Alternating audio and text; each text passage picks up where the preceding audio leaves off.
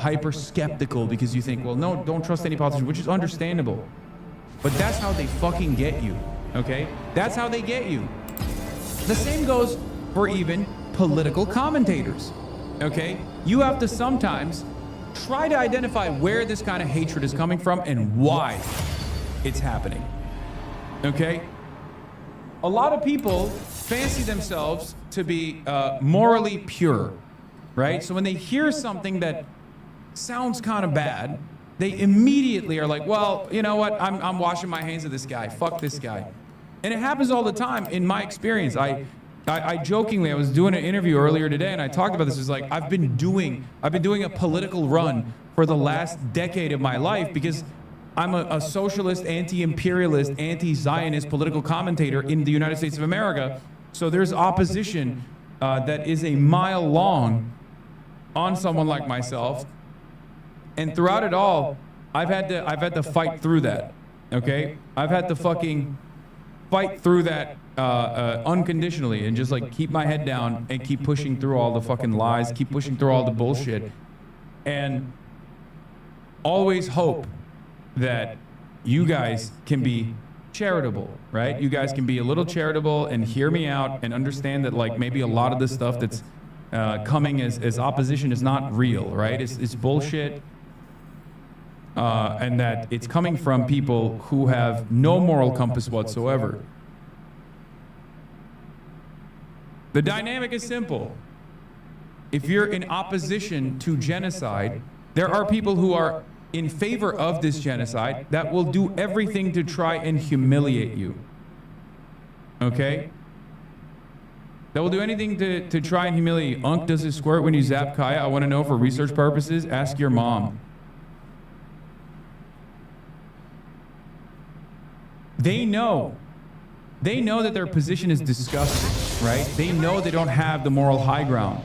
So every single day of the week, what they'll try to do is reduce you to their position. This happens all the fucking time. And they can't actually have a conversation around your ideas. They can't tackle the message. So what do? They try to shoot the messenger, okay? And sometimes they fuck up. And they shoot the messenger with old tropes that no longer work. Sometimes they shoot the messenger and say, oh, he's anti-Semitic. Most people at this point, 3 years into this genocide, understand when someone is calling an anti-Zionist an anti-Semite. They know exactly what that is. But in other instances, they'll turn around and they'll say, I'm a fucking animal abuser, right? Or a litany of different insane smears and slanders. All of which, if you scratch the surface of, you'll realize is not holding up to any scrutiny whatsoever. But it piles on. And people from afar only see you as this like dramatic guy who's constantly involved in like fights, unnecessary fights, an unserious guy, right? So that's why you have to be, like I said, a little bit more charitable to people that you know have opinions that are not exactly well liked in mainstream media.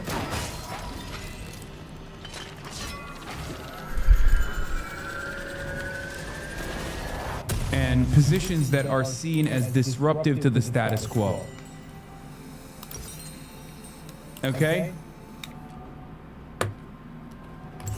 Just be a little bit smarter.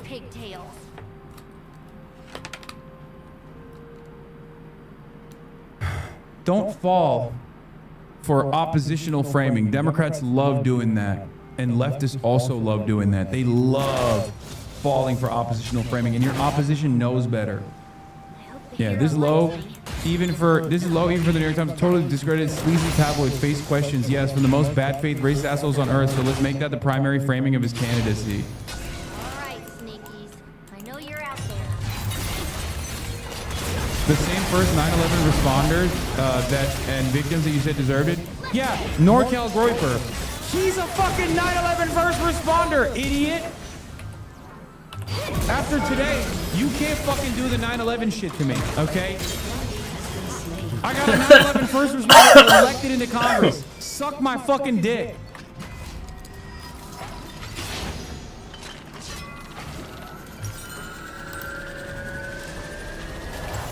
shit, I should have stayed. Oh no. An ally has been slain.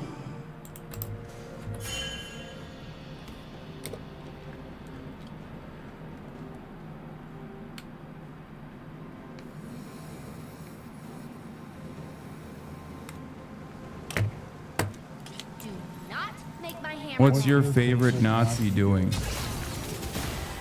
Fantasizing about having sex with Sneeko? Shouldn't even dignify that with a response. Some things are too important to give up on. Happy ride.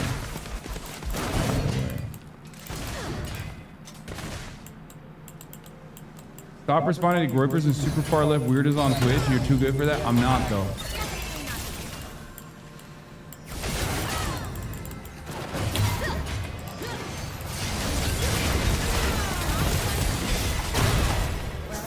I would have preferred a compliment.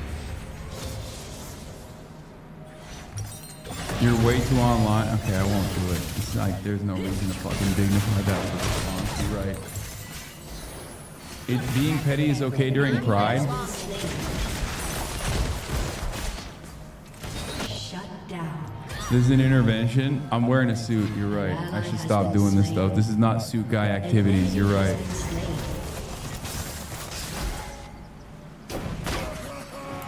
Anyway. They just interviewed Hamawi about Dems coming out to support him now. Yo, dude, get in my shit. Talk to me. How do you deal with that? How do you know when someone's just there for the fame? When they do, when at first they don't talk to you, and then when you become famous, they talk.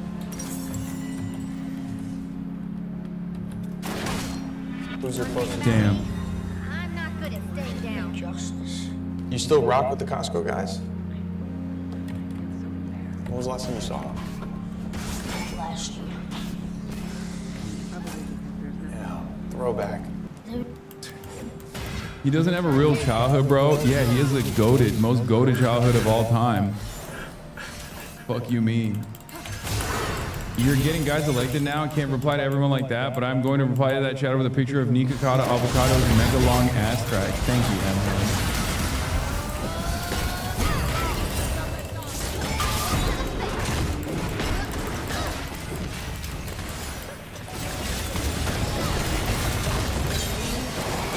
Would you be willing to quickly summarize Star versus Becerra? Since those are the top two, right? I'm heading to vote right now. If you vote for Becerra, I will ban you and never unban you. Do you understand me? That's fucking insane. Javier Becerra has been sponsored by every fucking mega corporation, including lobbies that we didn't even think still fundraise for candidates like fucking Philip Morris. Okay? Tom Steyer is a billionaire. Javier Becerra is bought and sold by billionaires. Truly an evil machine politician. Oh my God. I cannot believe it. There's still. Bro is sponsored by Arasaka.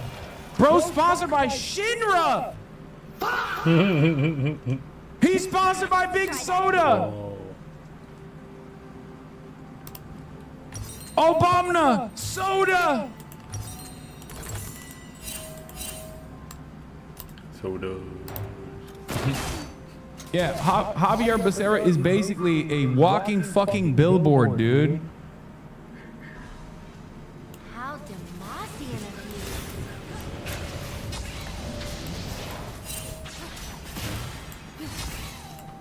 of Whoa, I thought it wasn't you who got him elected. Wait, what? Where? What were we talking about?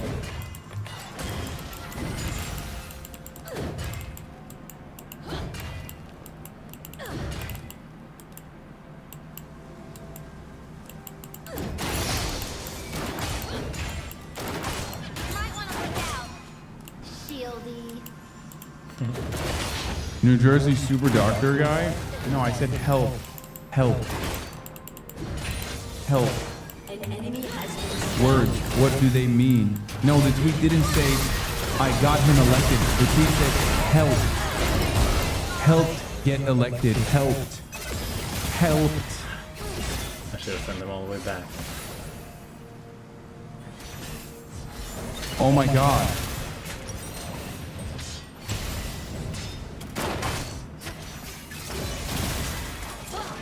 Yep, it's even heavier than it looks. Ken Paxton looks like a Bob's Burger villain. It's funny. He does. God, this fucking guy is running for mayor, dude. Everything I ever spent money on, they act like I didn't have it. So yes, I spent all this money. I was also 22, 23 years old, was planning on being killed. Destroyed a turret. Unexpected results in Montana. Bernie-backed candidate outperforming.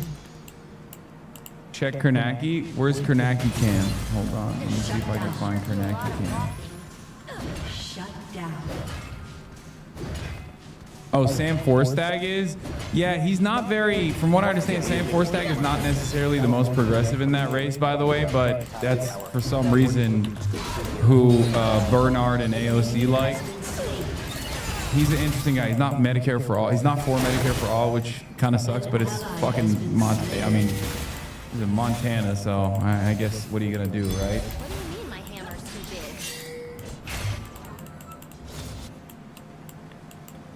I'm Mexican as dad was so reluctant to vote for the rich white guy, but I made him sub to you and the dark woke general, and in 2 days he said, I'm so sad. That's what Pisces can do. Yes, I'm going this way now.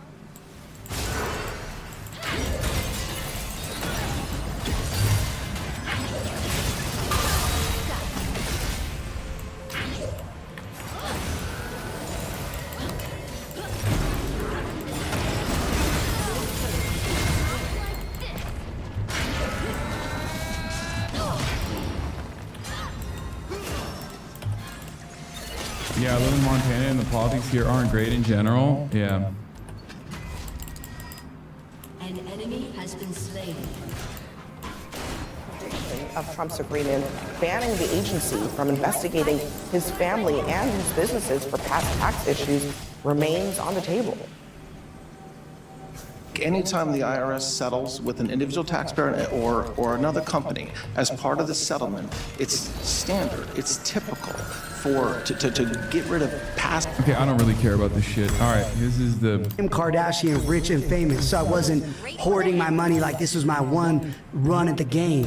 You know, if I didn't get unplugged, which that's the game, like the Kardashians, What do you do Comcast with stayed your with bottom them. run? Viacom What is said, the oh, true this crew's too romance? expensive. So I wasn't wrong and I wasn't right. But that idea, again, that's my money. It wasn't tax money. So if we're gonna say he spent $10 million of his own money when he's 23, this lady, Karen Bass, just spent $400 million last year of our money to house, allegedly, 1,400 people. We're gonna do the who spends more reckless money, and mine wasn't reckless. I had great dinners, I treated a lot of friends, like I was supporting people, I was funding, you know, rappers, MMA fighters. I had so many people I was taking care of with that money that you go ask them right now, buying my friends suits so they could go try to be real estate agents. Like, I was a very good person to be friends with, like, with that money. I'll run it back right now. This is what's gonna stop me from being mayor, like those decisions I would have done. who's this weirdo? He has a real shot at being top 2 in the fucking Los Angeles mayor. The Venn diagram of Spencer Pratt voters and Barstool fans in LA is a circle. It is truly the fucking worst of the worst type of guy in LA that loves this fucking dickhead. As voters prepare for a competitive ballot on Tuesday. Anyway, let's see what Tom Steyer's final pitch to voters was. Republican side endorsement I gotta go of President pee. Trump appears to be lifting speed over the striking distance. Meanwhile, Democrats Javier Becerra and Tom Steyer look to consolidate their polls. Over the weekend, Steyer referenced our recent interview with Becerra and to differentiate his candidacy. Take a listen. The key point about Javier Becerra was that this week, when he was asked on TV what he would change, he said, I think we're doing pretty well. And Alex Michelson said, but what would you change? And he said, we're the 4th biggest economy in the world. We must be doing something right. So let me say this, it's not working for working Californians in the States. Talk with all the leading candidates here tonight. Tom Steyer joins us live. First off, thanks for watching.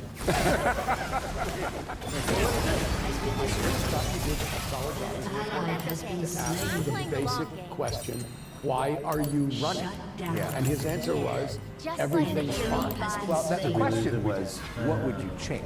Yes, and sort of what do we do differently? And I said, what would be a specific policy that you would change? And he went on for about 2.5 minutes, and he did not name a specific policy. He did say that we would build more housing. So let me ask you that same question.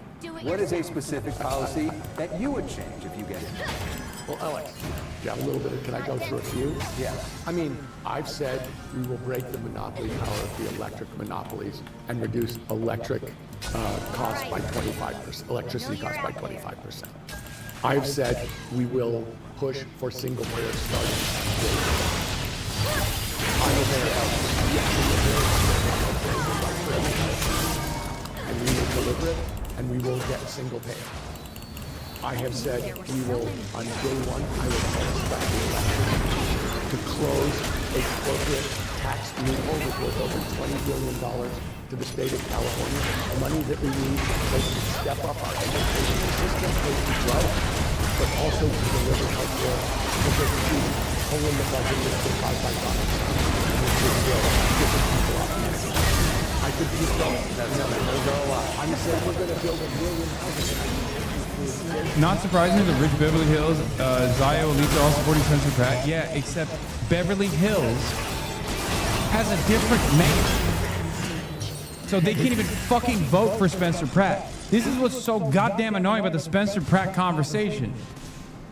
They can't vote for Spencer Pratt. He's not, Spencer Pratt is not the mayor of Beverly Hills. If he ran for mayor of Beverly Hills, maybe that'd be fine. All these fucking idiots that don't live in Los Angeles are talking about voting for Spencer Pratt. This is a sad day for all of them. I've been joking about this already. Sad day for all those people that went to their polling stations today thinking that they were going to vote for Spencer Pratt for mayor, realizing in that moment he's not on the fucking ballot.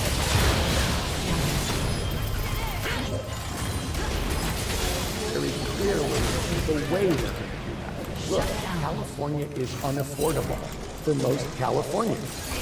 And they're really stressed. And so even though the state, the richest people in this state are killing it, the truth is the majority of Californians can't make ends meet. And so the idea that we're not going to do anything about that, that we're not going to structurally change things, I'm saying corporate special interests are driving up the cost for Californians. That's why they have record profits. And I'm saying we're going to have to take them on. In order to change things structurally, we're going to have to take on these corporate special interests. And they've heard me say it, and they've spent tens of millions of dollars to stop me. Yes, they have. There's a lot we can get into all that, but let's just go with single payer. So the projections are that the cost of single payer, if we were to do that in California, would cost 3 times the cost of the entire budget of California right now. And there's a lot of folks that are scared that think, how do we pay for that? And why are we going to take on other people potentially coming in here and using our system? You say what? Alex, let me say this. There are single-payer systems around the world. Mm-hmm. Overall, they cost about half as much per person as our system. Our system is a combination of what the government does and what employers do and what unions do. And so when we think about the cost of the system, you're lumping everyone in the state in without taking into account that most of the people are on a system that's not the regulation. So the truth of the matter is, single payer is the only way that we can get control of health costs in the state of California. If you, in fact, look at what's been going over the last 50 years, the cost of healthcare has gone up at twice the cost of inflation. It is eating up everything. It is eating up every business that has to pay for their own healthcare. And if you look at the budget of California, it is robbing every other part of the budget. And we're gradually moving people out of healthcare. Healthcare is a right for California.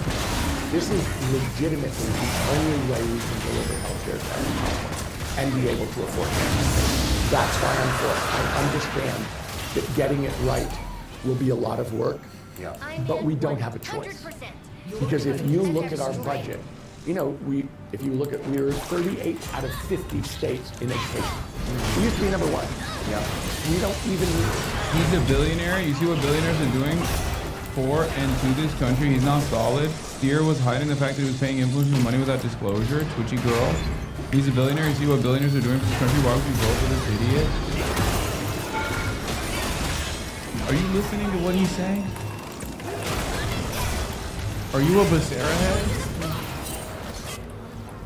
The only appropriate thing you can say here right now to salvage your reputation, Twitchy girl, is to say that you're a Ramsey Robinson voter. Because if you turn around and go, that's why I voted for Becerra, ban. Ban. If you're Ramsey Robinson, that's fine. You know, you're moral, you're pure. You wanted to fucking vote for a socialist, and that's, you know, more power to you. But if you're a Becerra bot, oh boy. Your team has destroyed a turret.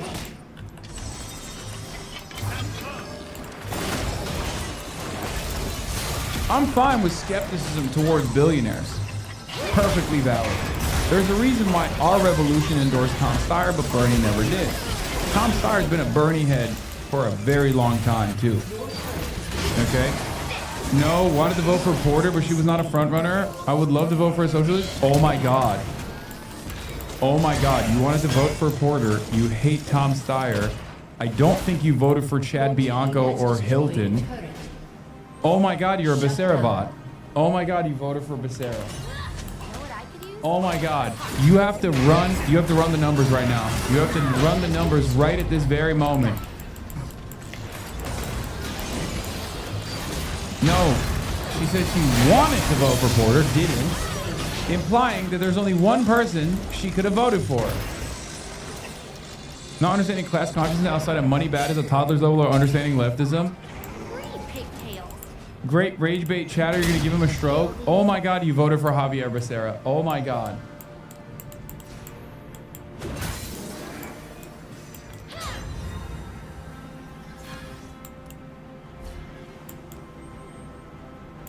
I can't believe it. Oh my God, there's 17 month subscribers in my chat that are literally like, they're voting for the California machine politics candidate that literally only is a name because Eric Swalwell was outed as a fucking rapist. So every single California Democratic Party machine consolidated their support around Javier Becerra overnight. And he shot from like 5% to 20%. And that's all it fucking took. That's all it took. We're never gonna get healthcare. We're never gonna get healthcare. It's over. I'm done. We're never getting healthcare. We're never getting healthcare. We're just not getting healthcare. We don't deserve it, honestly, as a people. We're just not. We're not getting healthcare because this community is comprised of the highest propensity voters that are the most tapped in, right? Like the most tapped in. And you still got people in here who are like, I spread my cheeks wide open to be gaped by the Democratic Party machine.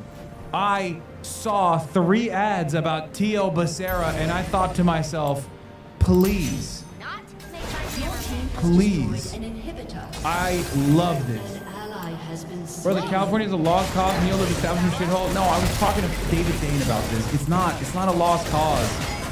It's not.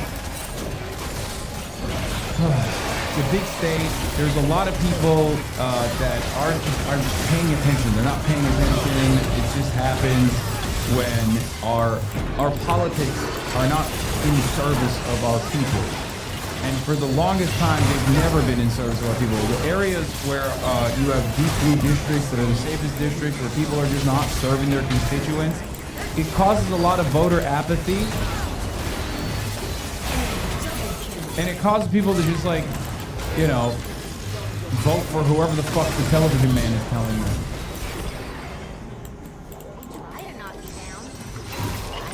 Thanks for reminding us a while ago that California polls close at 8. Didn't think I registered in time, but learned I can simply go in and do a provisional ballot. Yes, you can. Yeah, I didn't. Voting for Javier Becerra over Tom Steyer is like, I didn't want to vote for one billionaire, so I voted for 50 billionaires. I voted for all the billionaires instead of the one billionaire that all the other billionaires are spending against.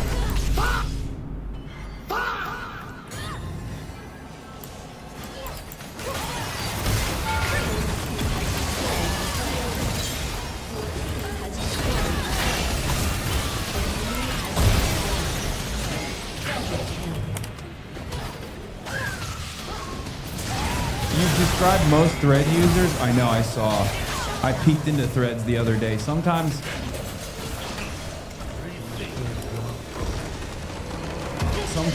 I look at Threads to stare. Yeah, my students are all morons.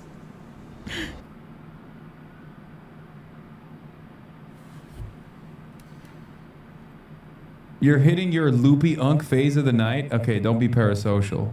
But you're right. The city's next mayor, Pratt, Polls close in made 7 minutes. significant ground in this tight three-person race with incumbent Democrat Karen Bass and the Democratic Socialist City Council member Nithya Raman. California is facing a very interesting fall, no matter what happens tonight. But at least what we'll learn tonight, perhaps, is just who has some headwinds, who has some momentum, and what the big matchups are going to be come the fall. Well, look, I mean, in the state, you've got, both at the governor's level and at the mayor's level, you've got an establishment candidate, you've got somebody to the left, you've got somebody to the right. It's because there's just a lot of discontent in the state.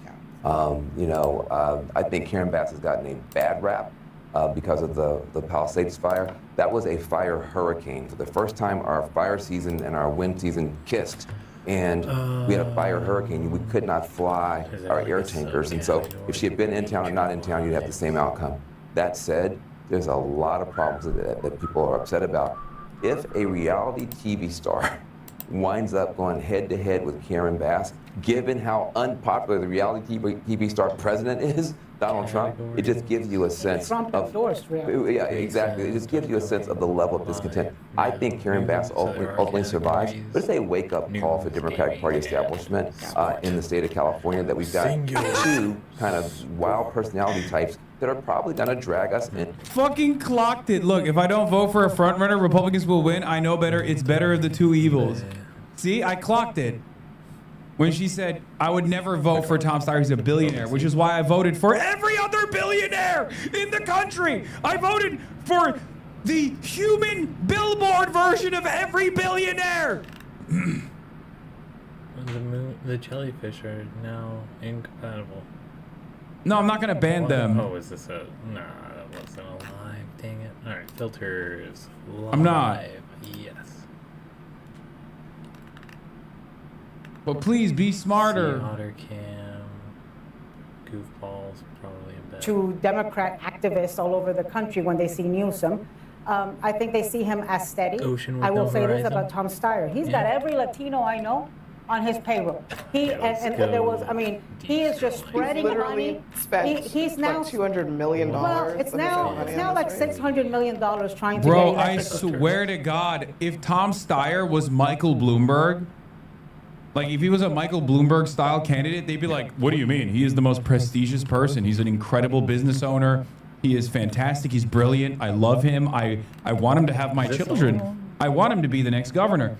But because Tom Steyer is like, yeah, fuck PG&E, we got to do single payer healthcare in California. Everyone's like, oh, he's this fucking piece of shit billionaire, cocksucking motherfucker paying everybody. Fuck him. 60 Minutes.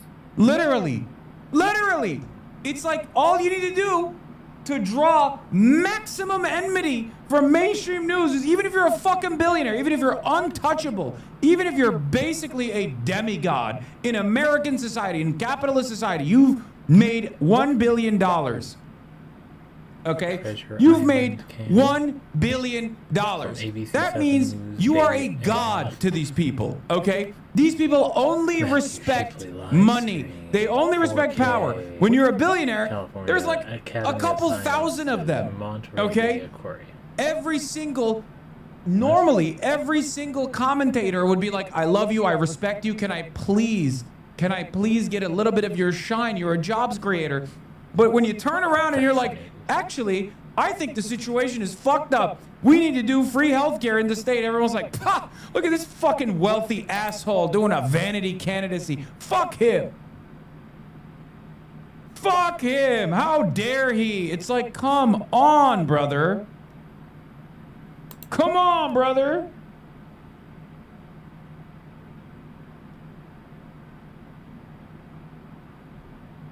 Oh. Politics, conspiracies, or legal requirements from Proposition 98, which says this much of the budget will go to education. We're actually saying, well, we can't do that this year. We promise to pay you back in the future. Healthcare is eating us up. We have to do something about it. And for the people who say, you know, we'll sort of compete our way out of it, we've heard that for far too long. We have to make a structural change if we're going to deliver healthcare to Californians. You know, 57. It seems like the way that this race is setting up is that it seems like a 3-person race for 2 slots, even though there's 60 people on the ballot. And that is true. you. It's true. By the way, the ballot this morning, I was voting. The governor's ballot is insane.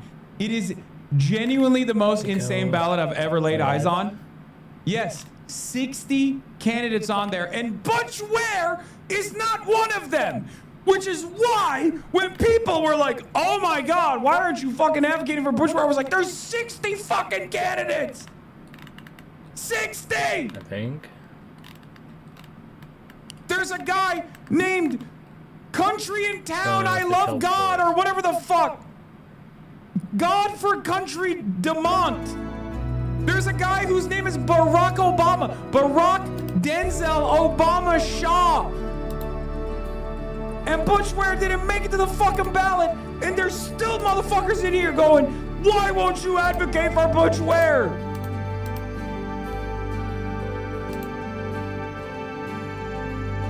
$60 fucking candidates. They might as well have had Toby Durden on there. He should have ran in South Dakota and California with the amount of motherfuckers on that ballot. Toby Durden.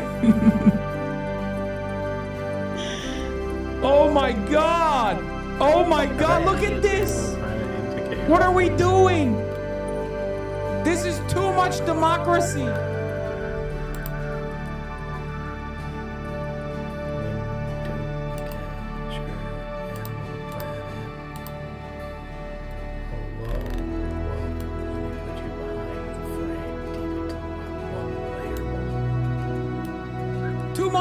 Too much of anything is bad. Too much water, you drown. Too much of you that. get water poison, you die. Too much democracy, this is what happens. And officially, polls have now closed.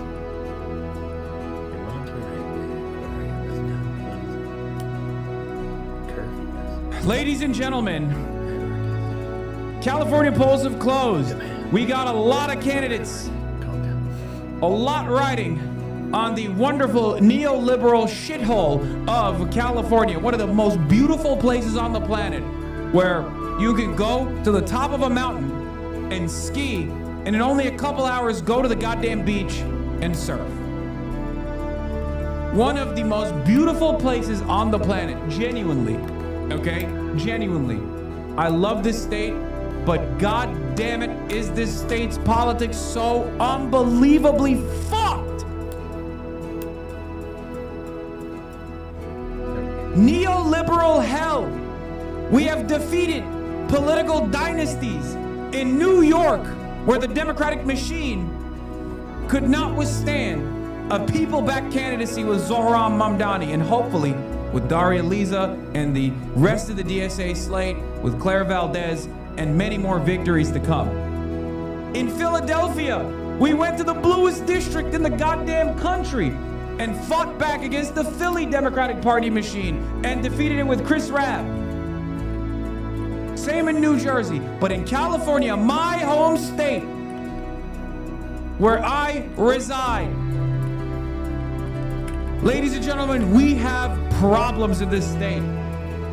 I will take ownership and responsibility over some of those problems. I should probably do a little bit more in my own fucking backyard. Turkish people have a saying, a tailor can't mend or sew his own clothes, right?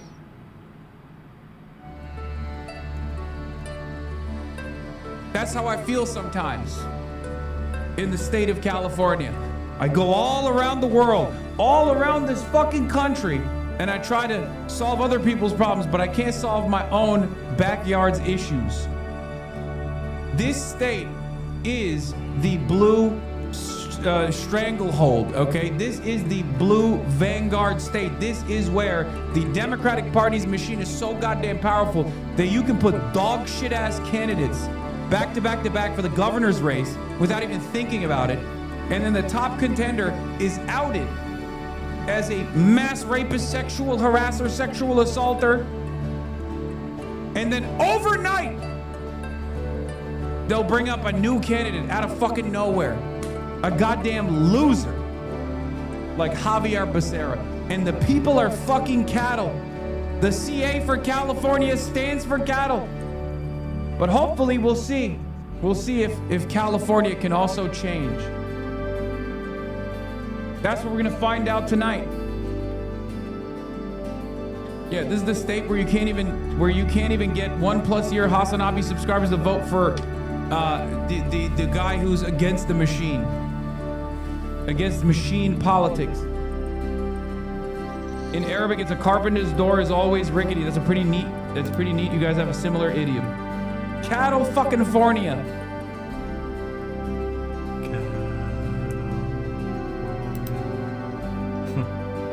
Yeah, and the cobbler's children go barefoot, shaking my head. That's true.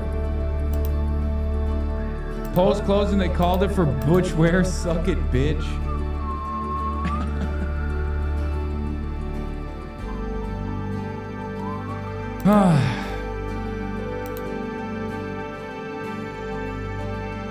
Polls are closing in California. Let's go to John King. Hello to Alex as well out in LA. Results might come in right as we do. What we'll see first are early votes. Sometimes they come in pretty quickly. One warning to anybody watching tonight, we'll get you as much as we can over the next few hours, but we may not know the end result here for days. Some people think it could take even longer. California is traditionally slow counting its votes. And when you have a jungle primary like this, we'll see what happens. But as you note at the top, again, a lot of people watching elsewhere in the country say, what's a jungle primary? What's an open primary? All the Democrats and Republicans run in one race. The top two get to go on in November. And so that's the big question. California right now has a Democratic governor. It is still a blue state. But who will be on the ballot in November? The late polls showed some movement by Javier Becerra. He was the former state attorney general, served in the Biden cabinet. He was moving up. Ellis just mentioned Steve Hilton, a Fox News host. Will there be a Democrat versus a Republican in November, or will we have two Democrats? Possibility, you could have two Republicans. That would defy the late polls in this race, but that's possible as well. So we're waiting to see as these results come in. Tom Steyer, some of you not in California might remember, he ran for president in 2020. He's a billionaire, he's self-funded. He's also a very progressive candidate. So some progressives have said, ooh, I don't generally like billionaires, but wow, I like what he's saying. So we'll watch how this one all plays out as the results start to come in this primary. Just a reminder, you said at the top of the show, this is a race to replace Gavin Newsom. Right, Gavin Newsom won with nearly 60% of the vote 4 years ago. Brian Dahl was the state senator, got 40% of the vote. So yes, California is a blue state.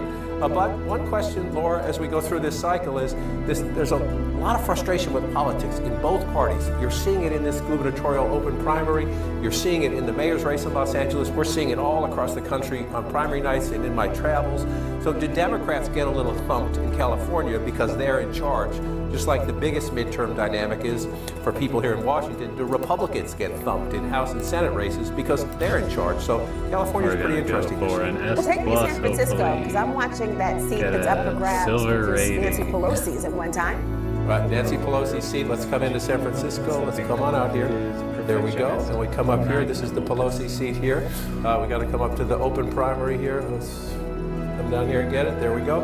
Again, open primary. So again, this is Nancy Pelosi's seat. I'll move this back over here so everybody can see it. You see a number of candidates in this race as you come through them right here. Nancy Pelosi has endorsed Connie Chan. Scott Wiener is viewed as the front runner in this race. We have no results just yet. Again, this is a safe seat. So that, if a Democrat versus a Democrat, this state is going to stay blue. but it does represent one of the big things we're tracking in this midterm year. There's a lot of generational change, a lot of leaders who've been around the scene for a long time who are moving on. There are still some primaries where you have that battle, a younger person running against the older, more established person, and there's a generational fight to it. This generation, this will change generationally. Nancy Pelosi's seat in California, Lock it first dump. big deal, right? She's a historic figure in the Democratic Party who will be moving on. That's one of the big, it gets buried sometimes under the who's going to control the Senate, who's going to control the House, who's going to be the California governor.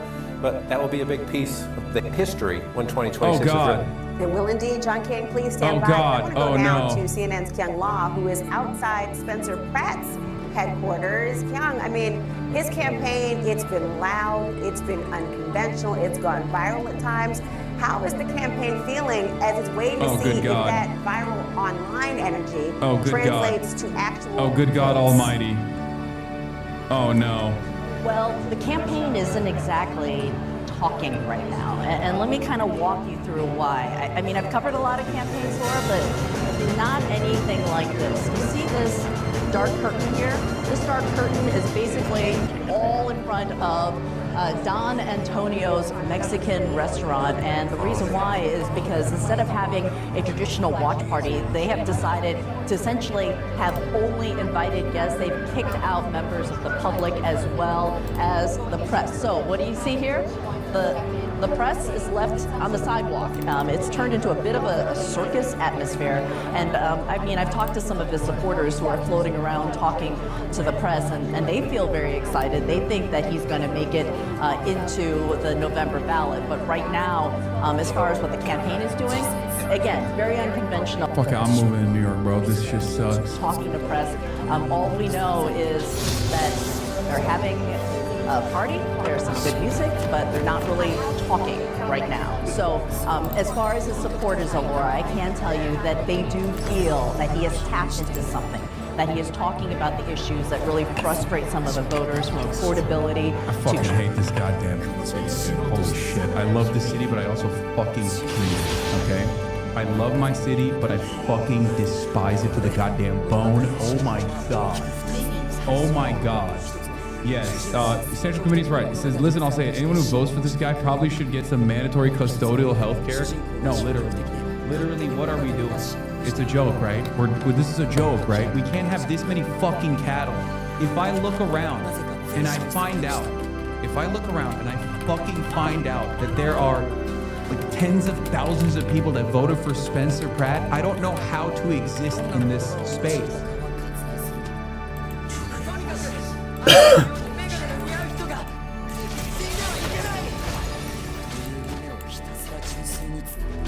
You know they're going to take a month to count the votes? I know, it sucks. I know, California's voter tabulation is dog shit, but it doesn't matter. They can probably call a projection if there's like a big, if it's not very close. democratic city like Los Angeles.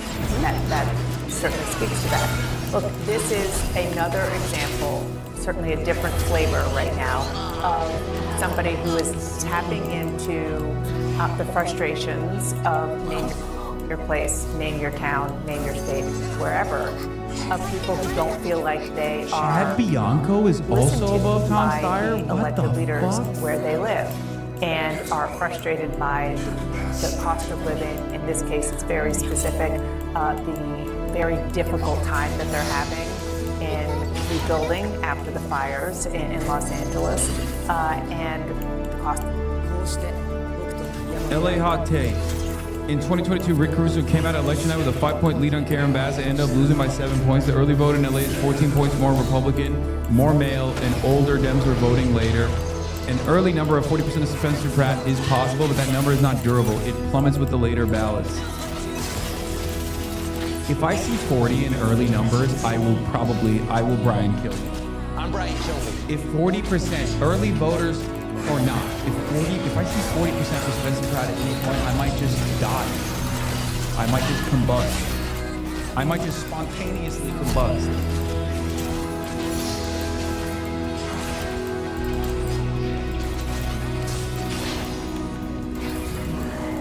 If Steyer does worse than second tonight, I'm moving to Canada. I do not want to live in a country where a white male billionaire with hair no less cannot buy an election against a candidate as admitted his opponents are in the California governor primary. It's true. It's true. Steyer third from mostly red counties is actually a good sign. Steyer moved up, check again. Yeah, moved up from Chad Bianco. What are we doing? What are they, just counting fucking Bakersfield? What the fuck's going on? Are they counting Fresno only? What are they counting? Clanty? Oh, Tom Steyer's in 4th position in Clanty. They don't like him over there. They found out that his father was a Nuremberg prosecutor. Fuck!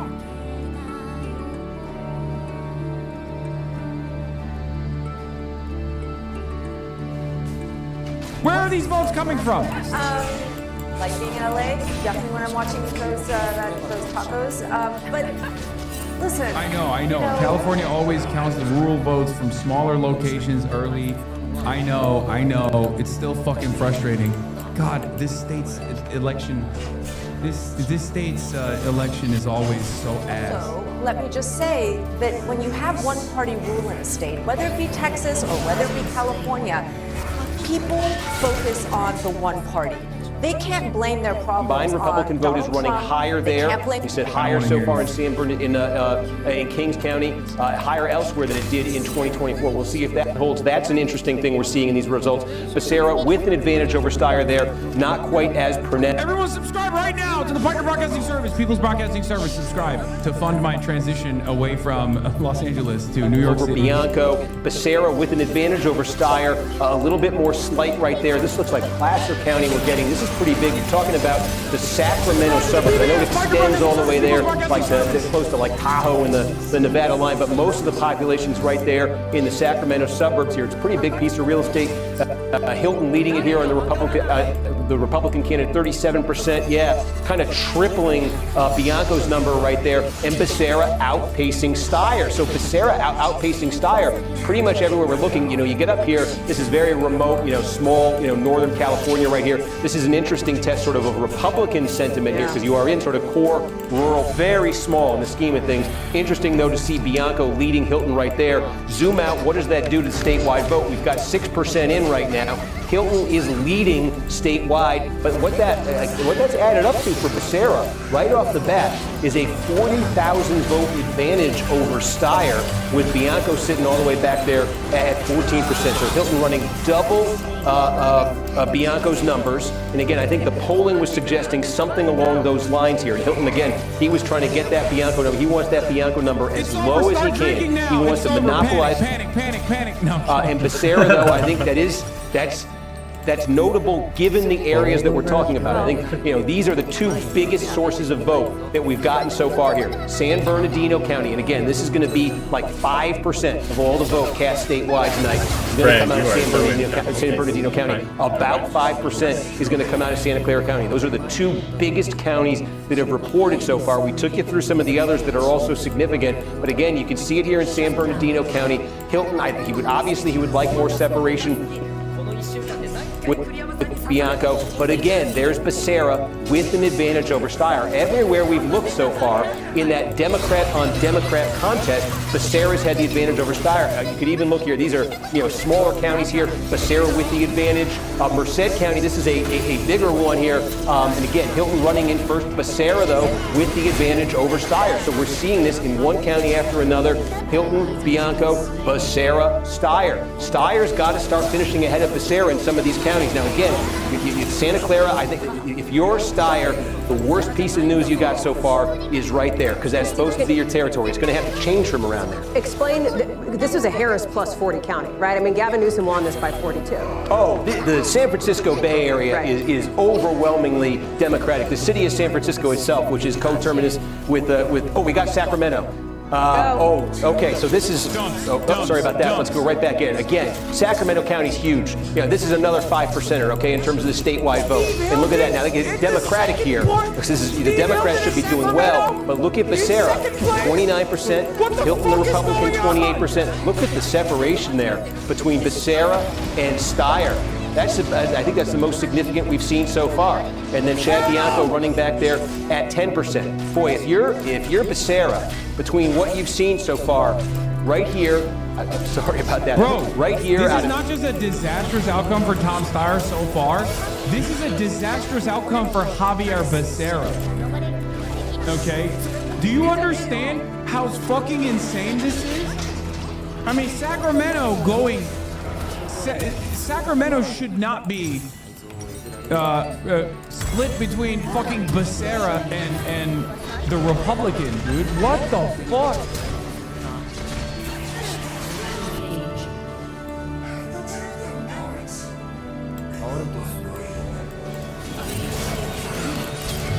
Oh my God.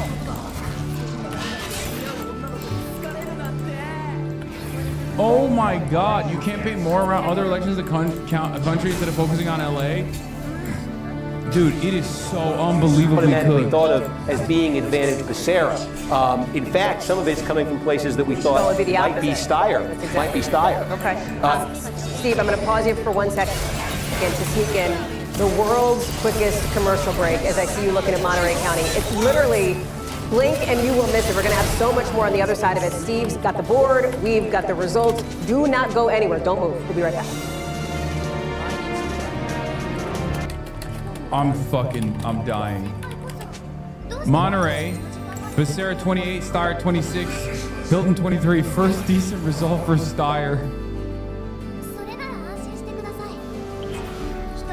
All my super lefty friends here vote early though.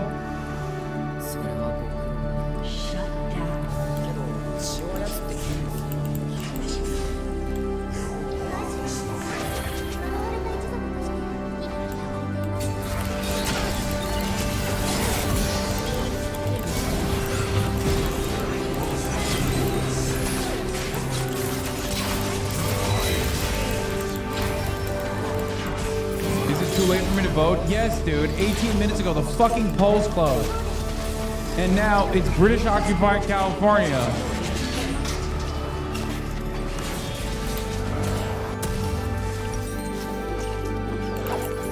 Oliver Mott getting cooked? Yeah, I mean, look at the fucking top line. Look at the goddamn top line. Of course Oliver Mott's getting cooked. Everyone's a fucking reactionary in this goddamn state, bro. California is literally a red state. California is straight, dude. The Republican is winning the lieutenant governor currently. Okay, obviously it's a red mirage, but still, I wouldn't get too overexcited. But I will say that I think Becerra is probably through. These are the worst counties in the state.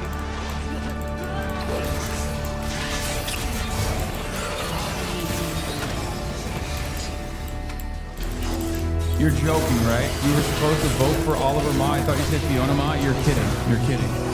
You're fucking joking. Please don't joke like that.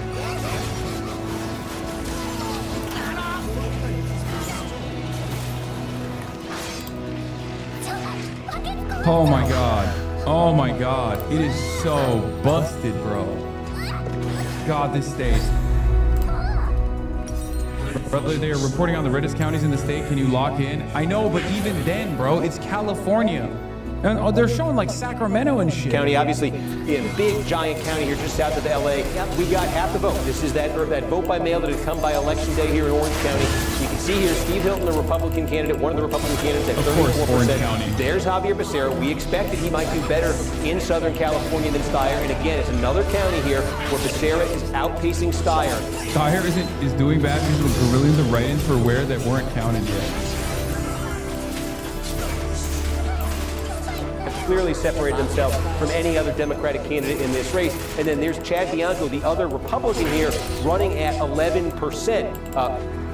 Oh, we just got LA mayor. I am told we got LA. Oh my gosh. Remember I said we would get a gigantic batch all at once, and we just did. So, take you through this. About 40% of the vote, of all the votes that are going to be cast, just got released here. We are talking about vote by mail, again, that arrived by election day. Some of this might have arrived a while ago. That's the type of vote we're talking about. There's Karen Bass, the incumbent, running at 38%. And there is Spencer Pratt, running at 28% right now. That's an 8-point advantage or a 25,000 vote advantage over Nithya Raman, the third place candidate right now. Counselor Nithya Raman, third place candidate in this race. That's with 40% of the vote. Now remember how we say we expect things to go the rest of the way Remind people. in Los Angeles, Yes. right? The next thing we think, and what they've communicated, the next thing that would be released here, maybe in one big batch. Dude, I don't think you guys understand. Spencer Pratt, Karen Bass matchup, like Karen Bass was worried about Nithya Raman. She should be worried about Spencer Pratt. Okay? Because, let's be real, Karen Bass is an unbelievably weak incumbent. Okay? An unbelievably weak incumbent. So much so that in all the polls she was barely fucking cracking she was barely cracking up to like 20. All right, what are we at? Oh, it's fucking done. Oh, it's over. It's over. It's so fucking Jover. That Nancy Pelosi endorsement cooked it. All right, Megaphonics is banned. California is done. California is over for me. Megaphonics, you're banned. With 37% of the votes. Shoykan Chakrabarty is not even close to second position. Connie Chan is at 28%. Scott Wiener at 43%. Chudafornia is real. Redifornia is real. Megaphonics, you're banned. He's not even posting in the chat because he's probably at the Shoykan party right now. I'm on my way to the Shoykan party. I won't be in chat tonight. God bless you all. Salute. Yeah, he doesn't even know he's gonna get banned tonight. California, Chudafornia. Okay, Javier Becerra finally arrives at the first place position, and Steve Hilton is second place. A close second, though. Incredibly bad results so far. Hopefully this fucking turns around somehow, but LA Citywide shows that you put fucking weak Democrats, you put weak establishment Democrats, and you have strong Republican opposition. VIP him so he can come home to something positive. He tried his best. Okay, that's actually true. My Vang is doing well. Toby Doden! At least in the Republican primary for governor. Toby Doden! Hell yeah! I'm done looking at California results. Who cares about California? It fucking sucks. This is whack ass state. Hate this fucking place. South Dakota, baby! Toby Doden! Doden maniacs! Let's go, Toby! Let's go, Toby!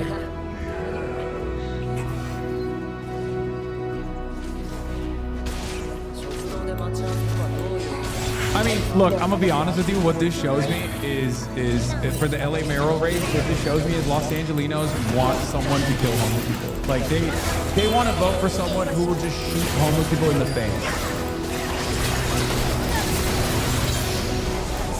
That's it. It's true.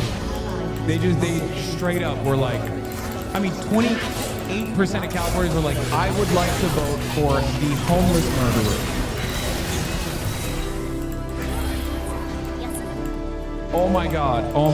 I think Karen Bass and Spencer Pratt are gonna make it to the fucking general, and oh my god, I don't know.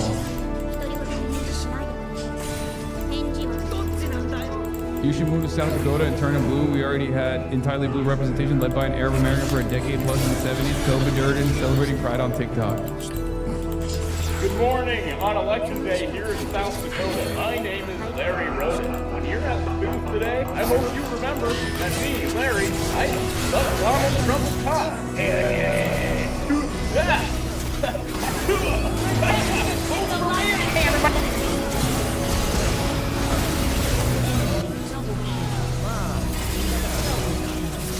This has got to be one of the chatters, right? You just sent me your own video. The East Coast calling you home, brother. It's never been clearer. Return to New Jersey.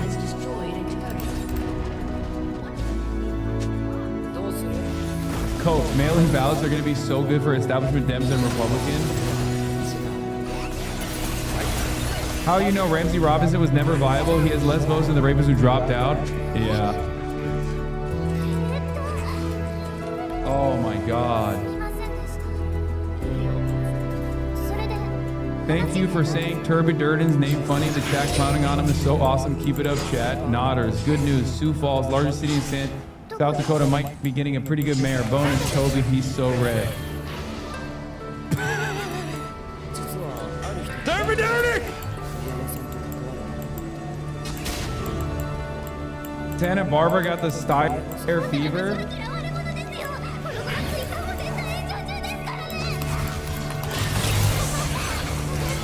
Brother, there is no way to look at these results and think positively about the state that I live in. I'm gonna be honest with you. I'm gonna be so for real with you. I mean, the real black pill that I received was this, okay? 28% for Spencer Pratt early on. It's fucked.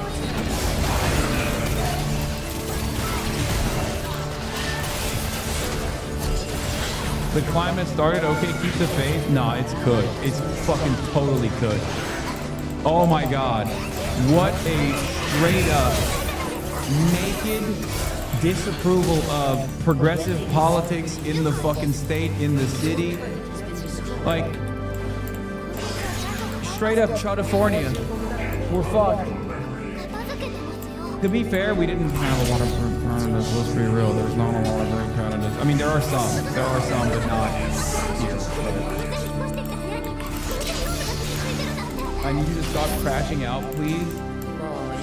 Yeah, here. I'll fucking do megaphonics if we have any, dude. I feel bad. We woke up at 5:30 this morning to go door knock for Shoykot. And Shoykot's out here barely cracking 11,000.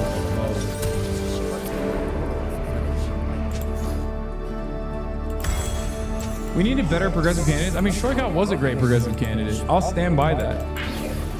I'll straight up stand by that. And San Francisco was like, nope. Fuck you. San Francisco literally was like, nope.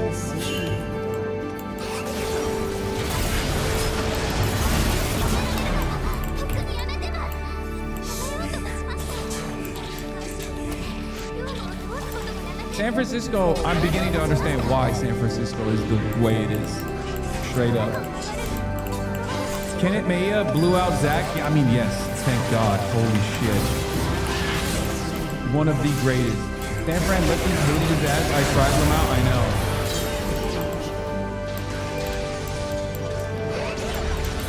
ESA attorney Marissa Roy is leading at least. Okay, that's good. City attorney Marissa Roy. That is good. Thank God. Holy shit.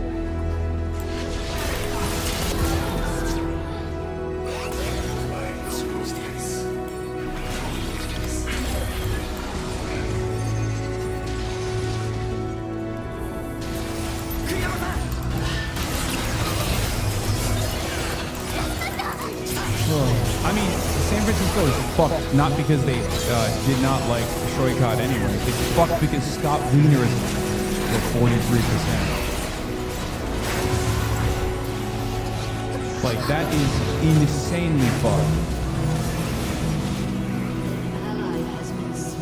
Also, Angela Gonzalez-Torres looks like she'll advance, and the incumbent she's running against just got a sex scandal today. I know. There's also that, too. Oh, hold out hope. Hold out hope. Villegas and CA22 and my Vang are positioned well for top 2, but it's close.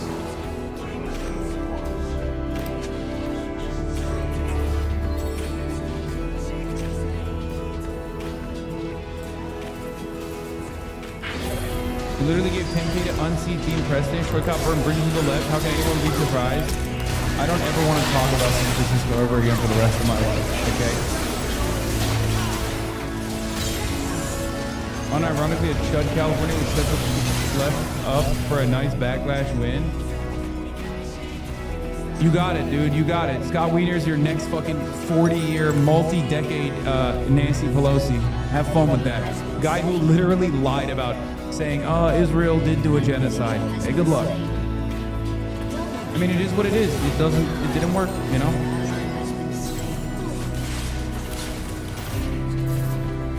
Also, Jane Kim is winning insurance commissioner race. Y'all are getting single payer home insurance.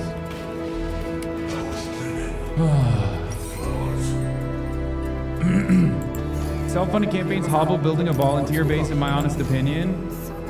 No, I think Shortcut had a crazy amount of door knockers.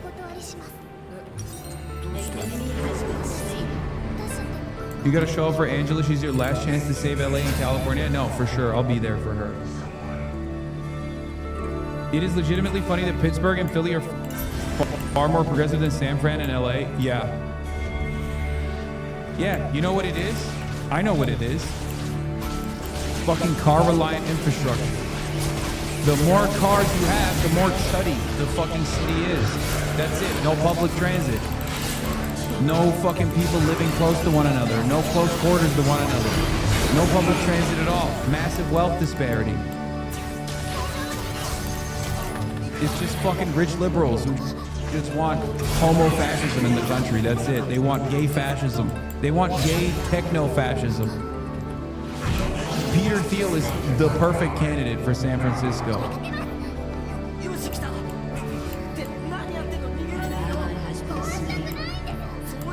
Neoliberal hell world. Oliver Martin was surprising if he didn't switch course from his original win to spend money on advertising strategy.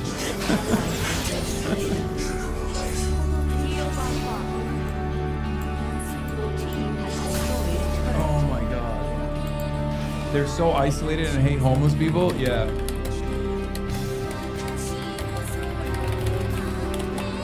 To be fair, San Francisco has actually great public transit, or decent public transit, but they just fucking also want to kill homeless people. Every place in California wants to murder the homeless. Okay?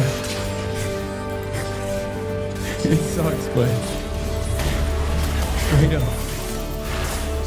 The most common through line, the most animating. Bro, it's not even like a Ray should have dropped out situation, by the way, for the record. Like, I don't even think that would have aided Nithya anyway. God, so bad. So fucking bad. Mai Wang is a working families party candidate, and Matsui is an 81-year-old corporate dem. No, I know.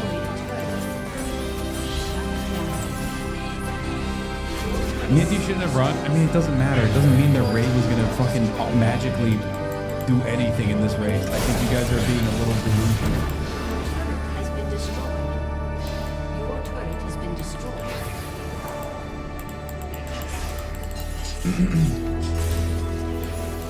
My take, Steyer being a billionaire already makes progressives distrust him. Even if he's progressive on paper, the only way he can earn trust is by taking a much stronger stance against Israel and calling out the genocide. His weak stance just reinforces this trust. Do you think he'd be in first if he did that? Yes, I sincerely believe that. People will say I'm wrong, but his biggest weakness is that a lot of progressives were ashamed of like publicly supporting him. A lot of you're a billionaire. It's difficult for any fucking socialist, this self-respecting progressive to be like, okay, yeah, that's my guy. But if there was something that he could have put out there that would have absolutely been a cut above. Yeah, DDHQ called it for Wiener. I mean, it's, yeah, but we're looking at the top two right now, and it's most likely going to be Wiener and Connie Chen in San Francisco. Of course they call it for Wiener. I mean, he's cleaned house. But this, by the way, is straight up Nancy Pelosi. Ray was tied with bad when Nithya entered the race. Don't rewrite history. Stop. Chatter, what the fuck are you, Chatter, what are you talking about? The polls are totally cooked. I would say we should help Connie, but she called you a racist? Oh, I don't give a fuck. I'll go and kiss her feet to make sure Scott Wiener is not the candidate. Are you kidding me? I don't give a shit that she called me racist. You think I give a fuck?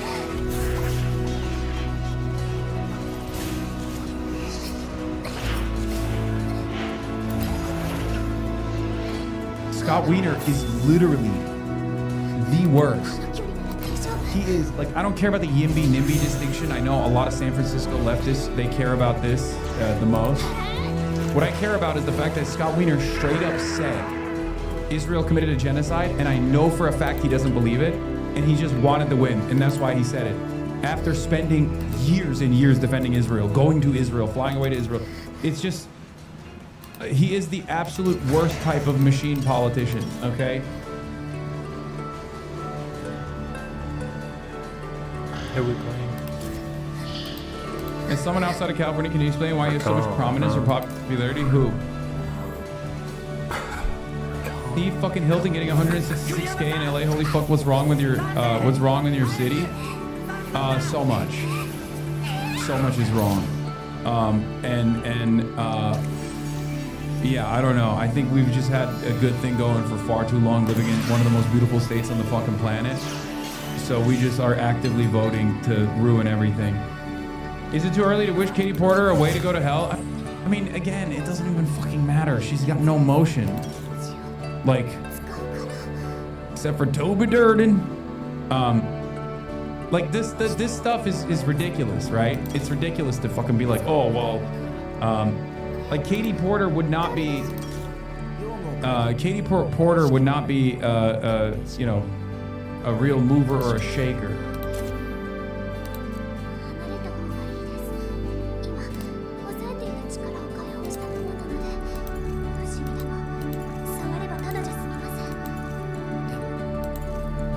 This was the reporting to your point? Yeah. That's actually pretty fun. Pro-Israel candidate for Congress in San Francisco says she spoke to an AIPAC donor on May 18th who told her that while Wiener was saying publicly that Israel had committed a genocide in Gaza, privately, he assured him he didn't mean it. Yeah, no, we gotta get him out. Dude, Scott Wiener will be a demon, okay? He's a lock. If he wins that seat, it's over. He will be a 5-decade congressperson. 5 decades of excellence from San Francisco. And honestly, San Francisco low-key kind of deserves it, but obviously nobody deserves it. It's bad for the entire country. So like I said, it kind of seems like there's no path for second place victory here for Shoykot after spending unbelievable amounts of money. So obviously in the top 2 runoff in the general, I will be riding extra hard for Connie Chen, who has called me a racist, an anti-Asian racist, but fuck it, we ball, you know?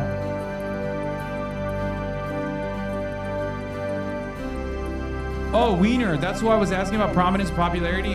Scott Wiener is literally the state rep, right? I think the state rep for the exact district, pretty much. Like almost the same outline. So he's been in local politics in the state for a very long time. And I mean, he's a state senator, sorry.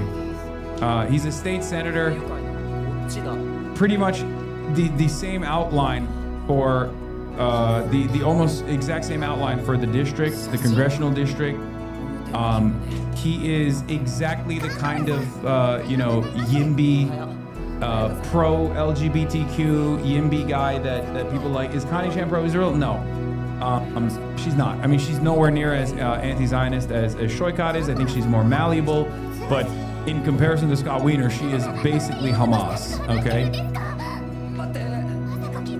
Scott Wiener flew to Israel after a year into the genocide and met with the fucking president, dude.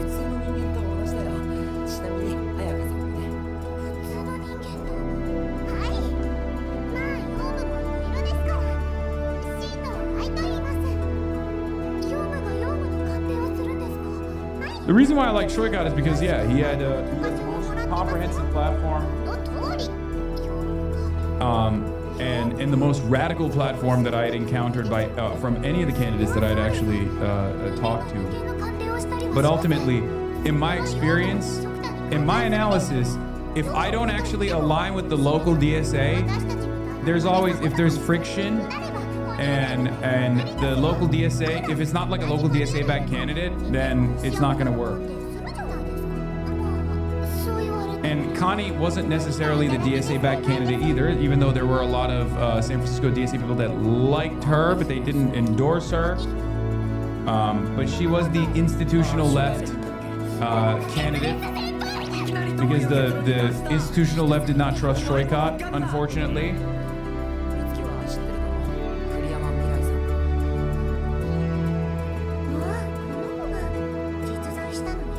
Compared to Scott Wiener, Connie Chin is basically Hamas. I don't know if she's gonna like that one. Yeah, probably not. I didn't mean that as a negative though. Dog, Scott Wiener's almost 60. He's not gonna be in Congress for 50 years. Yes, he is. Yes, he is. Yes, I know he's old as fuck. And yes, I think he will be in Congress till 110. No, I meant it. Yes, he literally, dude, okay. Catch you 3 decades from now when he's still kicking hard, okay? All 6'8" of his ass. That tall ass motherfucker.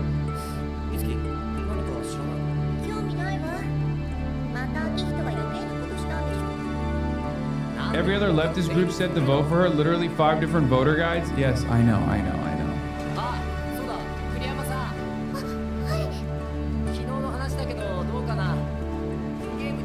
招待しようと思うんだ。いいだろう。部活に入ってないっていうし、同じ学校の言い返しって。Dyer had great momentum on exit polls. I mean, that's somewhat irrelevant, don't you think? Especially where we're looking at making up about 200,000 votes right now to get the second position. This is going to be really bad because Steve Hilton is a Republican, and at the top of the ticket you have a Republican, so you're going to have a fuck ton of Republicans that want to make the state red. So then that will have down ballot consequences as well. It's going to make the general elections a lot harder for some of these candidates that are going to win their fucking runoffs. Which is also another problem. Which is why Mai Wang's opponent, who boosted the Republican, was playing with fucking fire. Becerra's a dog shit candidate too. So Hilton now actually might look more moderate. I don't know. I don't want to think about it. Hassan, can you find some votes? Yeah, Chad Bianco also, again, with 400,000 votes. All of that's going to Steve Hilton. Obviously, it doesn't matter. Oh my God, Ramsey Robinson is doing worse than Eric Swalwell. Okay, let's see how many my goat got.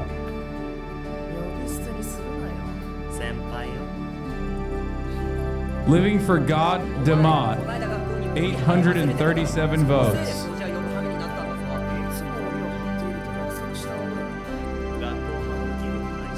Where's Barack Obama Shah? Why can't I see him on this list? Where the fuck is Barack Obama Shah?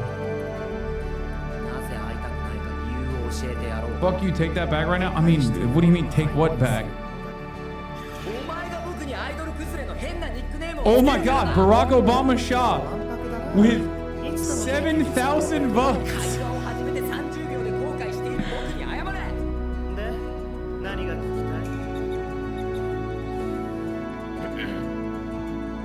Yeah, I was looking too far down. Put some respect on it. Barack Obama Shah. Barack Denzel Obama Shah.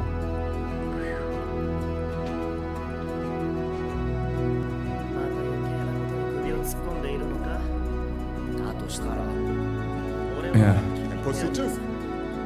God damn, what a disaster, dude. That was cast in person on election day. So it's actually a different... Cooked. Spencer Pratt's catching up. Oh my God, Spencer Pratt's catching up. Oh my God. Was the in-person early vote. Okay? It all gets categorized. It's technical, but it all gets categorized as polling place vote. But that was actually the in-person early vote. We have not yet seen tabulated and reported out the vote that was cast at polling places today. And again, I say that's significant because we had that discussion. Literally the vote that's cast in person at polling places on election day, that specifically has been the most Republican-friendly vote in Los Angeles. We don't have that yet. What Pratt made that jump with was the in-person early vote. So keep that in mind. He was able to get closer with that. Now, we think starting sometime after midnight, that midnight to 1 a.m. hour, what they are going to release, they say they will have some more vote by mail that was received prior to election day. Okay, so remember, that's what we first saw. That was that first giant chunk. That should be more Bass friendly, though we did see Pratt leading Rahman in that. Keep that in mind. Then sometime after 1 a.m. Eastern, okay, 10 p.m. local in LA, they say they will then report out the in-person election day vote. Okay. And that's where we expect Pratt to make another jump relative to Bass. And then after that, we're just living on the periodic updates of vote by mail from there. So Pratt, again, if form holds from the past, Pratt's got another big jump in him here when that in-person same-day vote gets reported out, which again may be a while, but keep that in mind as you see this margin between him and Bass and him and Romney. Super interesting. Can I go to another race? I know we're all California, and I want to live in that with you, but I've got to ask you about this.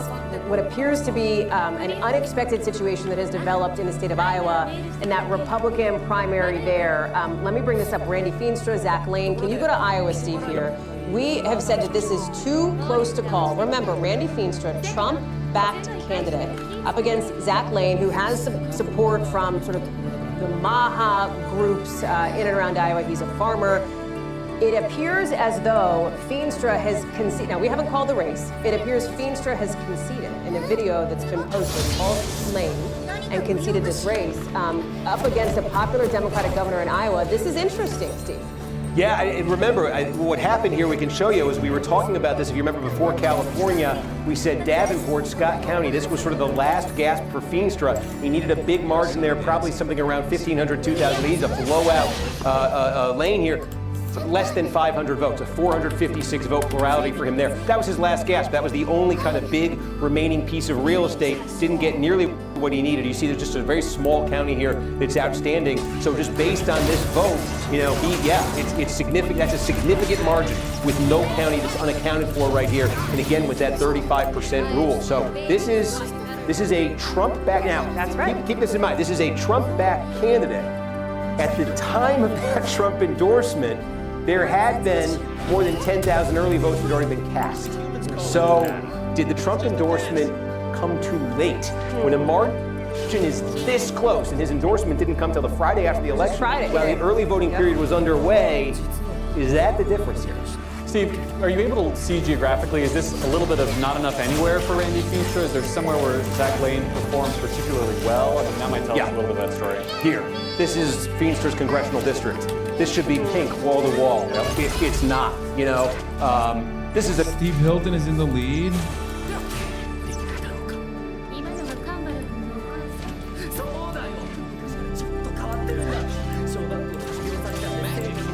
God damn, dude. What a disaster, bro. God, this state is so busted. It's the most busted state of all time. Oh my God, it is so blackpilling to see. Oh my God, Spencer Pratt cleaning up. Oh my God. Oh my God. Okay, let's just watch Toby Durden to calm down a little bit. Was disabled. My mom worked 3 jobs to support us. We were poor. Toby Durden! I pulled weeds on farms, painted houses, anything for a buck. As a young couple, my wife and I didn't have health insurance. Let's fucking go, we had Toby young kids, big medical bills, and lots of debt. I know what it's like to struggle. But no one has ever been able to outwork me. I've built thriving businesses and created thousands of jobs right here in South Dakota. 100% accountability, 100% of the time, for 100% of the people. That mindset drove my success in business. Those values will guide me as your next governor. President Trump has inspired me to get into this fight. And I am going to go to Pierre and I am going to shake things up. As governor, I will stop the reckless spending and fight back against crushing property taxes so everyone can own a home. And work with President Trump to round up illegal immigrants and get deadly drugs off our streets. Dog, you're running for governor of South Dakota. What do you mean, the illegal immigrants from fucking North Dakota? God, I love this man. Toby Durden! This campaign is about big ideas and big change. Stopping the reckless spending and ending the corruption. It's about your family and your future. Career politicians are just looking for a promotion. They are too weak and too compromised to fight. Bros, they get drugs off our streets. Buddy, what streets? It's South Dakota. Where are the streets? For you. These are serious times, and we need serious people. As your governor, I will never back down, and I will get results for you. Toby Doe, a governor. Toby Doe.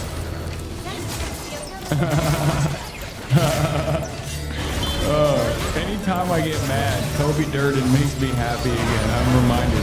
More from LA, Ulises Hernandez and Hugo Soto Martinez, the two left-wing members of the Los Angeles City Council, are each dominating the re-election race. Yeah, well.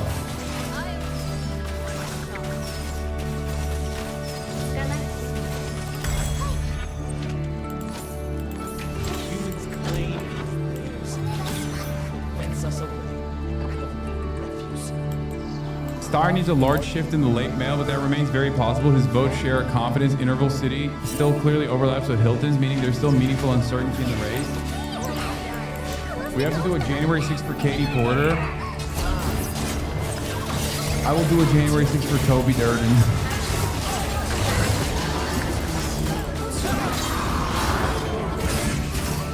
I will fly out to South Dakota and do a January 6th. I'll make January 6th a fucking picnic for Toby. Toby! Toby Durden! It's not Styover. I gotta breathe. I gotta live. I got calls. I die. Javier Becerra has spent decades taking on Big Pharma, defending the ACA and protecting working families. That's exactly who we need in office name. Count me in. Hashtag Becerra for, in brackets, office. Hashtag lead with experience. Average Becerra voter. No, it's bots, but like there are bots. Americans are bots. Fox News watching.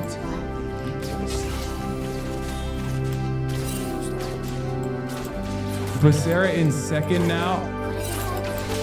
Don't worry, he'll get back up to first place soon. Or, I mean, sorry. I was thinking of not even Becerra. I thought you were... So was there any notable moment or endorsement that made Becerra surge, or did they just send MK Ultra instructions directly into people's heads? Yeah, no, it's proof. It's proof that California voters are cattle. They were all like, oh, I guess we'll vote for Swalwell. And then Swalwell turned out to be like a fucking rapist. So then everyone was like, who do we vote for? And then someone was like, maybe Becerra. And everyone was like, okay. That's literally it. It was the TikToks. It's TikTok. Is it? Did he have a massive TikTok push? Did Becerra cook on TikTok? Is that what it is? I doubt it. I doubt when you actually look at the demographics, it'll be boomers. Yes, absolutely. I don't know how it happened, but yes, on TikTok for some reason. You low-key live in the dumbest state. There were a fuck ton of bot-boosted tweets. I voted for May Wong. Check her district. The Republicans getting closer to second place. I'm getting nervous. Oh, don't worry. The 874-year-old incumbent made sure that would happen, by the way, because she was fucking terrified of losing her seats. So now she might actually lose that seat to a Republican if that actually pulls through. She red boxed to the fucking super PACs that are funding her race to go and dump money to support the Republican. They all said, did my research and here are my picks so you don't have to.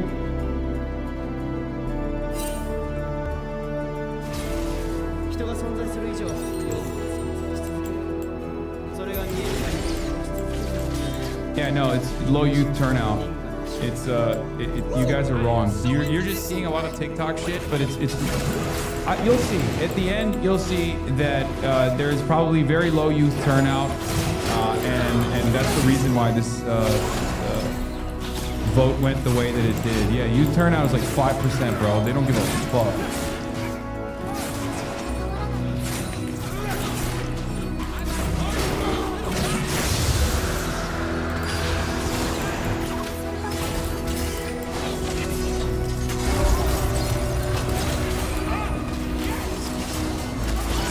could have just been churning out hate videos about Hilton or Bianca instead of making multiple videos daily about how you think Steyer is evil.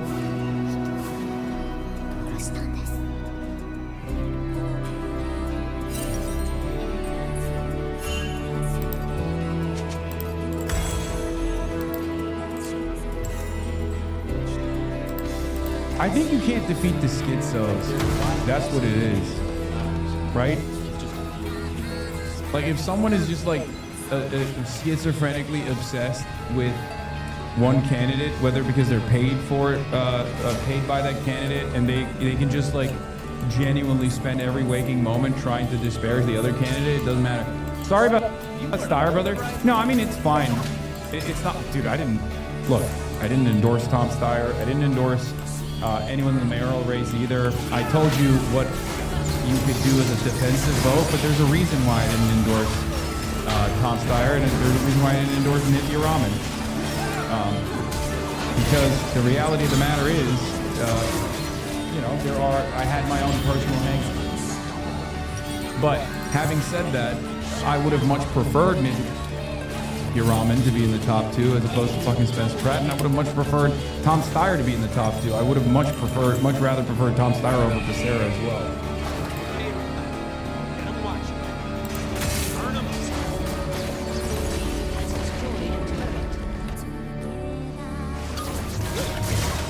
Silver lining is cemented anti-billionaire sentiment?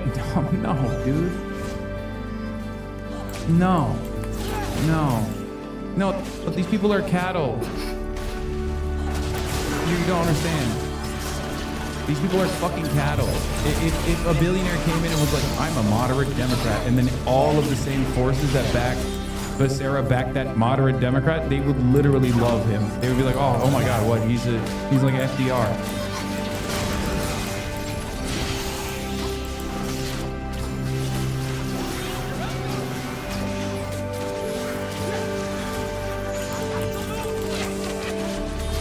Steve Hilton in the top position. Oh my God, my state is Chud City.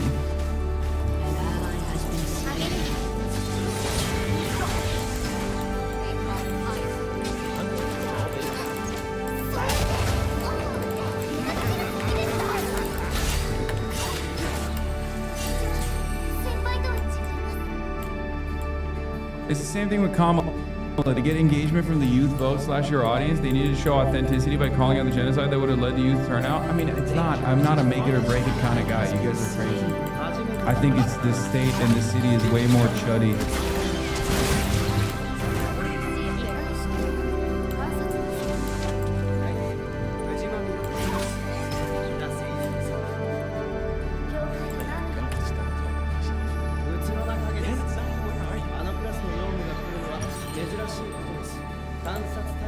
Apparently the Studio City voting drop-off box was overflowing.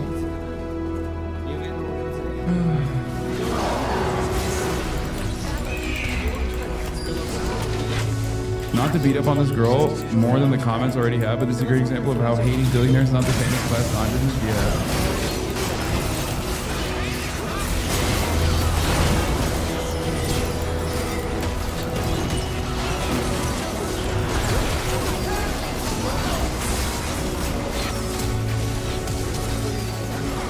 San Fernando Valley might go red for the first time. 1972. California's at the center of Democrats' hope of retaking the House majority.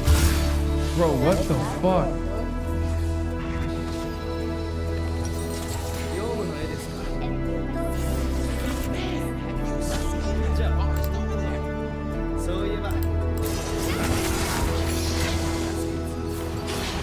RIP Rokana and JB Pritzker. People only trust their left-wing candidates if they're either earning tip minimum wage or have a job you thought were extinct in 1910. The class trader candidate archetype really doesn't seem to be moving people. Yeah, no, it's not. Because Shoika did have all the bona fides that Steyer didn't have authentically, but the local left fucking hated him because they were literally holding him responsible for... Ironically enough, all the anti-ads that he was eating from Gary Tan didn't actually cause people to go, maybe these guys fucking hate this guy. Nope, not even a little bit. They were like, nope, you're the same as Gary Tan. But it was mostly Nancy Pelosi that did him in. let's be real, Nancy Pelosi is everything in that district. Once that endorsement came during the primaries, it was kind of over. It was kind of a wrap after that point. So there's not really much else you can do there. Why has this been locked in at fucking... What's going on? Oh, shit.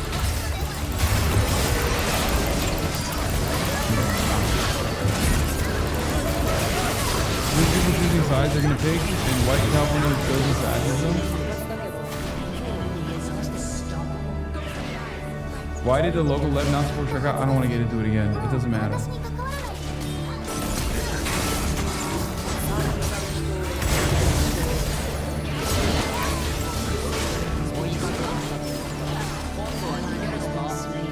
The high cost of living causes everyone to move out, living only Chelsea, California.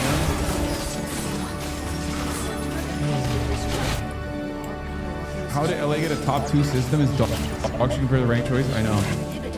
She is backed by the Democratic Congressional Campaign Arm, putting her on their red to blue list. We're going to be talking about this race come November.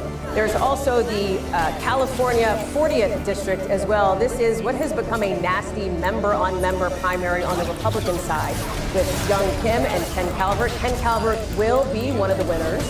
At this point, we'll likely be talking about this one in November. Kim has made the case that Calvert has been in Washington too long.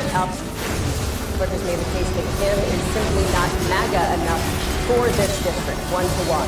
Let's talk about Iowa now and the Republican governor's race there. And this one, boy, super interesting. Too close to call right now. Zach Lane, backed by the MAHA Action Committee. Health Secretary Robert F. Kennedy has his backing as well, with Randy Feenstra, Republican congressman who President Trump has backed, who, based on NBC News' reporting, has conceded to Zach Lane. We have not called the race. You can see too close to call there, but this is a bit of a surprise, considering it does not appear that the president's endorsement got Feenstra over the finish line. Lane, if it is Lane, will end up facing Rob Sand, popular Democrat in Iowa there. Montana, let's talk about the Senate race in that state. Again, this is a place that has not elected a Democrat statewide since 2018, but Alani Bankhead is hoping to change that. The Air Force veteran, the projected winner in that primary. There will be an independent in that race, along with the Republican as well, Kurt Almond. New Mexico, the Republican governor's race, a projected winner here, and that is going to be Gregory Pohl taking on Deb Haaland in that one. Let's get to Steve Kornacki at the big board on the night we have seen so far. Some interesting races, Steve, some races we're definitely going to be talking about in a few months, and then some real question marks that everybody's curious about, starting with the one you're looking at now, the governor's race. Yeah, I mean, look, we're getting close to half the vote here in the governor's race, and I do think the situation is kind of clarified in a way where it may be a while here, but I mean, the basic dynamic. Wait a second, you're not allowed to say it. Well, we call that forever from now. We call that California clarity. Yeah, you think you know, but it takes a week to find out. Thank you. We're grading on a curve here, exactly, Garrett. So, look, the clarity is the separation that we've seen now between Javier Becerra and Tom Steyer, the two leading Democrats in this race. Which stands at about 250,000 votes, with Becerra advantage over Steyer. Statewide count. You see Steve Hilton, one of the Republicans, the top performing Republican, actually running in first place right now. Chad Bianco, the other main Republican, a distant fourth. The question is that a distant enough fourth for Hilton? Because we're getting to the point now where we have largely seen in these counties, just about all these counties, that big pre-election day vote by. How does stuff like this not make you an acceleration? I mean, I have a lot of great W's so far. I live in this country. This country is largely California. So,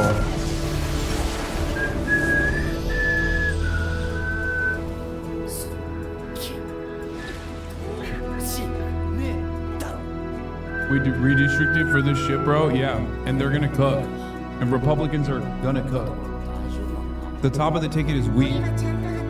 Republicans are obviously gonna consolidate around Steve Hilton. The Democrats are going to consolidate around Javier Becerra, but because the top of the ticket is weak, and there is a Republican on there instead of two Democrats on there, that's why I wanted Steyer and Becerra to do a matchup. now that there's a Republican at the top of the ticket, they're gonna come out in fucking high-ass numbers. Spencer Pratt now has a better opportunity. The stupid fucking 870-year-old that like signaled to get the Republican into the top 2 in the runoffs might actually lose her fucking seat now because it's gonna draw turnout. It's all down ballot from there. Weak ticket at the top with Javier Becerra and a Republican on the top at the top of the ticket implies that there's going to be a lot of Republicans that vote in the general now. This literally destroys the redistricting opportunities that we were trying to fucking create inside of the state.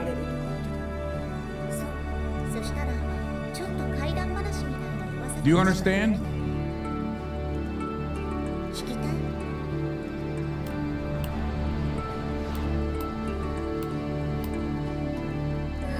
You know, upward of 1 million votes in this primary, probably short of it, but upward of 1 million votes in this primary.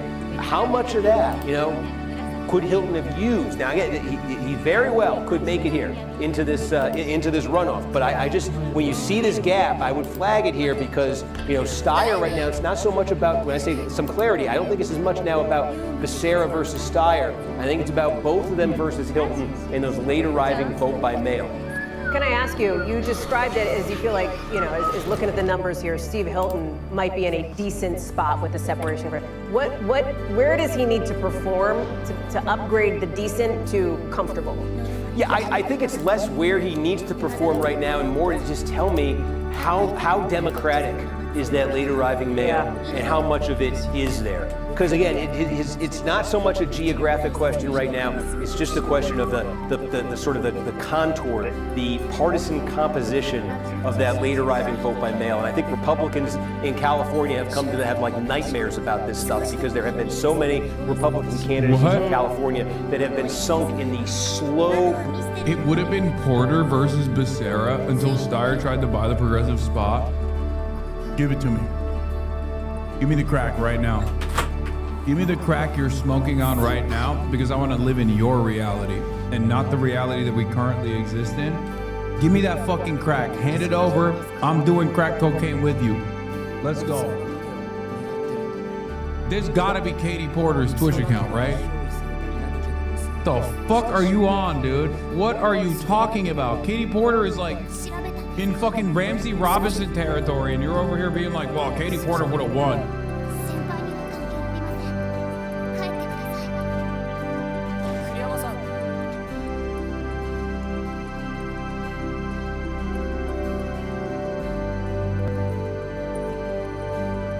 Ones that we're watching in the state of California. We just talked through the one in the Central Valley. We just talked through the one around Fresno. What about the one in San Diego where Jim Desmond, the Trump-backed candidate, is going up against 2 Democrats? Are we seeing anything new on that front, Steve, in any of these battlegrounds? So we did here in this 48th district, we did get some of San Diego County, and again, Von Wilpert, a councilwoman there. So it's split. The district is split evenly between these two. So Desmond clearly in front right there. And Von Wilpert has some separation there. It's a ways from back. Being locked out of the runoff. Wow, wow, this state is so fucking stupid. Wow, oh my God. Is a new likely DC from the redistricting and Democrats are about to be locked out of the runoff, dude. Look at that, look at how close it is.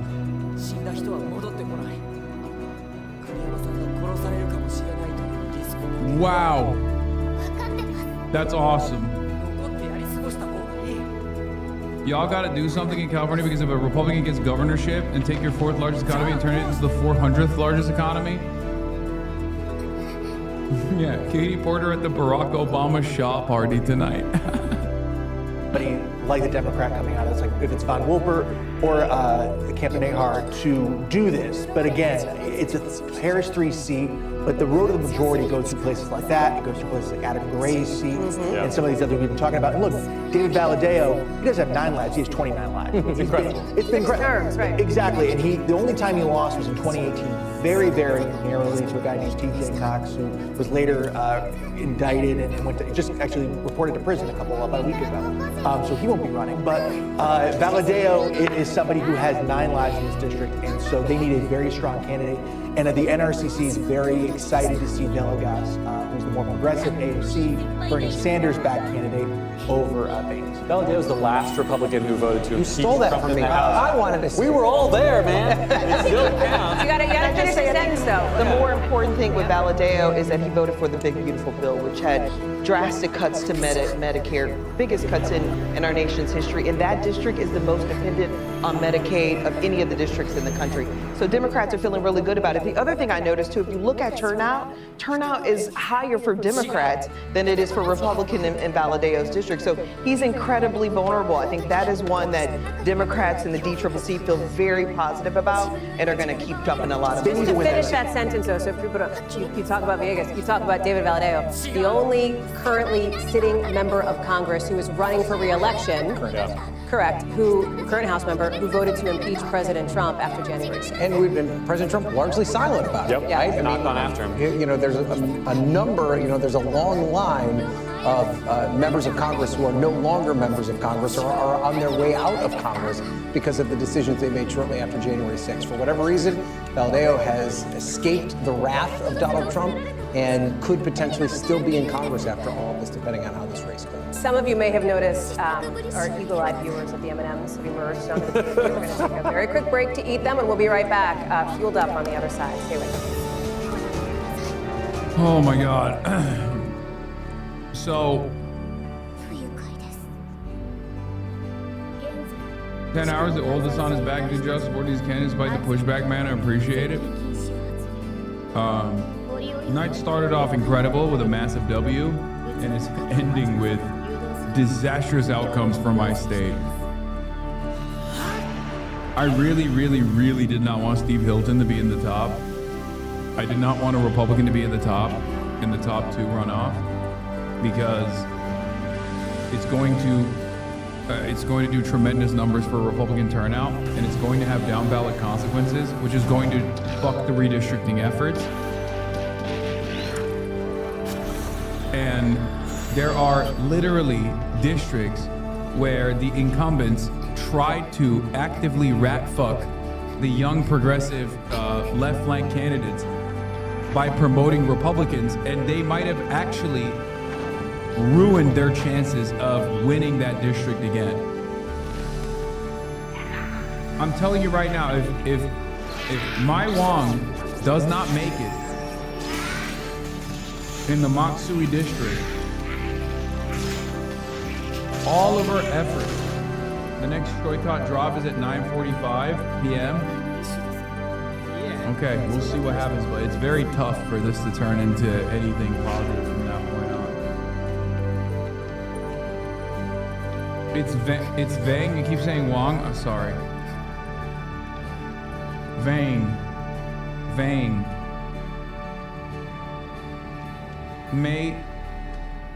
My Vang.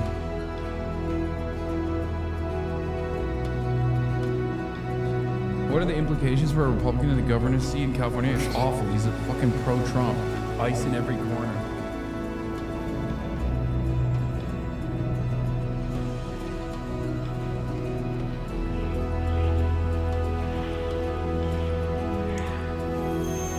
Hilton at the top is totally Dem's fault. They have weak candidates, weak policies that never address the root cause problems.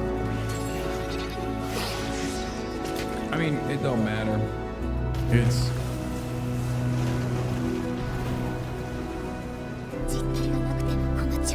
Oh my God, these motherfuckers being like, after the election, you're just trying to work with Ramsey. Brother, this is Hitlerite territory. What are you talking about? This state is a bunch of suburban Hitlerites. And you're over here being like, yo, you should actually, work with Ramsey Robinson and we should do a third-party momentum. Like, what are you talking about? Look at the results, man. Look at the results.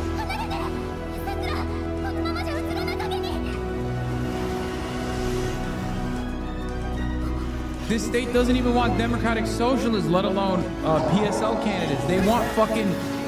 They want Republicans, honestly, it seems. They genuinely love Republicans. The state is like, I want a Republican, I want a fascist. I want someone who is a homeless annihilator.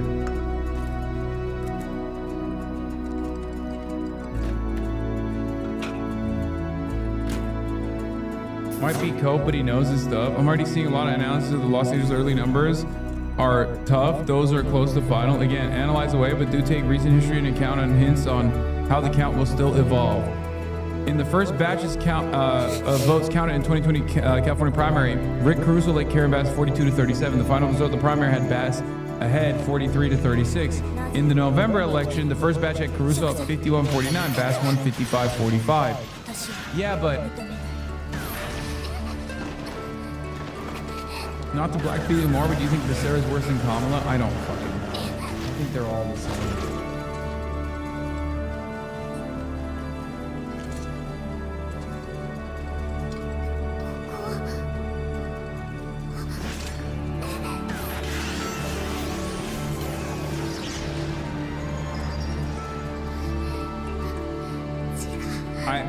Look, areas where the machine is still strong, you're gonna see results like this. California is a blue stronghold, okay?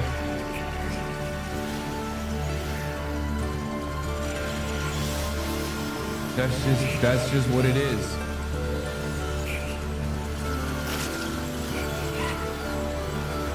I, for one, am shocked the state that brought us Nancy Pelosi and Kamala Harris has decided they want to try out Republicans. Yeah.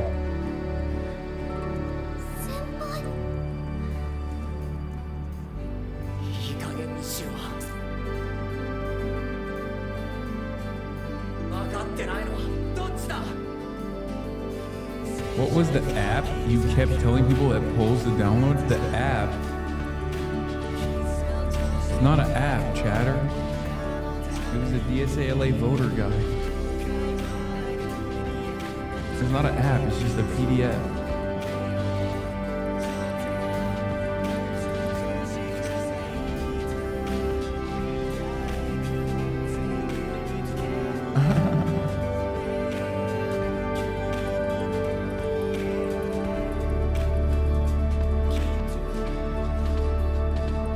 How the fuck does the historically corrupt New York machine get broken, but California's machine looks stronger than ever? DSA difference, DSA diff, Working Families Party diff. There's a lot.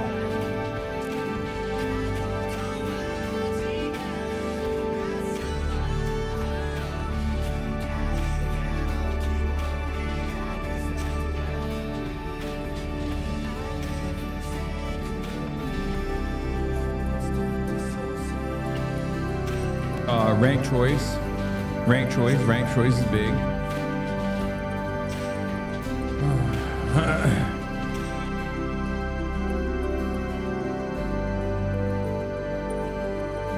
But yeah, Working Families Party is a huge, played a huge role in building the infrastructure in New York City as well, even before the DSA. Also, high urban density makes it easier to organize. Good public transit, higher levels of accessibility to every part of the city. A lot more working class people.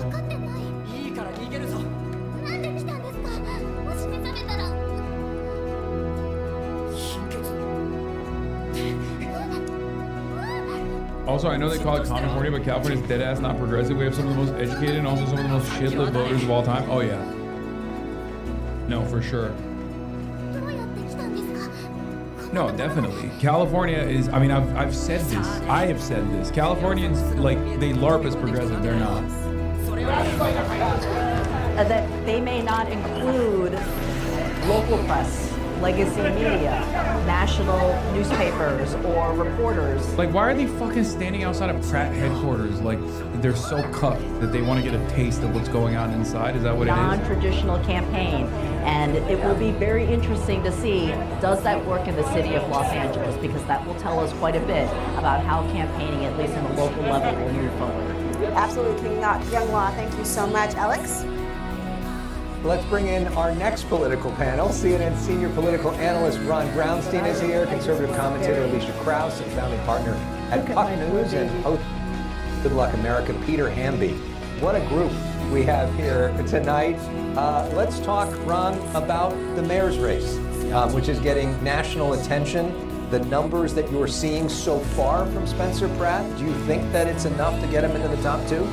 Well, you know, if the overall dynamic is that Democrats seem to be holding their ballots later than Republicans because they were unsure who to vote for in the governor's race, that's going to affect the final outcome in the mayor race as well.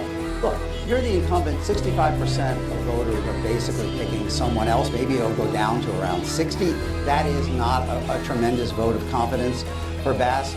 But in a general election, one-on-one against either of these opponents, most likely Pratt, you know, what we're looking at, he is still a Trump supporter in an overwhelmingly blue city. Raman. He doesn't talk about Trump. Right. He doesn't say necessarily a supporter. He says he's a supporter of no candidate. He will be Jesus Christ is his political. He will be reminded.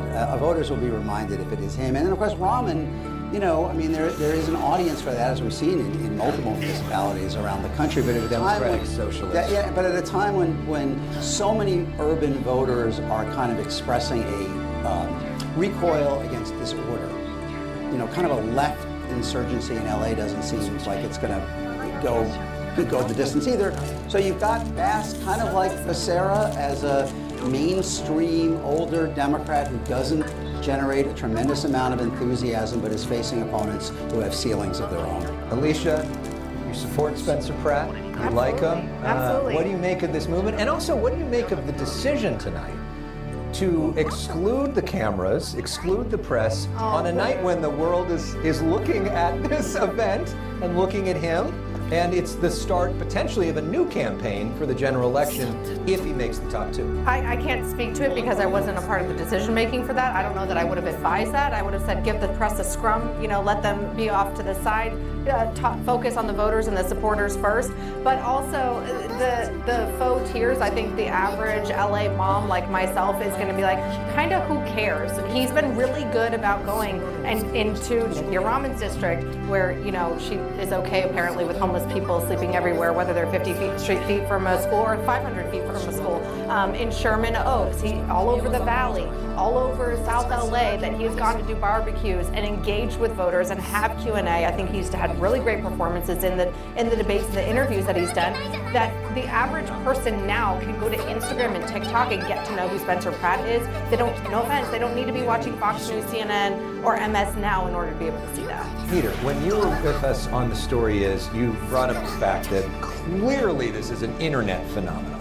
Clearly there are a lot of people who love him who don't live in Los Angeles. The question is, do voters in Los Angeles love what's coming out? When you look at these numbers so far, what do you see in terms of actual votes from actual Los Angeles? There are 14% registered Republican. Like, that's the percentage in Los Angeles, right? And I think polling has borne out that it's not just an internet phenomenon, actually.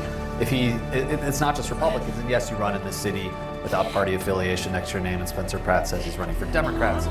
Jesus is his role model. But, you know, from my reporting, which is anecdotal, what I'm waiting to see, whether this is proved out, is there support among no party preference voters in the city? Is there support among Democrats and quiet voters? By the way, also, I'm interested to see, you know, these predominantly Jewish neighborhoods in the city that swung Pico Robertson, that swung for people watching like 25 points to Donald Trump in 2024 over concerns about anti-Semitism coming from the left. Spencer Pratt has been very loud about fighting anti-Semitism and trying to run up the score. I talked to many Jewish voters and donors, including Haim Saban, who gave money to Spencer Pratt. I mean, so I do think that his messaging around public safety, He's not wrong. which to Ron's point is something that Democrats kind of got away from not over wrong. the years, has resonated. My question, though, is what is his He's support right about among white reactionary precincts in this right-wing, town? Jewish And is voters this in just California. white homeowners on the west side who are worried about homeless people and pushing their strollers around poop and syringes, I as live Spencer in this Pratt likes to neighborhood, say. bro. So again, they're still counting the votes. Yeah, I think that this though affects the, I don't know, the immigrant store owners on Olvera Yeah, of Street. course it does. This Yeah, of course it affects, does. you know, the. But that's what I want to see. I mean, because I think he does. He has been Yes, efforts they to are campaign swinging in these them to non-white Republicans. neighborhoods, South LA, wherever. I just want to see what the The results question won't be whether they are affected by it. The question is whether they see him as a reasonable Brother, they response can't to it. swing I mean, the that- vote that's for the gonna be the presidency, challenge. but they can swing the vote for the mayor. That they're willing to They've been voting for the same. They've been voting for people that look like them and have completely abandoned them and done nothing to help them. It was interesting being at a polling place today in North Hollywood, spending hours talking to voters myself,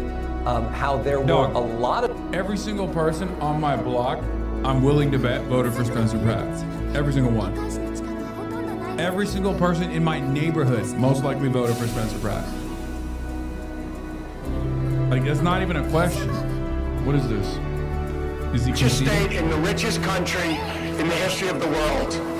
It's unacceptable that right now so many Californians struggle to make ends meet. We're about to see the world's first trillionaires. But somebody should have door knocked for Bass. I mean, Bass sucks too. I didn't endorse in the mayor's race for a reason.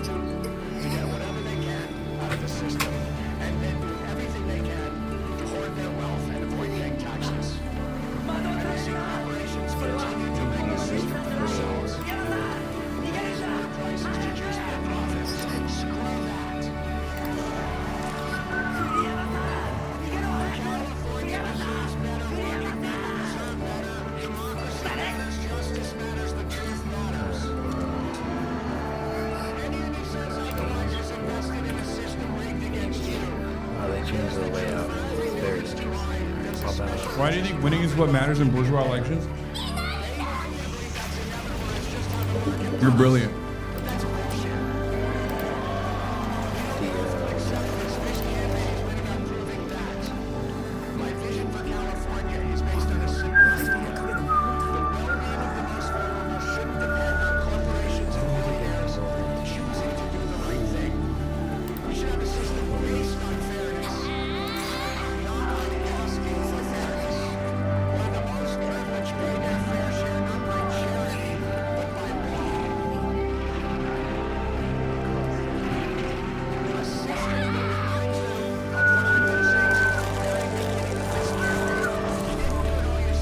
Steyer's not winning as an independent if he runs as an independent. Y'all are delusional.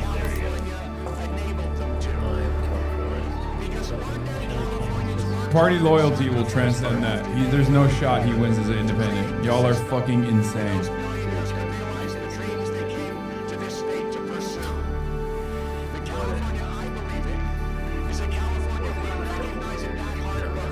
I'm delusional. It's because I was trained by you. Delusional. I'm unbelievably pragmatic when it comes to elections. Oh, also, yeah, there is no, wait, what am I talking about? There's no fucking running as independent. This is the primary. It's over. The top two make it to the generals. God. It's a jungle primary. We can just do an 8-hour, right? I forgot. That's kind of the point, actually.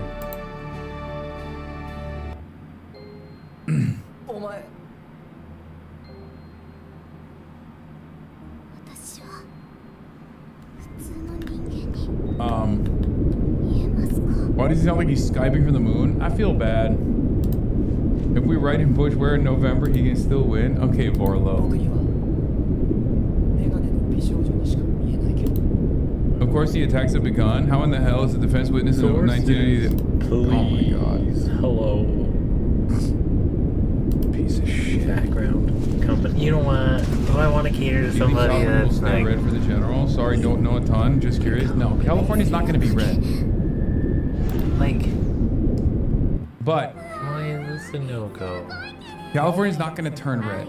It's just empty. But it's going to be purple. It's going to be the bluish, the reddish blue, the reddest blue you can get. Like... pretty much the same.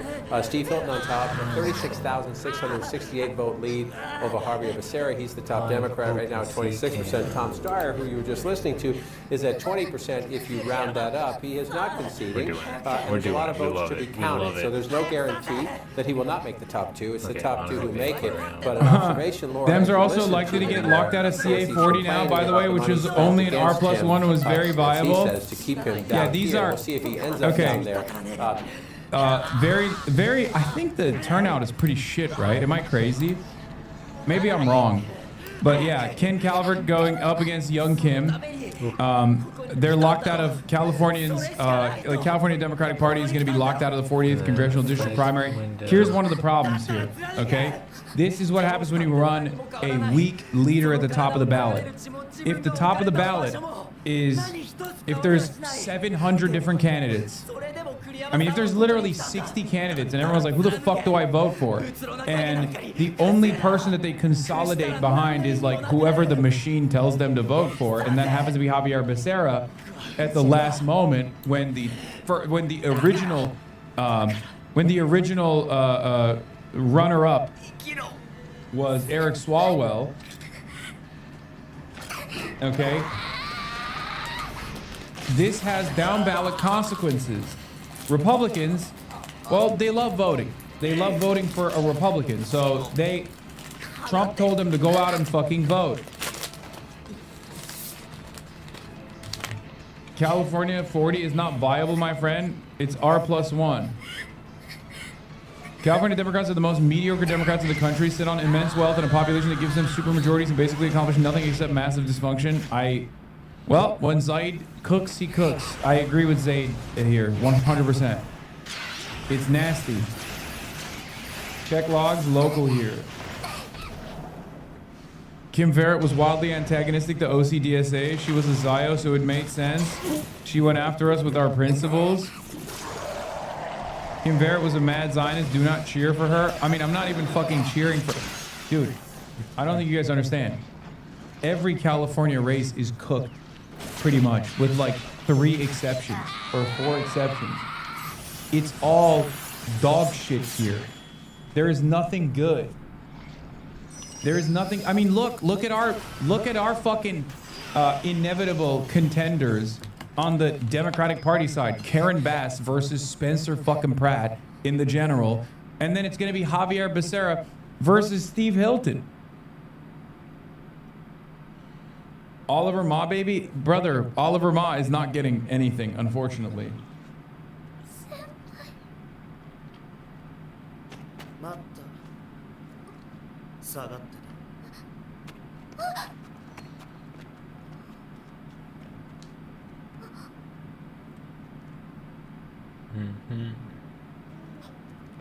Yes, Oliver's cooked.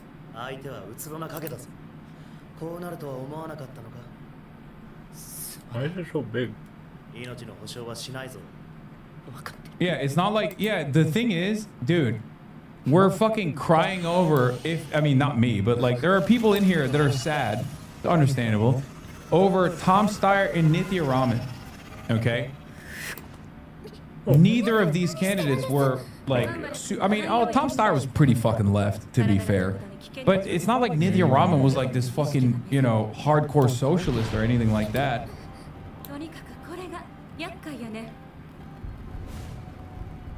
And there was one who didn't call himself a socialist, who drew tremendous ire from the local socialists.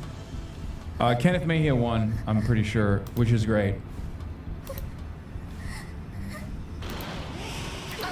But like, even the DSA candidates were not exactly fucking radical either. Kenneth is the GOAT. I love him.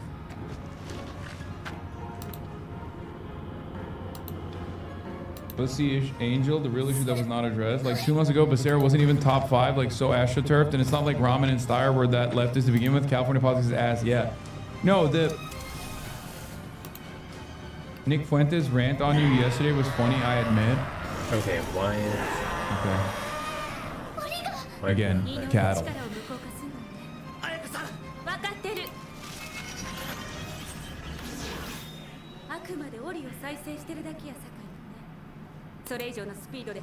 Why are you fucking admitting that you watch a neo-Nazi, dude? That's so strange. 体の組織そのものを空間ごと消滅させる。それでも死なへんかもしれんけど、存在はできひんさかいね。ダメです。ダメです。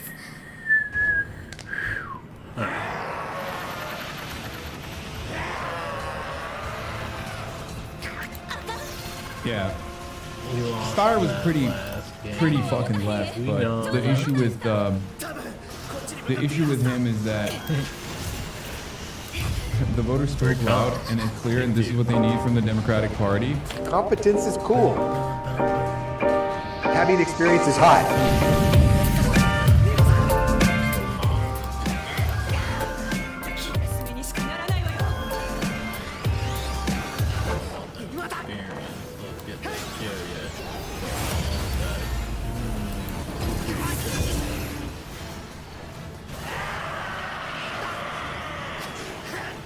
You don't mean cattle, you mean goyim, right? No, I mean sheep, cattle. Which, by the way, goyim is literally bad, but cool and edgy. Okay, it's the fucking neo-Nazi version of it.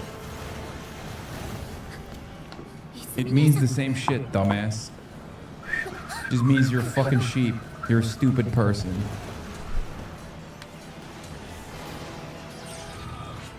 Goyim does not mean cattle. I know what goyim means, you fucking idiot. I'm saying what it actually means when people use it, they deploy it in the exact same way that you would deploy cattle or sheep. Dullard. Thank you for explaining to me what goyim actually means. I know what it means.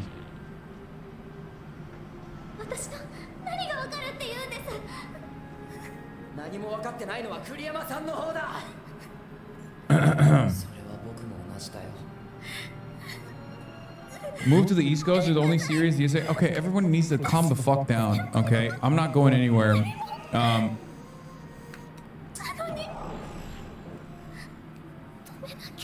And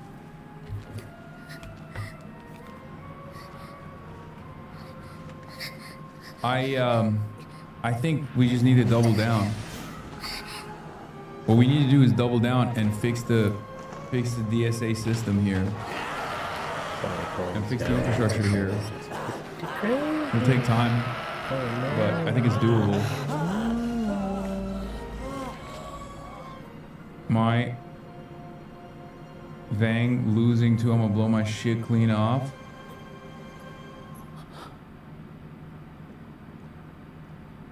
Spencer Pratt gonna win and kick you out of LA? No, I'm...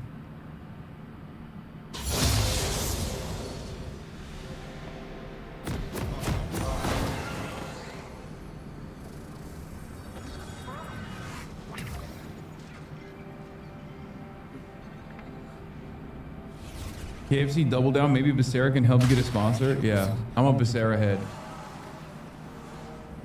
Welcome to Summoner's Rift.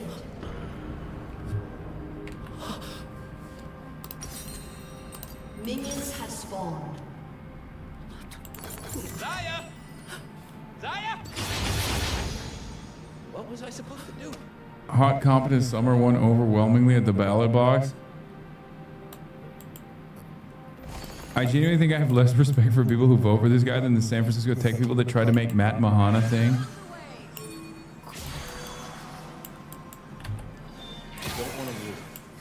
Dude, if Tom Steyer gave like half of what he did in this election to the DSA, could you imagine how much progress could be made?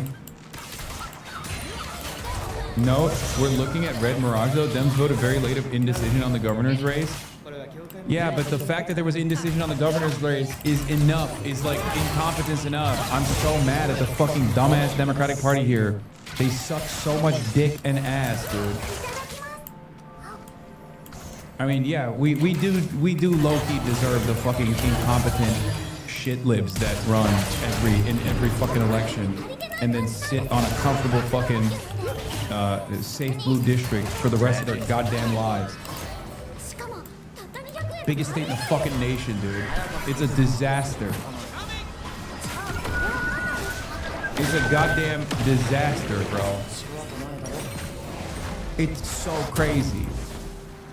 it's the last bastion. It's the last fucking dying gasp of this stupid fucking corporate, pro-corporate machine politics. And it very much exists in California. And there's no real, like, there's not a strong enough left flank opposition to it. There was some growth in that initiative in DSA San Francisco, ironically enough, before they basically killed every fucking working class person in the goddamn city and pushed them out. And on top of that, the tech bros basically destroyed not only Dean Preston, but also the progressive DA. And they got inundated with like, leftists are the reason why homeless people are raping your children on the streets and they're doing crack cocaine off of your child's back. They did all of those fucking, like, every CVS is bedlam. Every CVS and every Walgreens is under attack. And it worked. It worked. And that's part of the reason why DSA San Francisco fucking hates Troy Cobb, because they see him as like a part of that movement. And guess what? They fucking love Daniel Lurie. San Francisco literally has an ultra-Zionist, billionaire fucking mayor, and he's got LeBron approval ratings. Okay? Troy didn't individually destroy Preston. You guys are fucking literally brain dead. You are medically brain dead if you think Troy was single-handedly responsible. You're fucking stupid, okay? Shut the fuck up. Oh my God. Yes, dude, Shoykot did. Shoykot was like, I'm so glad we eviscerated the leftist movement in San Francisco. I'm this secretive, evil villain, centimillionaire, who on the one hand pops up socialists everywhere around the country, but in my own backyard, I fucking despise it, and I want every socialist to be killed. That's what he was doing secretly. He was doing it to fuck with you, okay?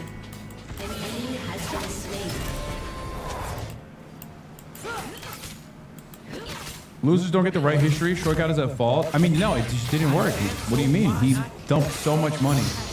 He only donated 10K. The way San Francisco DSA talks about that election, I thought he donated 10 million. Yeah, he only donated 10K to that. He donated 500K to the fucking billionaire tax initiative. But it doesn't matter because these guys already made up their minds. Not that it matters, because even if the entire fucking institutional left backed Shoykot, he still probably would not have made it.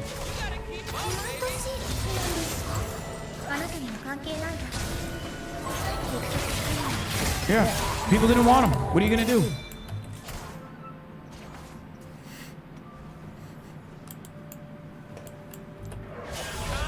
And also, Scott Wiener's probably still gonna be your representative regardless. Because the reality of the matter is, San Francisco is lib town. I mean, look at how Scott Wiener's doing, and the new dumps are about to come in 1 minute, so we'll find out how much changes have taken place. Connie Chan is actually doing fairly well, a lot better than I thought she would with that Nancy Pelosi endorsement. Again, not because of fucking DSA San Francisco, by the way, because of Nancy fucking Pelosi. A lot of the, like the left in California think they have momentum, but they don't, right? They will think that, oh, like they defeated Shoykot, like we fucking did it. It's Nancy Pelosi that did it. Connie Chen and Shoykot were trailing behind one another in a margin of error, okay? 20%, 20%. Nancy Pelosi came in and moved that fucking weight around after Adam Schiff had already endorsed Connie Chen. And boom, all of a sudden Connie Chen has serious viability, okay? So don't even fucking act like you did this shit. You didn't do anything. Because San Francisco, deep down inside, you know, is Live Central, okay?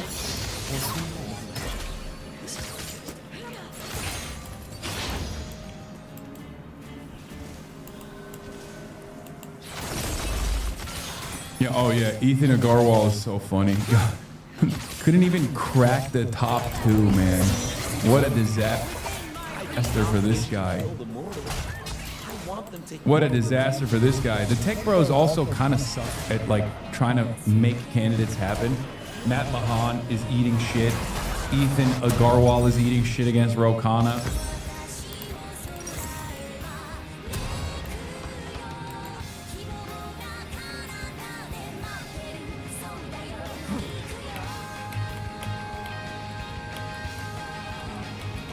Once it became clear Shoigat wasn't getting the AOC endorsement, he was basically drawing dead, as there was a perfectly good progressive candidate who was locally rooted and getting establishment support.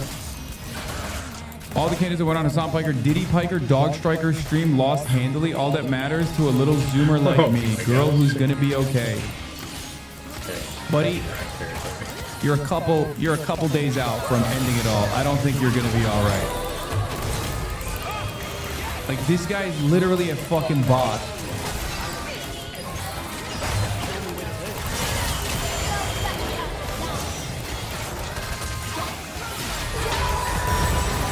All the candidates that went on Hassan Piker's stream lost handily. What the fuck are you talking about? Oh no.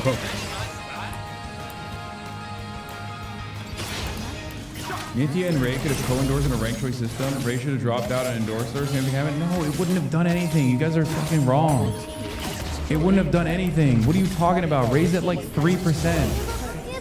What are you talking about? And Ramen is not making it. Like, this is not. She would not have been able to move the fucking needle at all.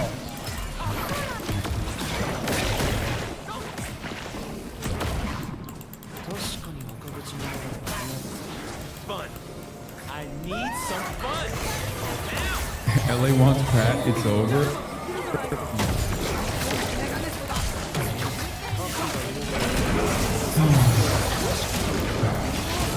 16,000 people voted for fucking Eric Swalwell, okay? Bye.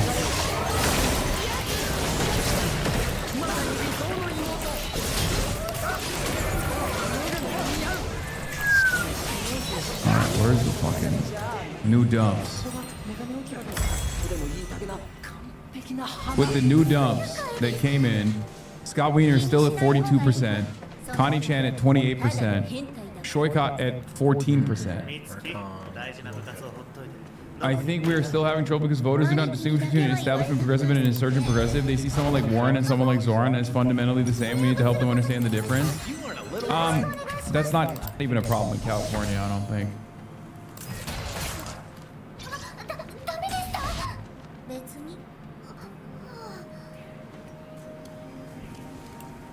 It's not going to be Pratt. Most of Ramen's voters will vote for Baz, but this is nonetheless extremely disappointing. Yeah, it's fucking black pilling. This is these kinds of results for like openly reactionary candidates. Steve Wilson with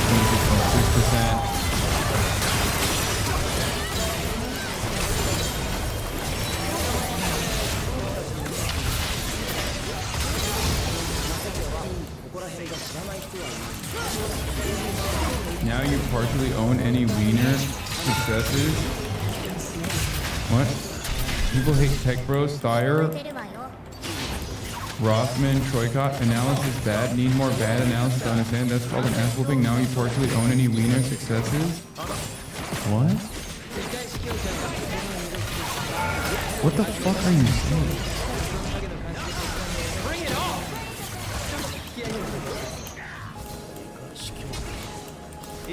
Dude, I think I'm gonna ban everyone from San Francisco going forward. 25 month subscriber. I already said I'm perfectly willing to table the back Connie Chen against Scott Wiener. But hey, have fun.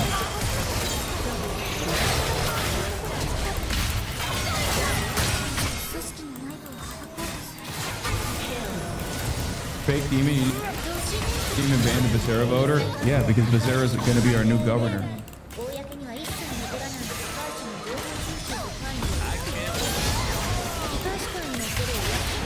San Francisco the new Naperville? No, yeah.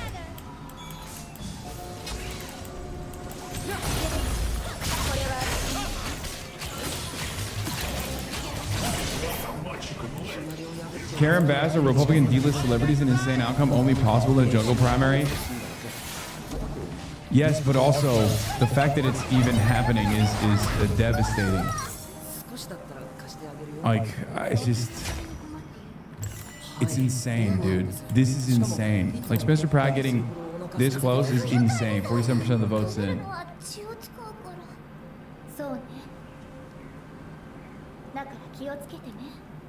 No,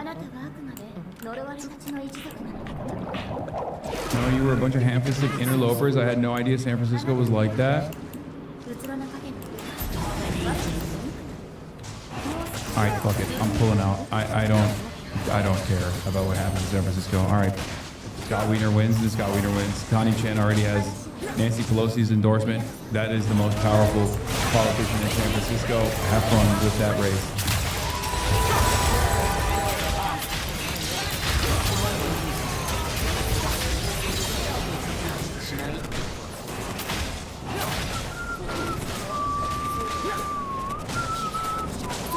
What are the odds Becerra so dog she gets recalled within 2 years? Who knows? It's so, this is, California politics is so ass. How do you see such comically low turnout numbers year after year and not give up on electoralism?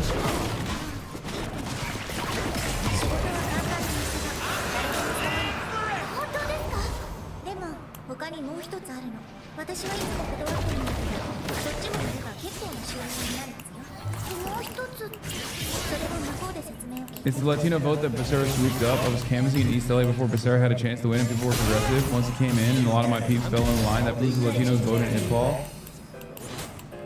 It's...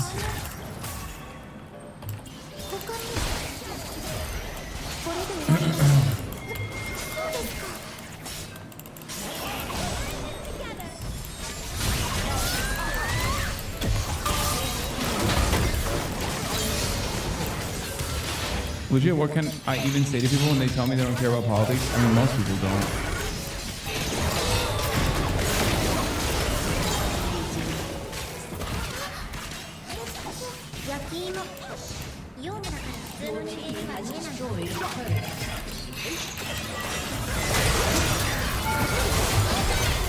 I don't think Latino voters voted.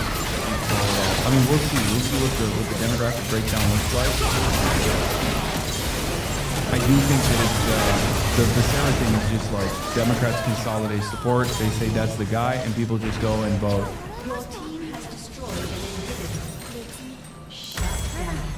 Yeah. Hey guys, at least Tony Durden is leading by 4 over that rat bastard Larry Roden.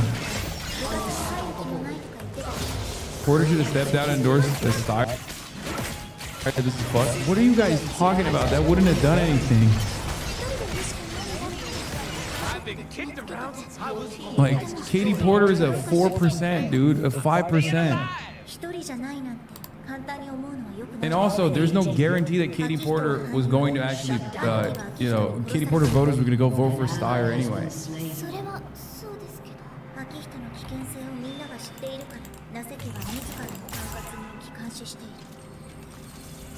If Katie Porter endorsed someone, she probably would have endorsed Becerra anyway. Ain't nothing I say should be taken seriously. That's why it's the truth.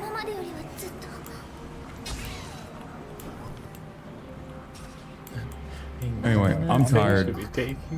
But we started off the night with a good W. Adam Hamawi. And we're ending it on L after L after L. It's California, so it'll take some time to see the final results. Shout out to Barack Obama Shaw, Barack Denzel Obama Shaw. Shout out to Country and God Damat. And,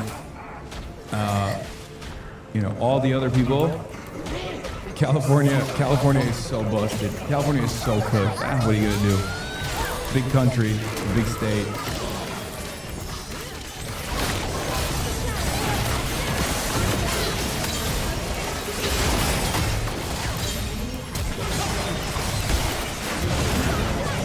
Yeah, never forget.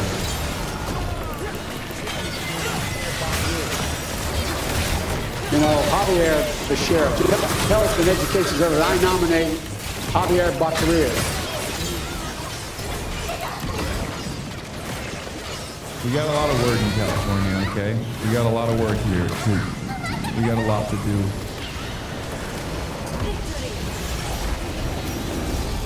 God, I miss you, Joe. God love your soul. And God save America and our troops. Javier Baccaria. All right, I'll see y'all tomorrow. I'm not going to New York City. I'm staying here, You're dude. probably gone, lover. Till the bitter end. Oh no. And also wild. Anyway, love you guys. See you tomorrow. S plus on record. Starting Okay. off my introduction, starting off the day. All the chatter's trickling in, hostile people hate. Sunny Los Angeles, California, says the sun. It does. Stun lock to the stun lock to the top, it's just begun. Cause there is again, the sun is streaming. The sun is streaming. There is again, the sun is streaming. The sun is 1, streaming. 2, and 26. Reviewing a Chinese train, telling kind in place. Sun it has been chatterless, giving Britain's grace. Silver. Now we need double what we achieved. Zoran winning NYC, woke two back with the force. The Rogan of the left to me, a dumb himbo still on course. Now for Rel, I'm excited for Rel. The Charlie Kirk assassination, the Fear and Online show. 8 full fucking years of this, and plenty more to More go. coverage of the election. Or. Doing fun stuff tomorrow, throw PBS up on the. We watched いつき先輩行ったことあります？ないわ。なぜの人間だから私。そうですか。 But wait. でも綺麗だな。お待たせしました。遅い。もう一杯サービスして。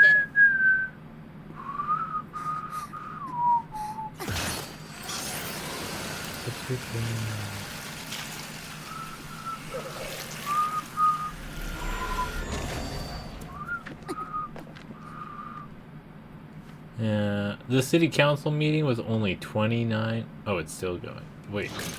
No, yeah, it changed from 29 to...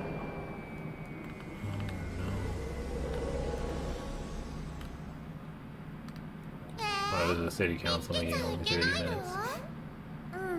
It's crazy. I guess me not seeing anything from the agenda was actually on track. How cool. 理解しは理解しでいる限りずっと一人なの。 What are we working with? わかった。 Should we go with Means Morning News?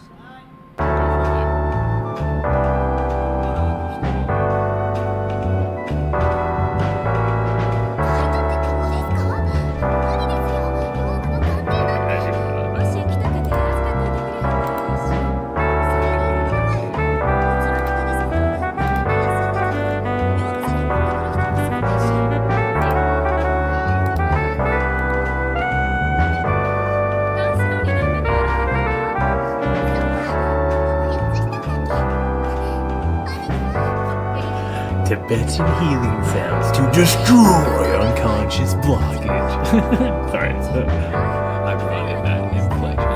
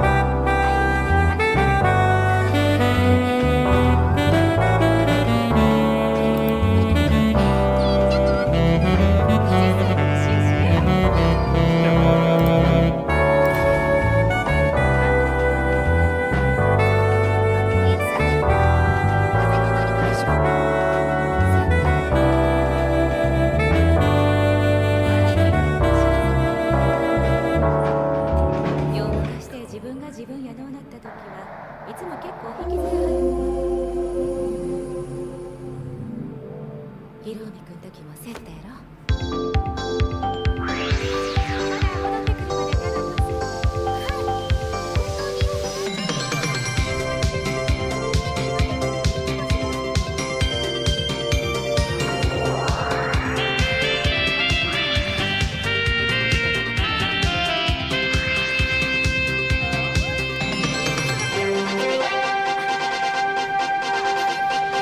Hey there, wake up! It's Means Morning News.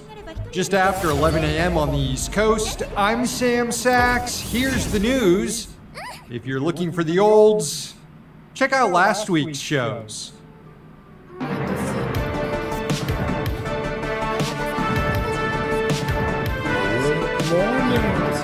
And we begin with the illegal war on Iran, now in its 13th week. The Iranians warned on Monday they are cutting off negotiations with the U.S. and are prepared to resume attacks on American and Israeli forces as long as those two sides keep violating the ceasefire. The U.S. blockade on the Strait of Hormuz remains in place in violation of the deal, and the Israelis continue their bombing campaign and incursion into Lebanon, also in violation of the deal. Iran's Foreign Minister Abbas Araghchi said, quote, "The ceasefire between Iran and the U.S. is unequivocally a ceasefire on all fronts, including in Lebanon. Its violation on one front is a violation of the ceasefire on all fronts. The U.S. and Israel are responsible for the consequences of any violation." Iran said it would resume its attacks on Israel if the war in Lebanon continues, especially if Israel begins bombing Beirut. Donald Trump is desperate now to get out of a war he's lost while still trying to save face, so the White House turned to its allies at Axios to run some propaganda about how Trump is finally standing up to Israel to end the war. Tel Aviv and Washington's favorite stenographer, Barak Ravid, claimed that during a Monday phone call, Trump said Netanyahu was, quote, fucking crazy, and claimed that Bibi would be in prison if it weren't for him. This isn't even close to the first time that Ravid has published a story about a tense phone call or disagreement between Trump and Netanyahu. Yet, after each story, nothing changes. Less than 2 weeks ago, Ravid claimed that there was a, quote, tense phone call between the two men regarding the ceasefire in Iran. In April, Ravid claimed that Trump told Netanyahu he can only commit surgical strikes in Lebanon, a warning that was ignored as Israel has gone on to kill roughly 3,500 people in that country. Ravid also reported in March that Trump rebuffed Netanyahu's calls for an Iran uprising, yet Trump himself called for Iranians to take to the streets and seize power on the first day of the war. So, this is like a monthly thing that the White House and Axios does to make it appear like there's daylight between Trump and Netanyahu when there really isn't. After the latest phone call, Trump claimed on social media that he had a very productive chat with Netanyahu, and Israel is turning back their troops from Beirut.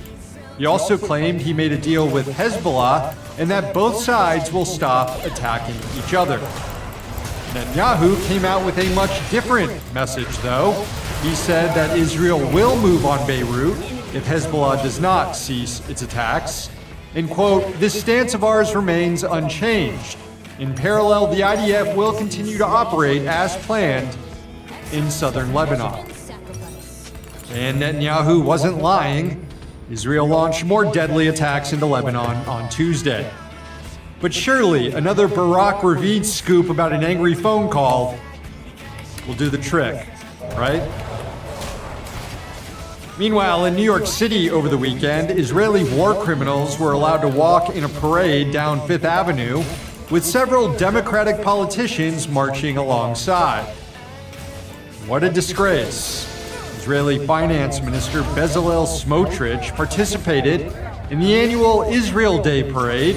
13 other members of the Israeli Knesset and other government ministers were also in attendance. The International Criminal Court is currently reviewing an application for an arrest warrant against Smotrich Already, the court has issued warrants for Israeli Prime Minister Benjamin Netanyahu and Defense Minister Israel Katz for their roles in carrying out the genocide against Palestinians in Gaza. Smotrich has openly called for the ethnic cleansing of Palestinians, to cut off food, water, and energy into Gaza. He's also spearheading a legal settlement building in the West Bank. Because of his complicity in these crimes against humanity, Smotrich has been banned from traveling to a number of countries, including Australia, Canada, and the Netherlands.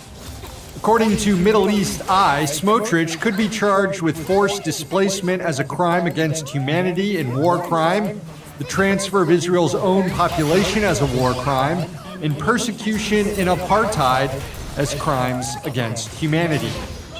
New York City Mayor Zohran Mamdani had once promised to arrest Netanyahu for war crimes if the Israeli leader ever visited New York. Well, here's one of Netanyahu's closest allies in the genocide, Smotrich, and he was given a fucking parade. Mamdani did not attend the march. His police commissioner, Jessica Tisch, did. So did former mayors Michael Bloomberg and Eric Adams. Also in attendance, current New York Governor Kathy Hochul and the Democrats' minority leader in the Senate, Chuck Schumer. Definitely not a good look to be attending what is basically a modern-day Nazi rally. In related news, the United Kingdom bowed to Zionist pressure and has barred a number of American political commentators from entering the country due to their criticism of Israel's genocide and apartheid.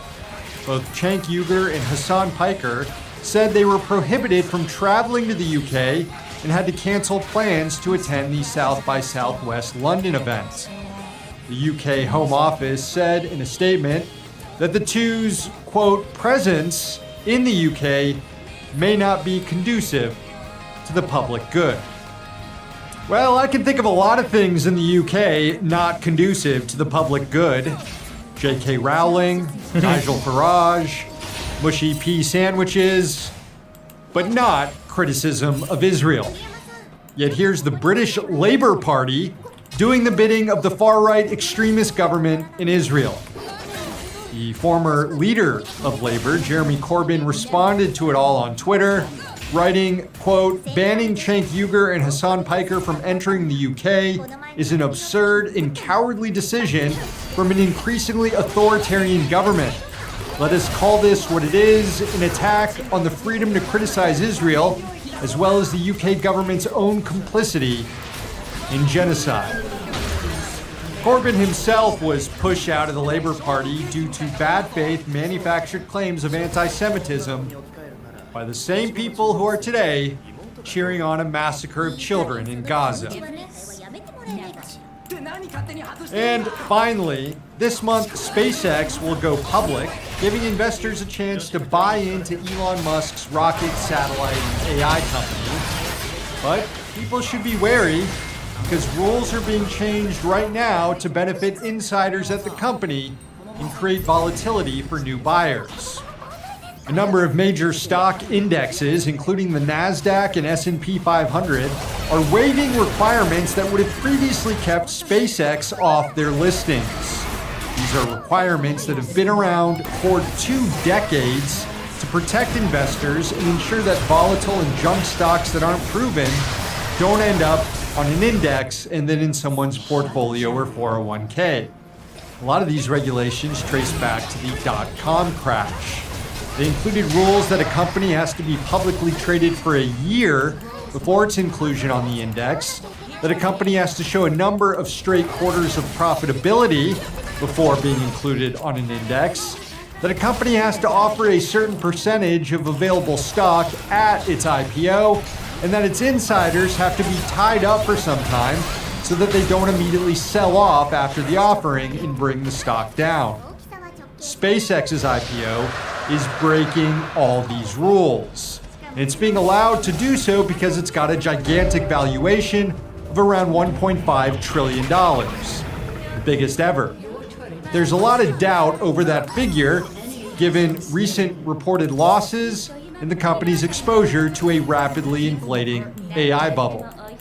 Still, SpaceX will likely end up on major indexes in just days or weeks after the IPO, instead of the months to a year previously required. That's despite the company not showing 4 straight quarters of profitability. In fact, SpaceX posted a $4.9 billion loss last year. And the amount of stock SpaceX is offering to the public, what's known as float, is just under 5%, which is well below what used to be required for a company to be included on one of these indexes. And what are those rules that require insider investors, people who already hold stock before the IPO, to retain that stock for at least 180 days before selling? Those two are being waived, allowing Elon Musk and others to dump shortly after the IPO and leave all the new retail investors holding an empty bag. In fact, Robin Wigglesworth at the Financial Times called this the, quote, biggest bag holder exercise of all time. The Operation Overlord of jamming retail investors with an overpriced IPO. Wigglesworth warned that by changing its rules, the S&P 500 is, quote, becoming just another tool for Elon Musk, his bankers, and early SpaceX investors to engineer mechanical demand for the IPO purely to support the ludicrous $1.75 trillion mooted valuation and indirectly force retail investors to cash out the company's insiders. This could also create widespread instability since a number of what are considered safe, passive investment vehicles for retirements like 401ks will be required to buy SpaceX's stock once it's included on major indexes. An estimated tens of trillions of dollars of retirement account money will have exposure to SpaceX, a company that just posted a $4 billion loss and whose CEO is a deranged Nazi. In short, this whole scheme is about to be another massive transfer of wealth upward in America.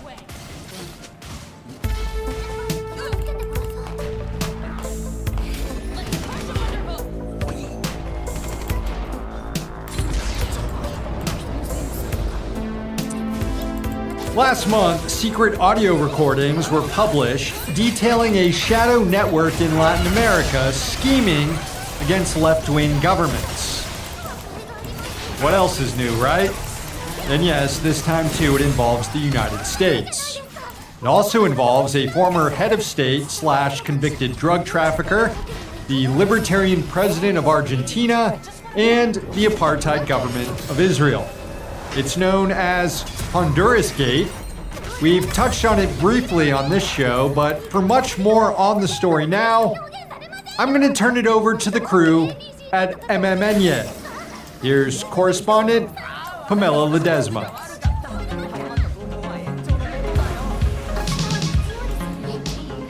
Thanks, Sam. Some of you may remember the controversial pardoning of former Honduran President Juan Orlando Hernandez, who was sentenced to 45 years in prison for running a drug trafficking operation and narco state.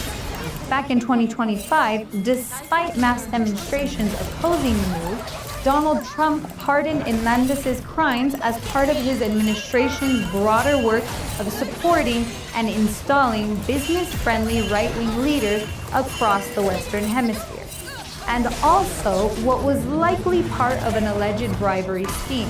Well, now, predictably, the man convicted of conspiring to import cocaine into the United States wants his old job back as president of Honduras.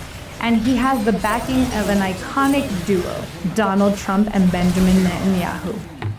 In 2024, Hernandez was found guilty in a New York court of taking millions from El Chapo Sinaloa cartel and using that money to fix elections in Honduras.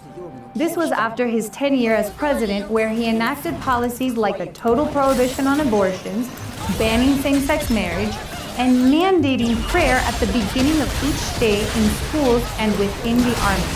Fast forward to November 2025, hours before Honduras voted for a new president, Donald Trump posted on Truth Social announcing he's granting a full pardon to Hernandez. Now, recent reporting has revealed even more scandalous revelations. Leaked audio obtained by the comrades at Canal Red in Spain has exposed Honduras case, with clear evidence that Hernandez never stopped running things in Honduras. In one voice note to the current president, Nasri Aspura, Hernandez said, Porque gracias a mí usted está sentado en esa silla. Presidente voy a ser yo. Ni espero su apoyo. Porque eso fue lo que hablamos con el presidente Trump. In another leaked audio, he explained where the money came from. El dinero del indulto ni que era lo de usted. Ni que era lo de usted. Salió de una junta de rabinos y de una gente que apoyaba a Israel. Yo voy a ganar las elecciones. So let me get this straight. Israel, the same Israel currently facing genocide charges at the ICJ, paid for a convicted narco-trafficker's pardon so he could return to power in Honduras? What does Israel hope to gain from this? Well, it turns out they even made a little wish list. According to an audio in the report made by Maria Antonieta Mejia, Nasri Aspura's vice president, Trump and Netanyahu want expansion of the cities, those lovely private cities with their own laws, their own courts, and zero Honduran sovereignty. We know how those two love a little private island in the Caribbean. A new U.S. military base, because the one they currently have in Palmarola is not enough. This one's going on Roatan, to help them with potential conflicts against Mexico, Venezuela, and possibly Cuba. Beautiful beaches, crystal clear water, and now thousands of American troops. A lot to incentivize AI investment to provide US and Israeli tech companies with a windfall of cash. And the final ask, an interoceanic train line given directly to the General Electric Corporation. So Honduras is being carved up into pieces for the Mar-a-Lago crowd while citizens get what exactly? More precarity? More violence? Zero sovereignty? But why stop at one country? They're going after Mexico and Colombia too. The same investigation into leaks show that Hernandez, with help from Trump, Netanyahu, and Javier Milei of Argentina, are building a disinformation network aimed at destabilizing governments of Claudia Sheinbaum in Mexico and Gustavo Petro in Colombia. The plan? Create fake news outlets, run campaigns focused on insecurity and narco-trafficking, which Hernandez should know well, and generally erode political support for any left-of-center leaders in Latin America. Hernandez said that he had a successful call with Milei and is setting up cells of fake news. He's not even trying to hide it. But then again, why would he? The guy who pardoned him is back in the White House. The guy who allegedly paid for his pardon is still getting US taxpayer money to invade Lebanon. And the guy who's supposed to be president of Honduras is apparently just keeping the seat warm. The investigation has found that Hernandez is actively coordinating with the current president of Honduran Congress, Tomás Zambrano, to purge anyone who might try and stop him. In one audio clip, Hernandez tells Zambrano, Pero entender, tenemos que recuperar todo el poder. Y lo hago porque el presidente no lo hace. El presidente está ocupado, limpiando y aquí y allá, haciendo amistades y las ayudas que estoy mandando yo, te mandé la gente de Israel. Te mandaron dinero. Estoy yo haciendo lobby aquí. Bueno, entonces pues mírate quién es el que realmente te está aconsejando correctamente.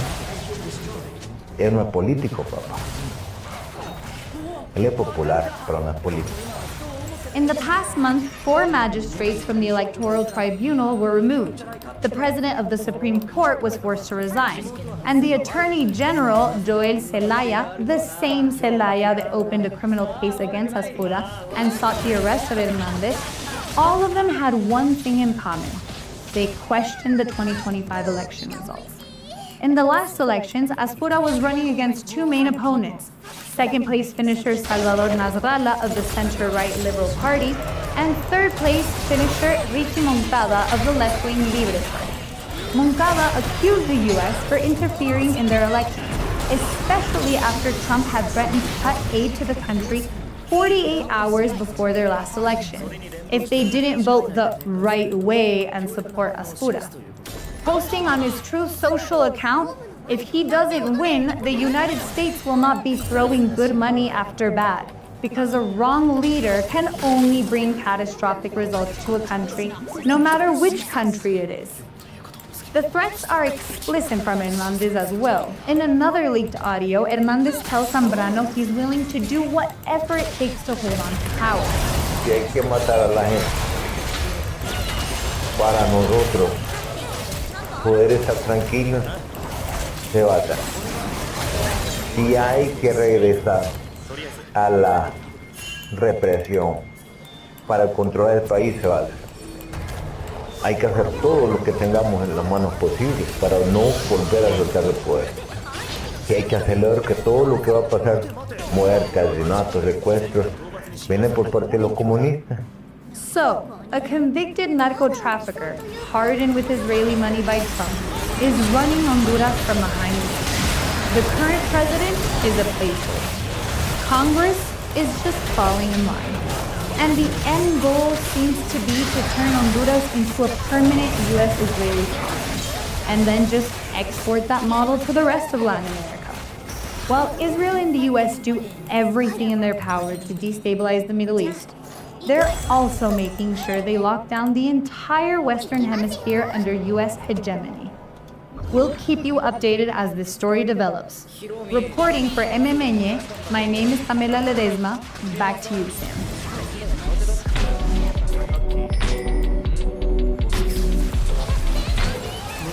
All right, friends, the show ends today with a sunrise from Mexico. It was sent in by Carly and Vincent in Acumal. Enjoy.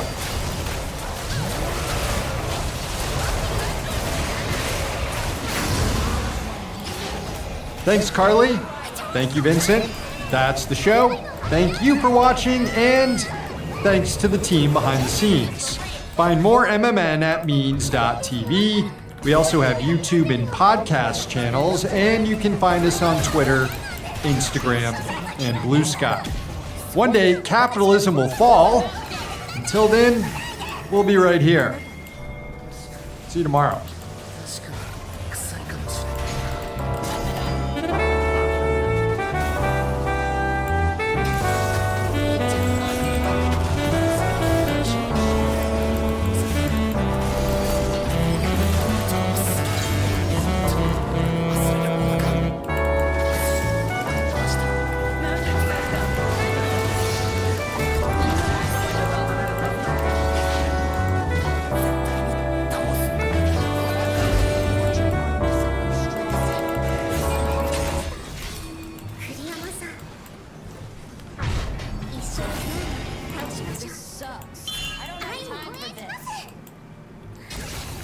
Hi friends, Comedy Bandcamp is starting soon, so I wanted to tell you about all the cool things that we have planned for you. You're too close. There's a personality quiz to tell you which Comedy Bandcamp troupe you're in. We've got a lot of fun stuff planned for each troupe specifically. Leading the way will be our camp counselors. They'll be heading up special events and meetups all throughout the tour. Take the personality test to see which one is yours. Camp! It's Josh Johnson in 3D! Oh, I'm in 3D! Good popcorn. One thing that I do find is very difficult for people right now is how much weight it feels like we carry every day. Like just nonstop. It's all coming at you all the time. We have more information than people have ever had about stuff that is going wrong that is actually none of our business. Here's the thing, you should look out for people. There are things happening that maybe don't affect you specifically. It doesn't mean you can't do anything about it. But then there's stuff where I'm like, that sucks for this one person that they wrote a news article about.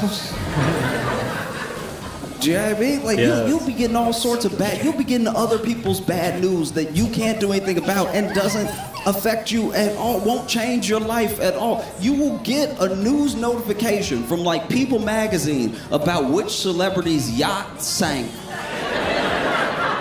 You'd be like, all right, I guess Clooney's not having a good day, all right. But the other thing that makes it feel like there's so much weight is that we are the most watched people of all time. Like we are consistently surveilled. We are the first people who have to be good all the time. And that's exhausting. That's not fair. That's not fair at all. You ever read a history book? People got to be terrible. As terrible as they wanted to be up until now. And look, don't get me wrong, still plenty of terrible people. I'm just saying, there's a pressure now. Now, if you have any shame, it's stressful. It is, because this is what ends up happening. You consistently, most people are like surveilled at work. And it's like normal, because it's everybody.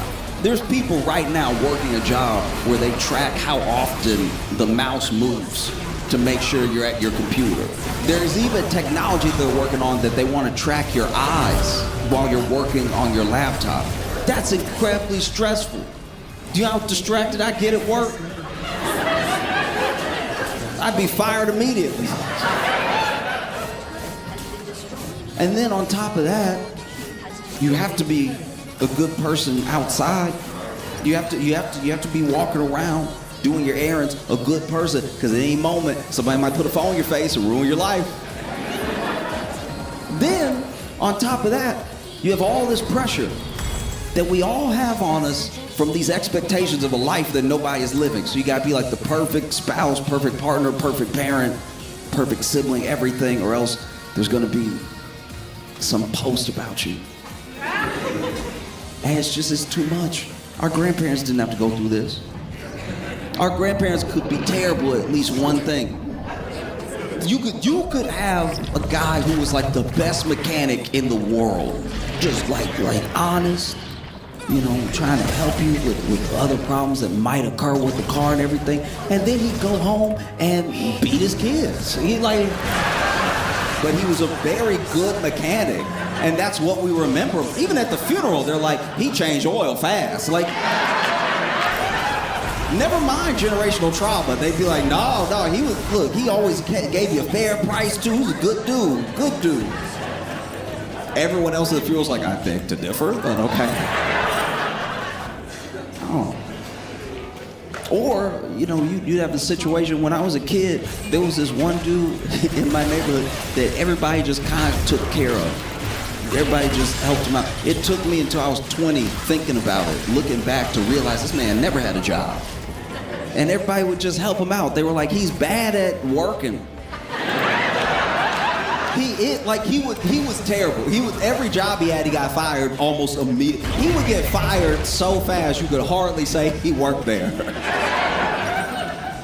But people helped him out because he was such a good dude and he would love to do you a favor. Because that's the thing, he was a good friend. He was a terrible employee. He was a very good friend.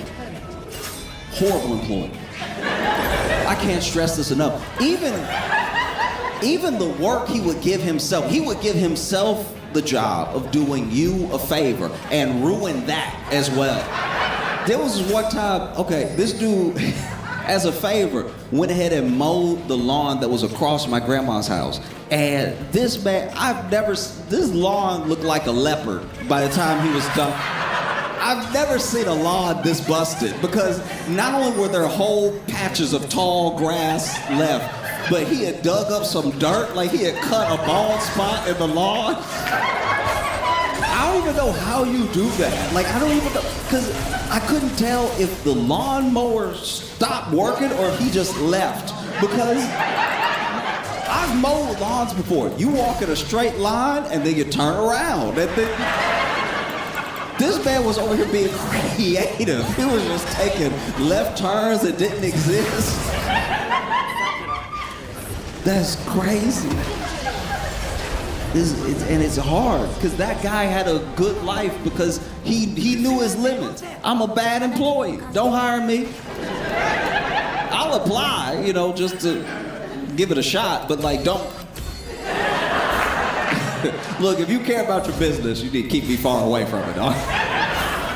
But then, great friend, would listen, give you advice, never like job advice, but like good, like, he had a different type of wisdom. He had a different type of understanding of people, could give great advice, and so people took care of him. And there was he wouldn't be able to make it today. Today, he would be like 6 different Reddit posts by 6 different businesses. They'd be like, you'll never believe what this man did. I used to own a printer shop until all the ink caught on fire. It's terrible. And it's not just us. It's what's happening to kids now too. Like back in the day, when I was a kid, you could get in a fight at school and they would break it up. They'd be like, go to class. Gonna give you some detention, maybe suspend you, right? And now we live in a very different world. I'm not in school anymore, but the stories I hear from my friends that are older than me, with kids that are like big enough to fight, it's wild. Like not only if there's a fight at school, are they like suspended, 0 tolerance policy? Even if you were defending yourself, even if you were literally like, I would like to not be hit in the face.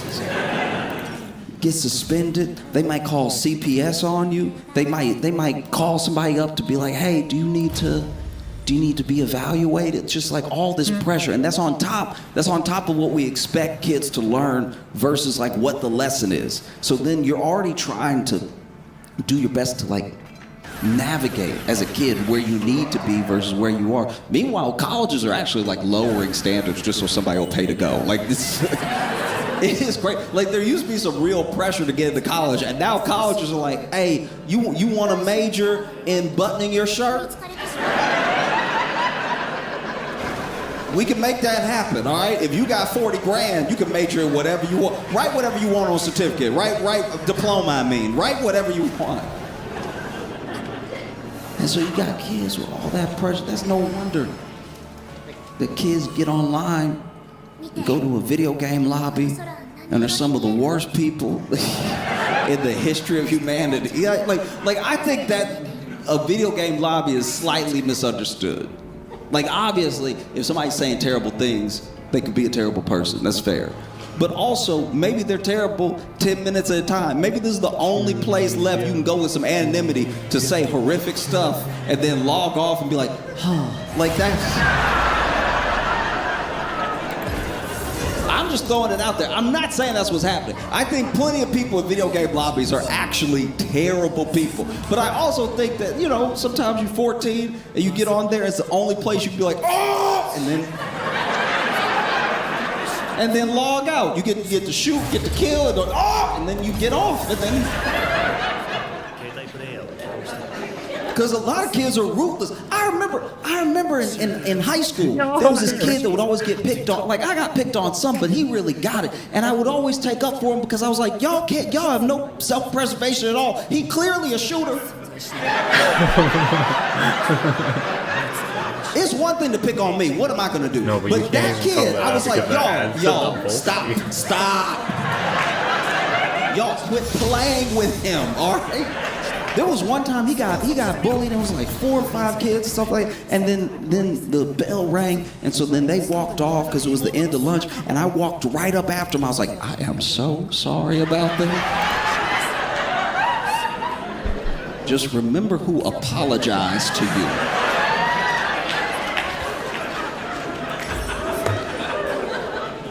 I'm always struggling in algebra. The last thing I need is to learn how to dodge. This.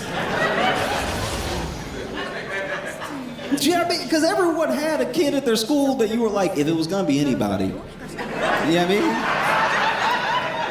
And look, he didn't do anything. And I'm not taking full credit. I'm taking some credit. He didn't do anything. But he he the only person I ever met in my life walked around with mugshot face. Every time he would enter the room, he was just like. I was like, y'all gonna mess with him? That's insane. Leave him alone. And so you gotta be a good person everywhere.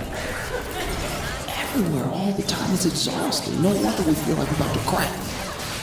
Because then you gotta be a good person all the time. And then there are plenty of people doing plenty of evil, and the rules don't seem to apply to them. Like we'll literally be like, hey, that's evil. That's a bad thing to do.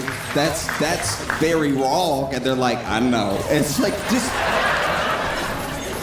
the world is their video game lobby, and it's insane. I don't know. Sometimes you just need a win. You know, like getting some small wins here and there. I live in New York, and so we've been doing pretty good, honestly. Yeah.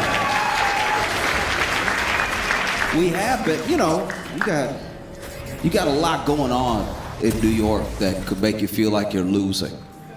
There's a lot of bad stuff happening all the time, and I don't even mean bad as in crime, because sadly the things I'm talking about aren't illegal. You could just do that. You could just be insane and be part of someone's day. You know, I'm over here living in New York, just trying to have hope. I'll be getting on the bus sometimes, and that's one of the things about the war. Raising prices on everything, raising prices on gas, not to mention the tariffs, not to mention just general inflation. So now gas is too expensive for some people because it's already super expensive to have a car in New York. So now people with a car can't even afford to drive their cars as much as they used to drive their cars. So now they're taking the bus with me. They're taking the bus with me. And look, I'm bus people, all right? I am. I tell you, I have no problem getting on a bus. A bus is right. I'll see a bus that I don't even need to be like, oh, thank goodness. I'll hop right on a bus. I don't care. But when you see somebody get on a bus that's used to being in a car, they are unbearable.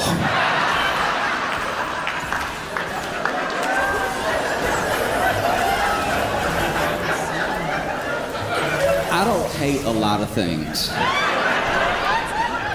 But I hate to watch it because you can smell they don't have any bus on them. It's disgusting. They get on the bus, all sad because they know they should be in their car. You know, they get on the bus. The bus will stop and the door open, they flinch.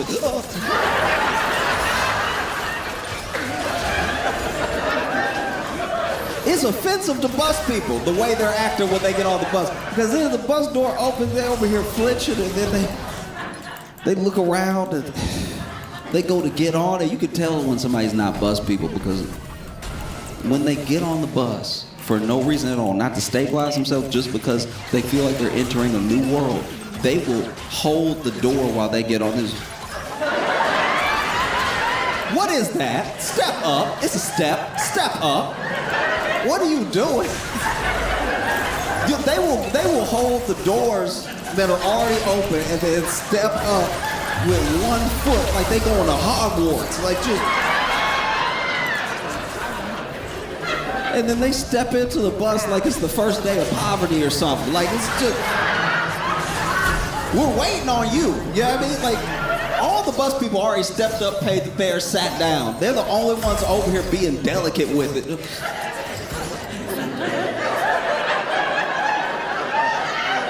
And you can see the bus washing over them too, that they're just like trying to accept it in real time.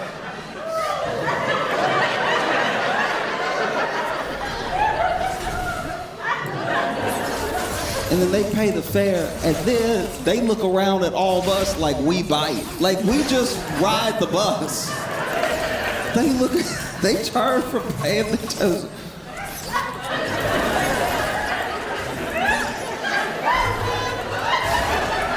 They walking around looking at everybody like Forrest Gump when he first got on the bus. Just sit down or grab something. The bus, as soon as the door closes, the bus is gonna move. I know this is new for you, but as soon as the door closes, the bus is gonna move. So the last thing I need is you falling into my lap. Whoa! Oh no, a moving vehicle I got on. That you can tell when they're not bus people do, because they can't just hold on to something. they gotta grab a napkin and wrap it around their head and then hold on to the rail like you're not in bus air. You breathe in bus right now. You're not better than me. You're not cleaner than me. You on the bus. You need this thing to be $2 too. Don't acting all different. It makes me sick over here. Because even they just don't ride the bus right. Like they will sit down next to you, and then you would think that every pothole that the bus hits is war to them. The bus will have a little bounce to it, because it's a bus and it's carrying a lot of people, and there's a lot of weight, and then there's a lot of potholes because it's New York. All right? And you will just have a regular bump. You're on your phone, you're not even paying attention to it. And you see them.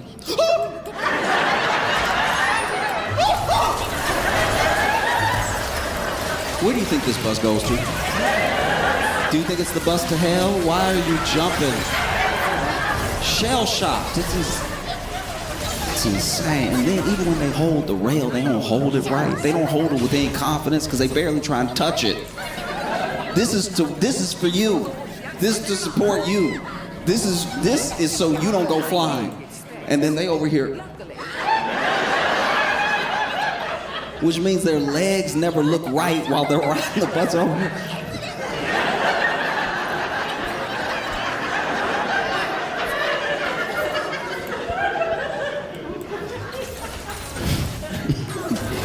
You can tell when they're not bus people because then it's their stop, and they're too eager about their stop.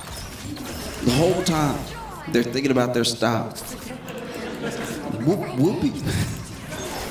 We'll be 3 stops away from their stop, and I can tell because they looking at the cord. Like if they don't pull it in time, they gotta live here.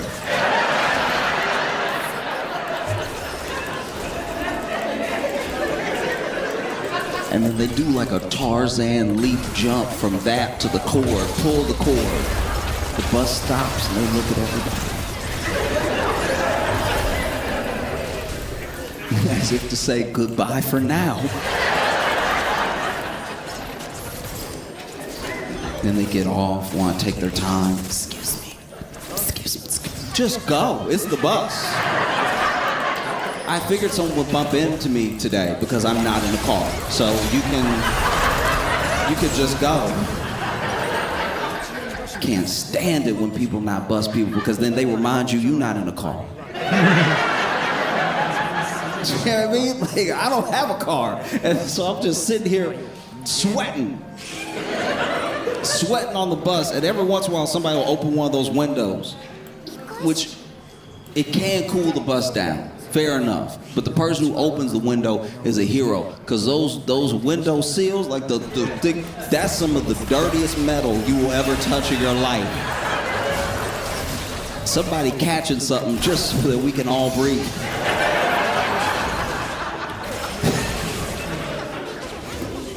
Then you have the train. The train's barely better. The train is just better in that it's less random for your route. It's like here's the line, here's where it goes. You can learn it. That's fine. But every train car is a room of a different nightmare.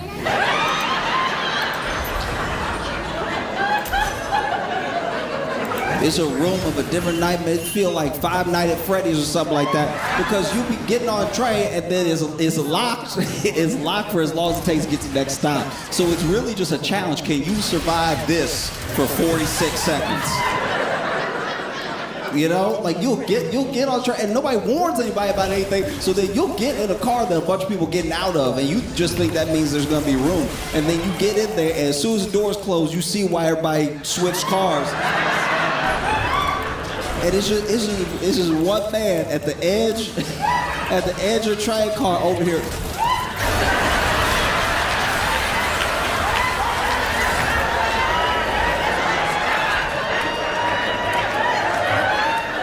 You don't even know what that means. You don't know what he's doing. You don't know if this is a ritual or something. Like, He'll just be standing and you're like, what are you? Is nobody gonna stop him? And they won't because it's not a crime, because it's actually not illegal. It's not illegal to just stand in a subway car. It's insane. It is morally evil to do it, but it's not illegal. No one will come. Even if you really did run and tell the police, hey.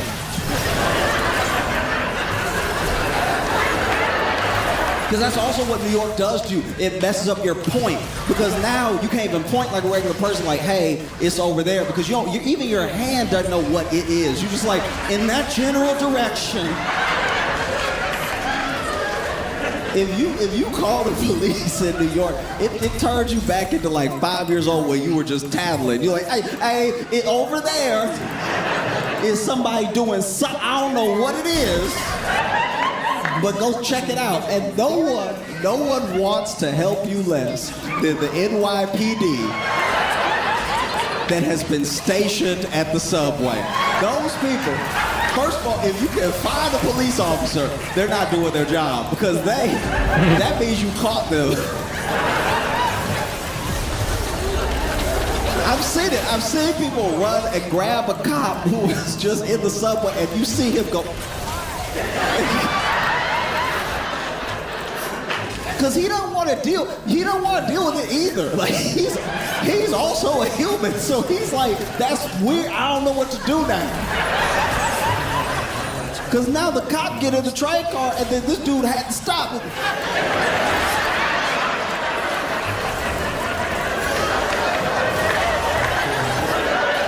And now the cop is like, I don't know if this is like, it's definitely wrong, but I don't even know what I can arrest him for. If he paid his fare, I don't know if there's anything I could do. And everybody's like, you gotta do something.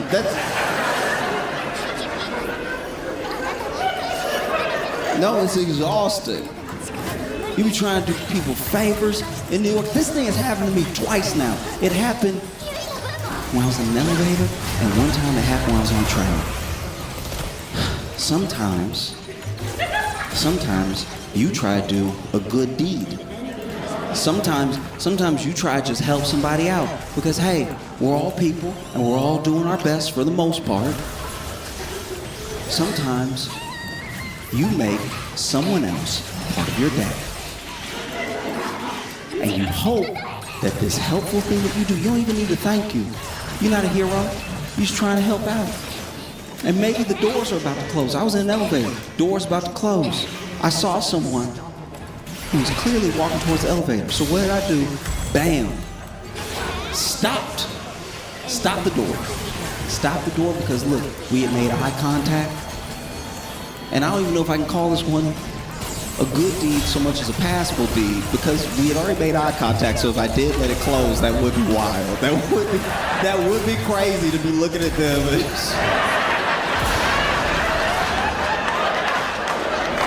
There was enough, because they were far enough away that they weren't going to make it at the pace that they were walking. So if they had made eye contact with me and I was just standing in the middle of the elevator, I was just...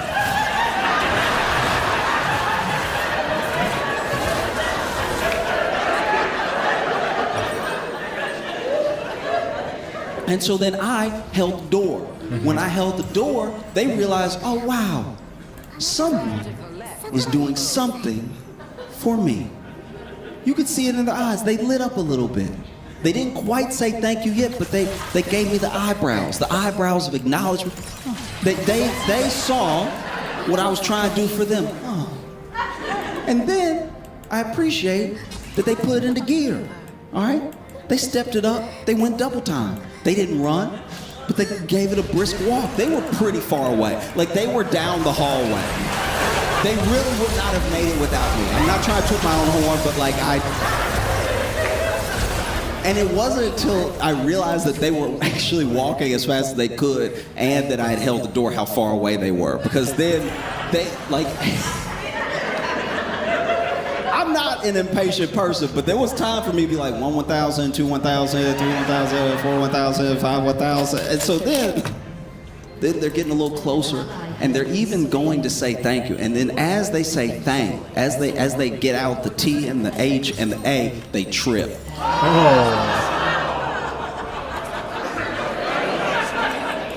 So now, do I help them? Because they haven't tripped anywhere close to the elevator. I cannot stress this enough that I really should have let it go. I should have not held it for them at all. Because they tripped so far away from me that I was like, all right, if I get out and help them, I'm gonna lose this door. That's how far they were, that I knew I couldn't get them up and stop the door from closing at the same time. So then this is where things do start to fall on me, all right? Because when they fell, I was like, oh. And then look, I resent them for this because, okay, so they fell, and they fell good. Like it was they fell, okay. Their fall was unfair for their pace of movement. They fell further and faster than they were walking. Oh no, gravity was working faster. They were walking like this, and they fell like they had been hit by a truck from behind. They were walking like this, and they fell like you would think that they had tripped on a hoverboard going 60 miles per hour the way they fell. So then they're on the ground, and then there was a part of me, there was a darker part of me that was thinking to myself, I could just let it go right now. But I didn't do that because I still had my arm in the way, and then when they fell, they hit the ground, and then they looked up at me like,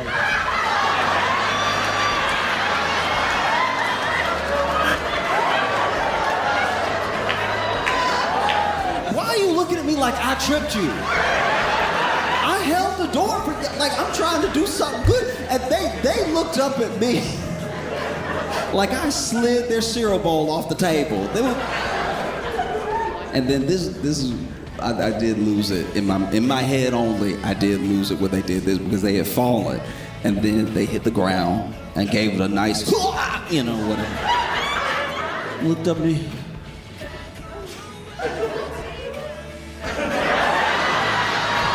How dare you? How dare you throw that hand down? Like we just jumped off the Titanic and you caught a piece of board or something. It is not that serious. It's not that serious.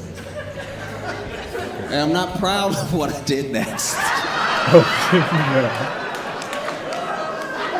But the way that they were walking and then falling has really given this whole elevator some stakes. Like in my head, I was like, all right, I don't want to lose the elevator for us. It would mean pressing a button all over again. And so they stuck their hand out, and I got out of the elevator. But I did just do this. Like,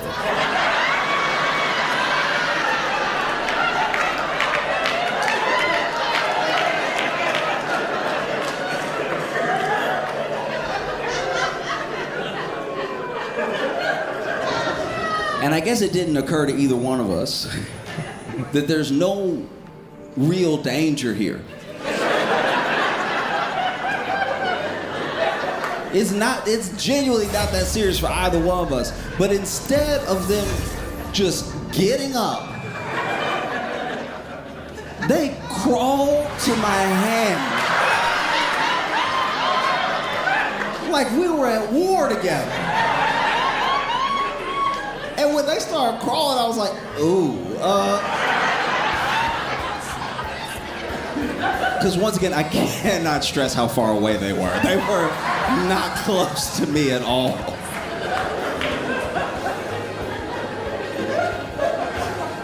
They crawled for a good, like, 4 or 5 elbows, knees. You know what I mean? They were able to, like, a good couple times. And then finally, I heard somebody behind me say, just let him go.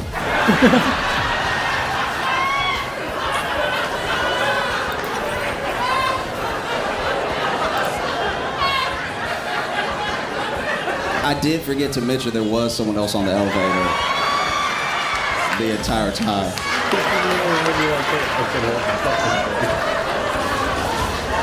Who, to be fair to me, didn't do anything. He didn't make any moves at all. Left it all to me and then was like, leave him. No, he's not somebody you could take to elevator war.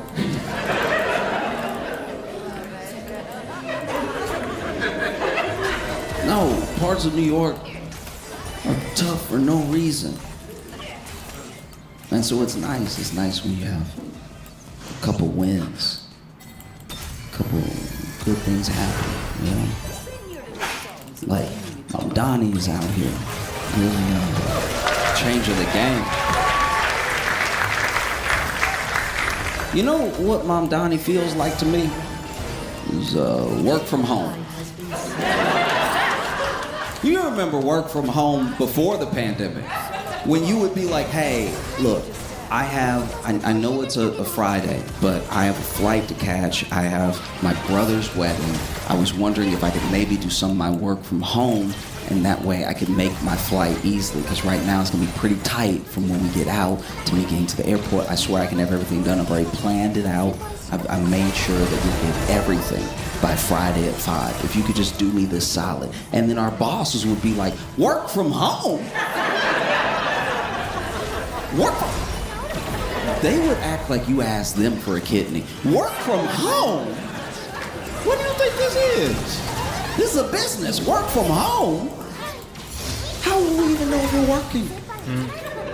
Work from home. That's the craziest thing I've ever heard. This place would fall apart as a business if we just let people work from home. There'd be no more business. Capitalism would fail. If we let people work from home, and then the pandemic hits, and then out of nowhere, everybody's working from home, and a lot of places seem to be staying open. They're even making some money. And you think back to that time in like 2019 when you asked if you could work from home, and they said no, and you were like, oh, so you're a liar. And that's what Mom Donnie feels like. It's like politicians could have been doing this stuff the whole time. It turns out, like, Mom Donnie gets in and he's like, oh yeah, there's just a button. You just have to press this button and then stuff gets done. I don't know why nobody was pressing it before me. It's not like I'm some once-in-a-generation politician. I just saw the button and I pressed it, and the button was caring.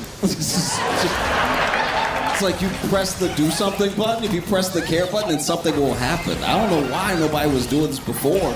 That's crazy. Everybody was acting like the button was in the middle of the earth.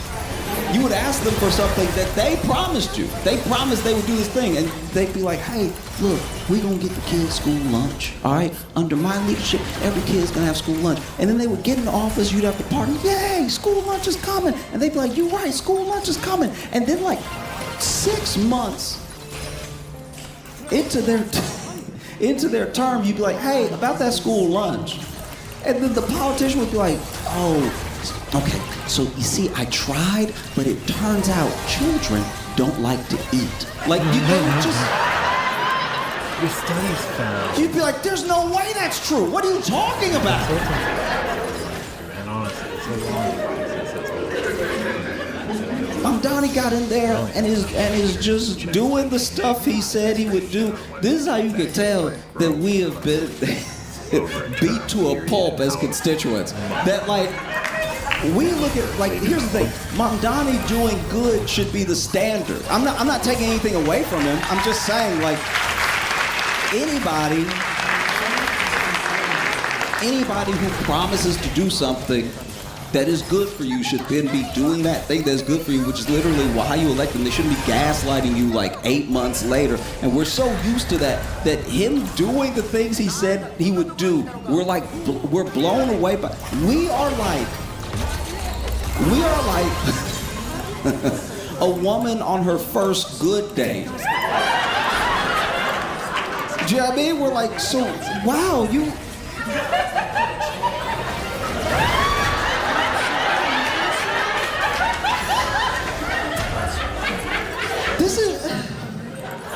This is a restaurant.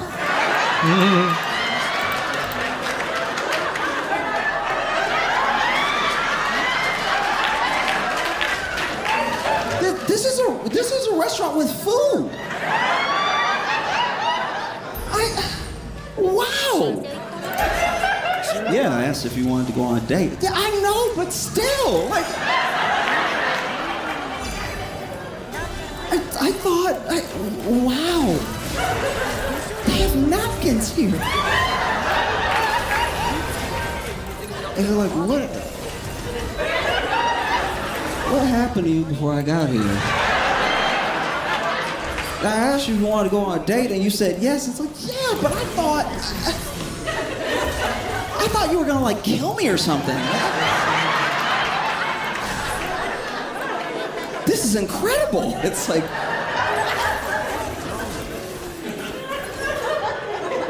incredible. I mean, I'm glad you like it, but it's just Joe's Pizza. I don't know.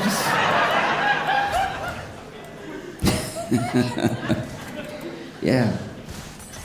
Donnie over here secured $1.2 billion for like child daycare.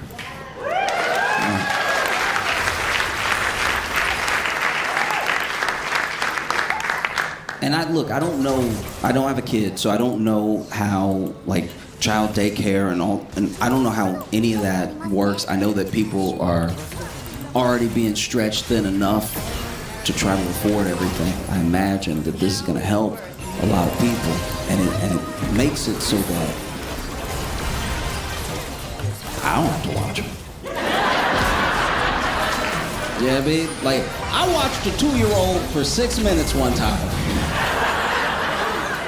And watch is a strong word. I lost a 2-year-old for 4 minutes.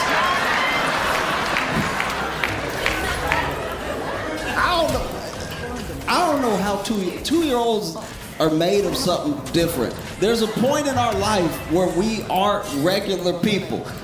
At around 2 years old, I don't know if you get extra stealthy or extra fast, but you could be gone in a second.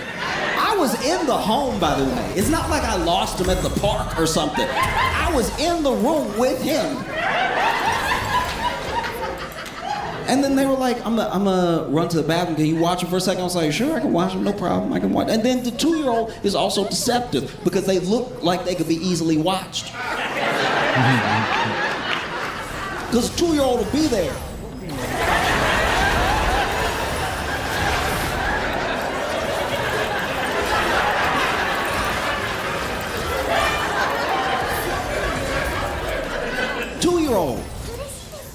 Two-year-old in a high chair. 2-year-old in a high chair with Cheerios in the high chair, playing with the Cheerios.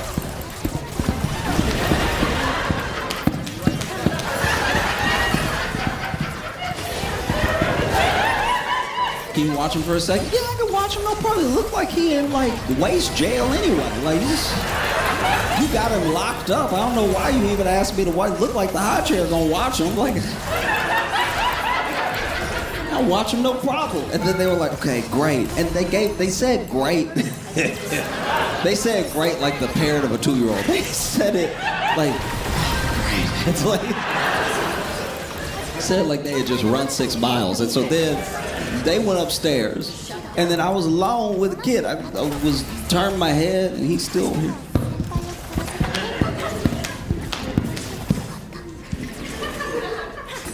And then, admittedly, this is on me. This is on me. I turned my head, grabbed the remote, and started flipping channels. I still have the child in my peripheral. Turns out I only had the high chair in my peripheral. Because then I look again, and I see nothing but loose Cheerios on a high chair. And I didn't scream. I I didn't scream. I covered my mouth so I could scream. I saw that empty high chair like.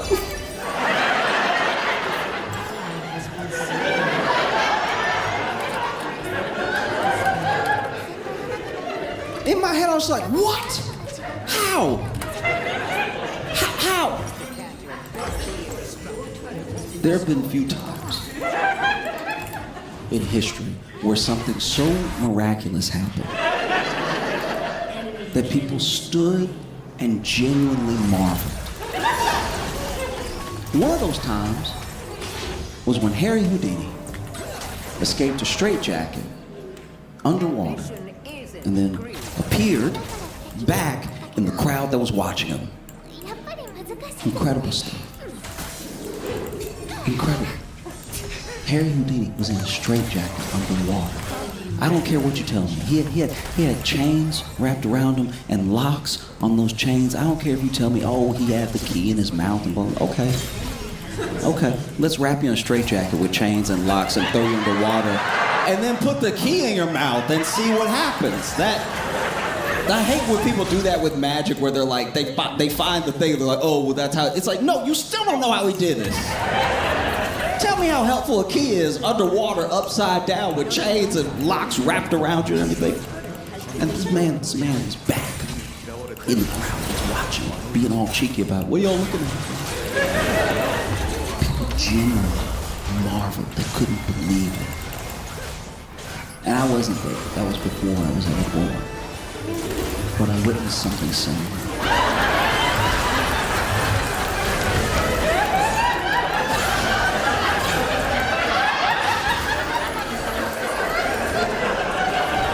No, I witnessed something similar because how,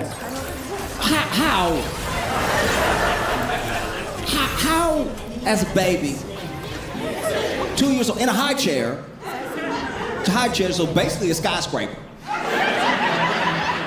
You basically at the top of the building. How, as a baby, locked in, by the way. Like, this wasn't one of those old school high chairs with just 2 leg holes in it. It was like it had a little seatbelt to it, because she must know this is what he does. And then doesn't warn people.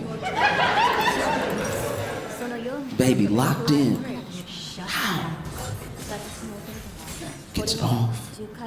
Comes down. In a second, without being heard. Without being heard. Did the baby jump?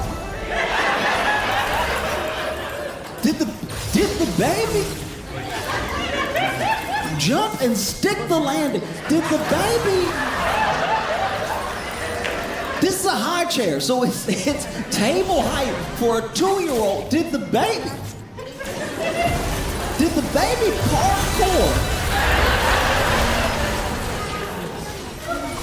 Did the baby parkour, jump from the high table, roll it out, and then disappear? These I don't know what year you get bones.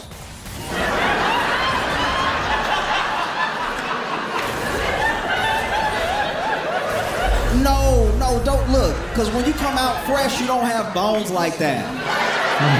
You're not solid. Y'all know, babies are basically bags. There's no...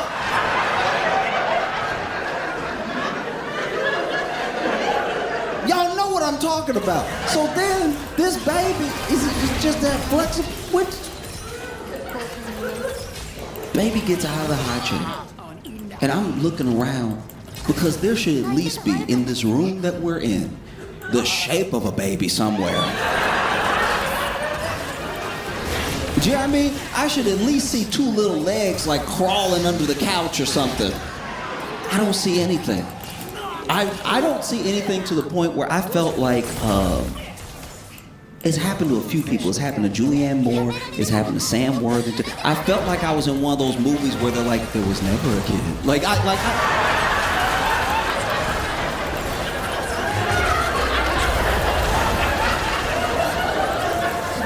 And then also, this is a trip to the bathroom. They're not running errands, so they'll be back any second. So then they'll also see that there's no baby where they left the baby. So now I'm freaking knees bent, looking under stuff doesn't even make sense for a baby to be under. Living room connected to the kitchen, so I'm looking everywhere. I'm looking in the microwave. I'm looking everywhere. I don't see this baby anywhere. I'm freaking out. I think I am going to throw up. You have to understand how devastating it is to lose a child in a minute and a half in the child's home. This baby lived here. Once again, we are not in a supermarket where the kid could just like walk away while I'm turned around. They only know the space the way I know the space. And it was dumb. It was dumb. I was looking around. I was opening books. Stuff that didn't even make any sense, but I was like, where? Look, it already doesn't make sense. The baby's gone. There are no bad ideas right now.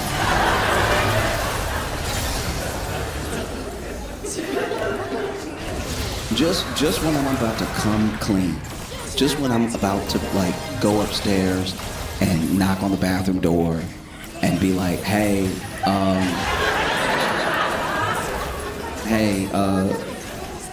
are you sitting down?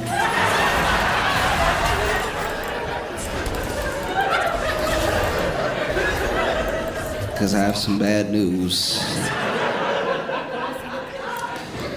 No, just when I'm about to come clean, I hear channel change. And I turn around, and the baby is on the couch with the remote, like.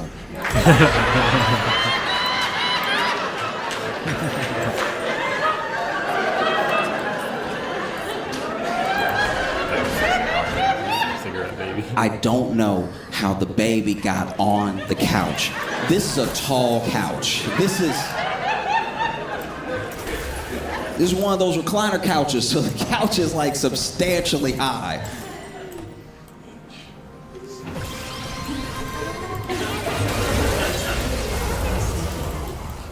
Did the baby like pull the lever so the recliner came up and then he could climb on? Like, do babies do pull-ups like that? Like,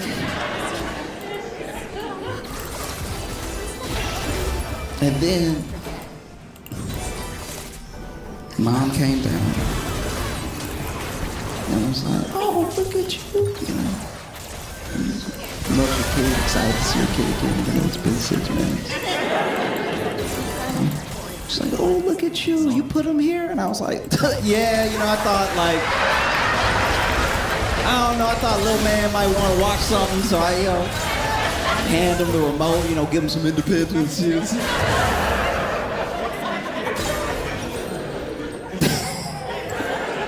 No, she has no idea what happened until now. Oh. But yeah, sometimes you're in dire enough straits, things are tough enough, and you just need a couple wins. And it feels good to get those wins. You saw Mamdani close a $12 billion deficit. That's crazy. Did it without raising property taxes. Closed a $12 billion. I'm not great with math. But our last mayor, Eric Adams, left Mamdani a $12 billion. Do you know how bad you gotta mess up for the extra zeros it takes to billions? $12 billion, $12 billion deficit. This man closed it. It's incredible stuff. At $12 billion, if you told me I lived somewhere that owed $12 billion, I'd be like, no, I don't. You must be talking about somebody else. I live in Michigan.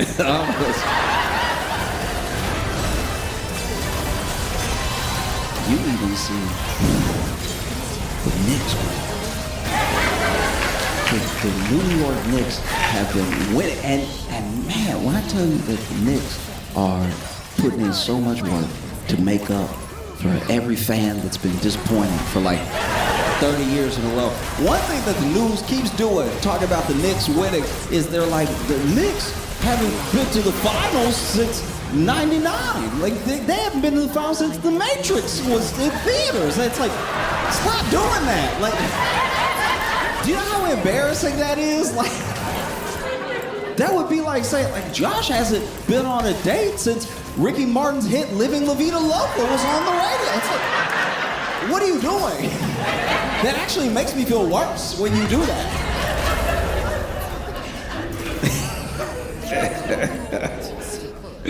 Yeah. No, it's just fun. That's such a funny metric that we do to people in sports that like athletes always let it go. Teams always let it go. But I would be like, y'all, quit doing that. Imagine if you had a great accomplishment for your career. You actually weren't part of all the not winning from before. And you're doing a great thing in your career. They're like, man, things haven't been this good for y'all since Nelson Mandela, Maya Angelou, and Mother Teresa were all alive.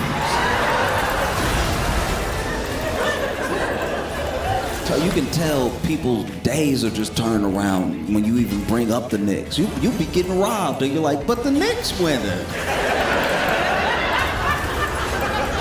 And they'll be like, you right.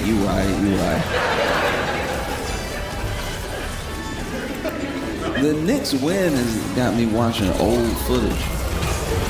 Like old basketball footage. Not even old footage of the Knicks. I don't know why, but I'm just watching like old basketball footage. I saw, and look, I don't know exactly where it's from, but I saw this old footage of like a high school basketball game, and it looks like it's from the 50s or 60s.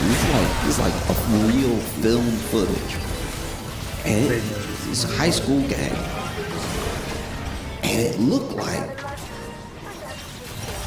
maybe the first desegregated game.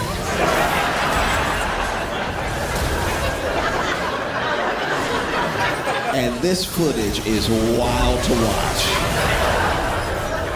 There was black dude over here. Black dude over here, and in the entire clip, he's the only one with the ball. He ran it all the way up the court, and then not only did he run up the court, he was like juking everybody, and you could tell that the white players had never seen anything like this before. Not only were they falling down, they looked genuinely offended. They were like, we had a gentleman's agreement that you would run this way, in this direction only. You violated the social contract. Because this dude was over, at one point, he didn't even do what felt like a stealthy move. He just is dribbling and he goes like this. And then the guy that was running up to guard him just goes,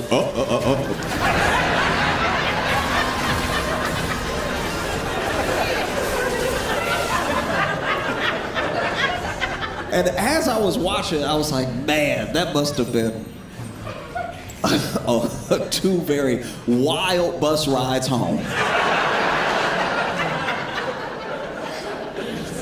Because obviously the team with the black and white players, that desegregated school, they probably had a Remember the Titans moment. You know? They probably over here like, sit next to me, Jamal.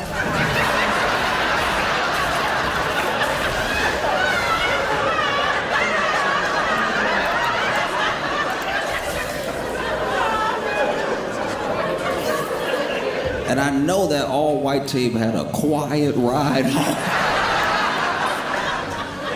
They rode home on that bus plotting. They were over here, my daddy a judge, all right? Like, we gonna figure something out.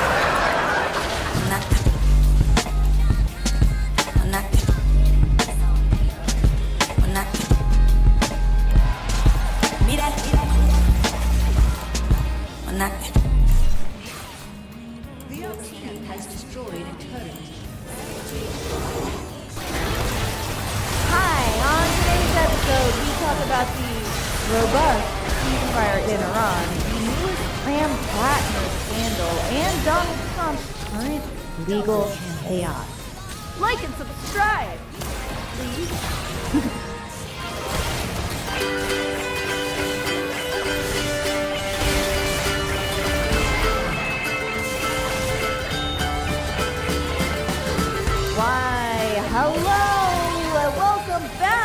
even more news. Ooh, ooh, ooh. My name's Katie Stoll. Try the news. Love it. Why hello? Because it's polite. So, hello. Hi, I'm Cody. Hi, Cody. Hi. Ow, ow, ow. Ow, ow, ow. Jonathan is also here. Hi. Oh, boy.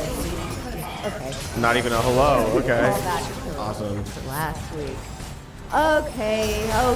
What has been going on with the news this weekend? I am pretending I don't know the answer. Jonathan. Things are always happening with the news. We can let the president say what's going on just real quickly with the Iran war. There were rumbles of a deal on Friday, as there are rumbles of a deal every Friday. And now there are rumbles of no deal, as there are every Monday. Isn't that interesting? And You mean like odd? You mean like posts on Rumble? Yeah, posts Like on he's Rumble. like his son is just Etsy. posting his vlogs. Okay. Yeah, on Fridays, whenever, sorry, Jonathan, we record the show, we put it out, then we see some news suggesting that we will have a peace deal, and every week I go, I feel like I have a win for her, but probably. maybe, nah, nope, never. All right. Yeah, so the whole weekend it was like Trump is reviewing the final deal and is going to approve it. The big guy's making the decision. Nothing happened. And now Iran's state media says that Iran is pulling out of communication because of Israel's relentless bombardment of Lebanon.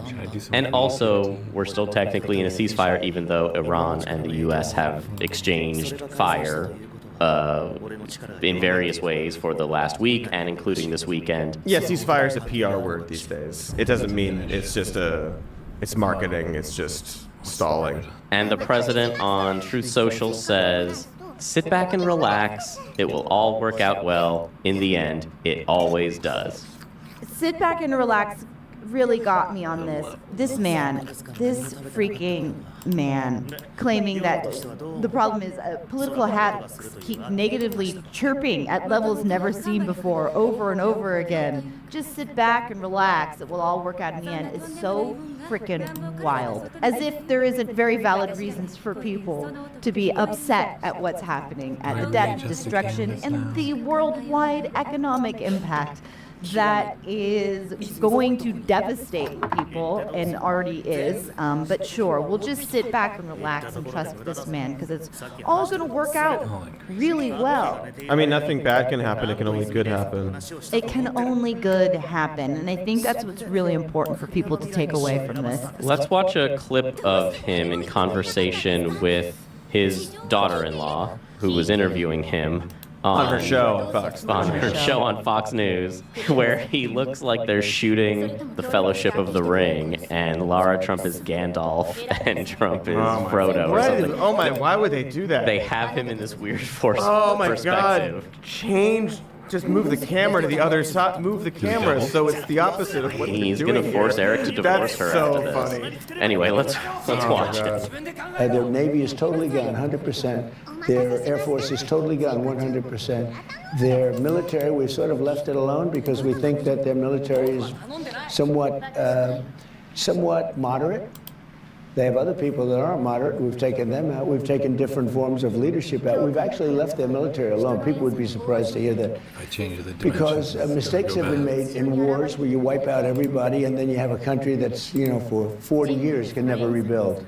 That's what he said he wanted to do. He said he wanted to end the civilization and do that. But what he has said over and over again that he has claimed that he did is take out their military. He was claiming that up until the reports finally made their way to the main street media. Did I say street? I meant stream. To the main street media in the big lights. That no, actually, very little damage, long-term damage has been done to any of their military sites or their launchers or, their reserves. So all of the claims that he's made have been proven to be wrong. And so now he has to pretend that was the plan all along. Yeah, not a lot of people know this, but Whatever he said. But Right. whatever he said, yeah. Not a lot of people know this, but there's a B at the end of dumb. That's what he said. Do you want to watch it? Because I take the word dumb, take the B off, because most people don't know that, dumb ends with a B, but most people don't know. And all I do is I switch the E with a U, and you have a Democrat. And I came up with that by watching Hakeem Jeffries, because he's a dumb person. And I said, he's really dumb. I said, wait a minute, he's a Democrat. So I think it works. I don't know that it's going to be as good as Pocahontas or fake news or so many of the others that we've come up with, but I'm going to just call them Democrats because I don't understand how they can be so stupid. I don't understand how you can be so stupid, sir. He's just gonna trot this one out over and over again. Like, get it? Do you get it? Do you get the joke I'm making? Do you get it? Do you get it? Remember, I'm really good at nicknames. Not as good as Pocahontas, but definitely better than Marjorie Taylor Brown. They're all good. He's jealous because someone else came up with Talafrico. He should start doing, start streaming. He needs to start streaming and then do a tier list. Yeah, my top 100 things that I said. Yeah, what's your S tier? I mean, obviously he loves Pocahontas, so that'd be up an S for them. Honestly, Maybe. I feel like that and Dumb are in the 70s or 80s somewhere. They're nowhere near some of the classics. Yeah, I'd also just liked it where he's like, I don't know. Like he doesn't. He doesn't want to talk about this. He does, but he does. He's like, yeah, I don't know. It's I guess I'll do a 30 seconds on the nickname. I don't know. Great. I'll sit down with you. Whatever. Can you get me why is the chair so close to the camera? Can we move it 100 feet that way? And then move the chair move way it back slowly. Yeah. But so that was fun. But also, he's what a wild man. I want to bring us back to the important stuff he's talking about, even though he's silly and not talking about them in a way that's good. But now I just can't stop thinking about how he doesn't know that the B isn't dumb. No, he does, but most other people. Most people don't, but that doesn't make them dumb. The people who don't know that are my fans, and they're He fine. knows it now. Not knowing the B is there is fine. When he says most people don't know this, it's because he doesn't know it, and he found out, and he's communicating to people like most people don't know this That thing, can't be- right? That's why he says it. That's when he says that stuff. I believe even the military stuff. It's like, oh yeah, most people don't know this, but like we actually didn't really go after the military. No, you didn't know that because they don't tell you what's going on. They show you the clips, and then they show you the other clips. They give you the AI slop. You don't know. Most people don't know. Whatever. It's all him. He's getting 10 out of 10, though, on those cognitive tests that they give him way too often. Most people don't know this, but I shouldn't be taking these tests so much. Well, yeah, most people don't know this, but they give you the test if they think you're becoming, you're falling into dementia. I don't know what the terminology. Eventually, he will say that. He's going to be like, most people don't know that I shouldn't be taking all these tests. Unless there's something wrong. They're now telling me I shouldn't have brought it up every time I did it all the time, but I did so well on it. I can add. They say, okay, now multiply that by 9. Now divide it by 11. Okay, what's the answer? And I got it right. And then everyone applauds in the crowd. 9/11. Yeah, well. 9/11, sir, you're right. You caught me. I was slipping in there. You guys don't know this, but I've slipped a 9/11 into every show I've been on. Mm-hmm. Go find it, folks. How did I miss that? It's Easter 9/11. I've noticed it, and I've been documenting it, and I sent it to the FBI. Oh, no. So, sorry. No, they're like, we're not going to listen to this. Yeah, no, they responded. They're like, this is nothing. What do you mean? What are you implying? A SoundCloud link? What is this? Are you a jittery Jane? An anxious Annie? Maybe you're just an edgy Ethel? Regardless, you'll want to join me in a welcome change to my morning routine. You see, I love the routine of brewing and drinking my morning coffee, but all that caffeine was turning me into a nervous Nichelle. But now I can keep the routine, cut back on the caffeine, and feel serene. With mud water, a coffee alternative made with mushrooms and adaptogens. It's got about 1/7 the caffeine of coffee, so you get the focus and the energy without becoming a fidgety Felicia. They've got 4 flavors: the original chai chocolate blend, coffee, matcha, and turmeric, so there's something for everyone, provided you like one of those 4 things, that is. Mudwater's starter kit gets you the full-size tin of your chosen blend, plus a free rechargeable frother, free gifts, and free shipping. No more waking up, drinking 6 cups of coffee, and then spending all day down at the plant being an uptight Uma, and apprehensive Aurora, or a quivering Clevensening. Ready to make the switch to cleaner energy? Go to mudwater.com/more news and grab the starter kit. Use code more news and you'll get 43% off. The frother alone is worth it, folks. That's right, up to 43% off with code more news at mudwtr.com/more news. After your purchase, they're going to ask you how you found them. Please support our show and let them know that we sent you. Please? Let's continue on with other newsing other than presidential bullshitting. California primary elections are underway. If you're hearing this and you haven't voted, get out there. What are you doing? What are you doing? Get out there and vote. I'm bringing this up because it's important, and I think the results of this governor race and what happens in Los Angeles is important. Also, because other primaries are going on across the country, and perhaps this is the moment where we should talk about the Graham Plattner scandals that continue to bubble up. And what's fun about this topic is no matter what we say, people are going to be upset. That's okay. That's okay. You know what? We get I think to have that's a nuanced conversation about something. sign of a healthy democracy, honestly. So you know all the Graham Plattner backstory. We've talked about the Reddit posts. We talked about the Nazi tattoo. Got that covered up. Talked about the Blackwater. There are some things. Listen, don't get me wrong.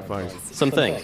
And the new things are that when his campaign was first starting, some of his campaign managers went to his wife and they're like, okay, this is just basic, we're checking what the opposition's going to come up with, anything you need to tell us. And his wife was like, yes, early in our relationship, I found many texts between him and other women of a sexual nature. Early in their marriage. Early in their marriage, yes. We worked through it. We went to marriage counseling. I'm confident it's not happening anymore, and we're moving on. That's the new scandal combined with the fact that he has an account on Kick.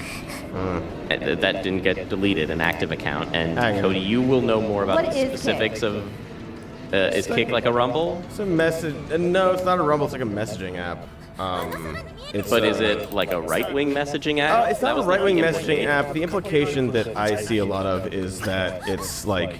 it's for sex chatting, and a lot of people are saying it's like for like grooming and whatnot, but like not exclusively.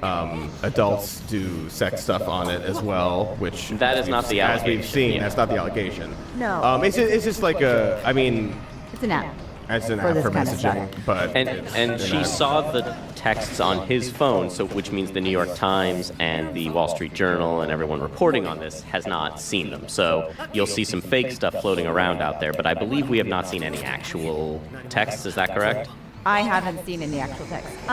Jonathan, I need some clarification. So this was a part of the vetting process. I was under the impression, the way some of it had been framed, was that this was something that had been shared in confidence with one specific person on this campaign, from the wife to her, and then after this woman left the campaign, utilized this information that was shared with her in confidence, but I guess that could still be considered part of the vetting. So this woman who used to work for the campaign and left after the first scandals is named Genevieve McDonald, and she was told this, in confidence, in the sense of like, hey, I want to help the campaign, so I'm going to give you this information just so you know that it's out there. She leaves the campaign. she had talked to some reporters about it off the record in the past, and then when the Wall Street Journal was going to go forward with its story, was like, do you want to go on the record? Your name is going to come up in this. You're going to be taking heat for this. And so then she went on the record with the New York Times, I believe. And then she says she got a call from someone currently in the campaign saying, hey, if you do this and you go on the record, we're going to say this is a huge breach of confidence, and, we're going to, like, put it back on you. They're also weirdly saying that, like, it's not true, but it is. I've seen some... There's been a flip-flop. Some from Plattner and some of the campaign, it implies that, like, the accusations aren't true, but then they are. And then it's, I don't know, the way they're talking about it is weird. It doesn't seem like they had prepared for this or planned for it, which I think is one of the sort of, like, that seems weird. Well, the people who would have done that left. Right. I have multiple thoughts on this. Woman to woman, I think it's fucked up to say something that, I don't want my private business that has been shared in confidence to then be leaked and used maliciously. Okay, so there's that, and I would feel very violated. Also, yeah, you should prepare for this stuff. You should be preparing for what your talking point is with this thing that seems to have definitely happened. You should be preparing for the eventuality of this potentially coming out, if not now, then in, down the line. Ultimately, it's so complicated. When Graham Plattner first came on everyone's radar, and we talked about this, it was begrudgingly, and Cody, you made it clear, like, God, yes, this person is saying the right things. Yes, there is something compelling about the everyman ideal, speaking across the aisle to people, not in a way that's centrist, but that is in a way that's relatable. And also, can't we find a better candidate that's less problematic? Yeah, I had some skepticism about, You haven't let go of that, and none of us have. And it's so complicated because I have multiple thoughts of hate this behavior, obviously, and also this is not my business. This is something between two people to work out. Yeah. But it's also undeniable. This man's a little erratic. There's a lot of shit that keeps coming down the pipe. And I'm not saying abandon him, because at this point, this is the candidate, right? And he does speak to our values, but I think it's really fucking important to acknowledge all the things lining up and to be aware that this person has a lot of skeletons in the closet. And maybe you're not the person to be running for office. Maybe you are. But it keeps coming out. You said, That's like, speaks our... And well, like you said, like, speaks our values, but he speaks to the values, not necessarily living up to them. And well, one, probably not to this extent, right? Not everyone under 45 is going to have had a Nazi tattoo. But millennials and Gen Z are running for office now, and anyone who has posted stuff on the internet, some of it will probably be unsavory and probably would surprise even you, right, that it had been posted by the 20 years ago version of you. And we're going to have to be prepared to deal with that. We're going to have candidates come out that we really like, and then stuff that they had posted in the past is going to come out, and we're going to have to deal with that. I think if the previous stuff was disqualifying for you, then this won't change your mind. You'll be like, see, he's disqualified. If the previous stuff wasn't disqualifying for you, then I don't think this will be. I don't think it's going to actually be As we get closer to November, the pressure, he's still not officially, he's like the assumed candidate. You could still vote for someone else. Mills could get back in there.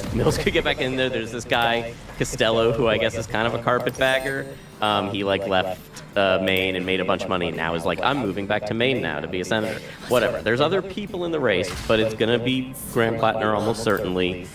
And then you just have to think of what harm Susan Collins will and has caused. We're talking about the deciding vote for Kavanaugh right here. So I kind of agree. I agree with you completely that we're going to want candidates who don't have this kind of baggage. We're going to increasingly see candidates with certain kinds of online baggage, not to this extent, and control of the Senate seems to be way too important to sit this one out.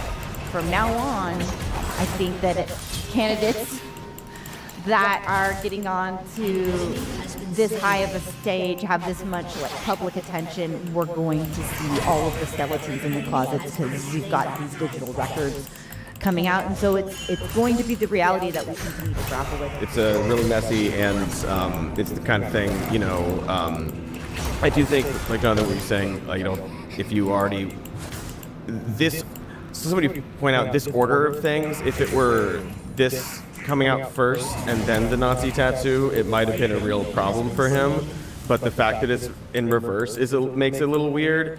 It does seem like he's purposefully covering up the tattoo, which implies that he knew about it. There's some of this, the handling of some of this stuff, where it's like, did you not know? Did you not think?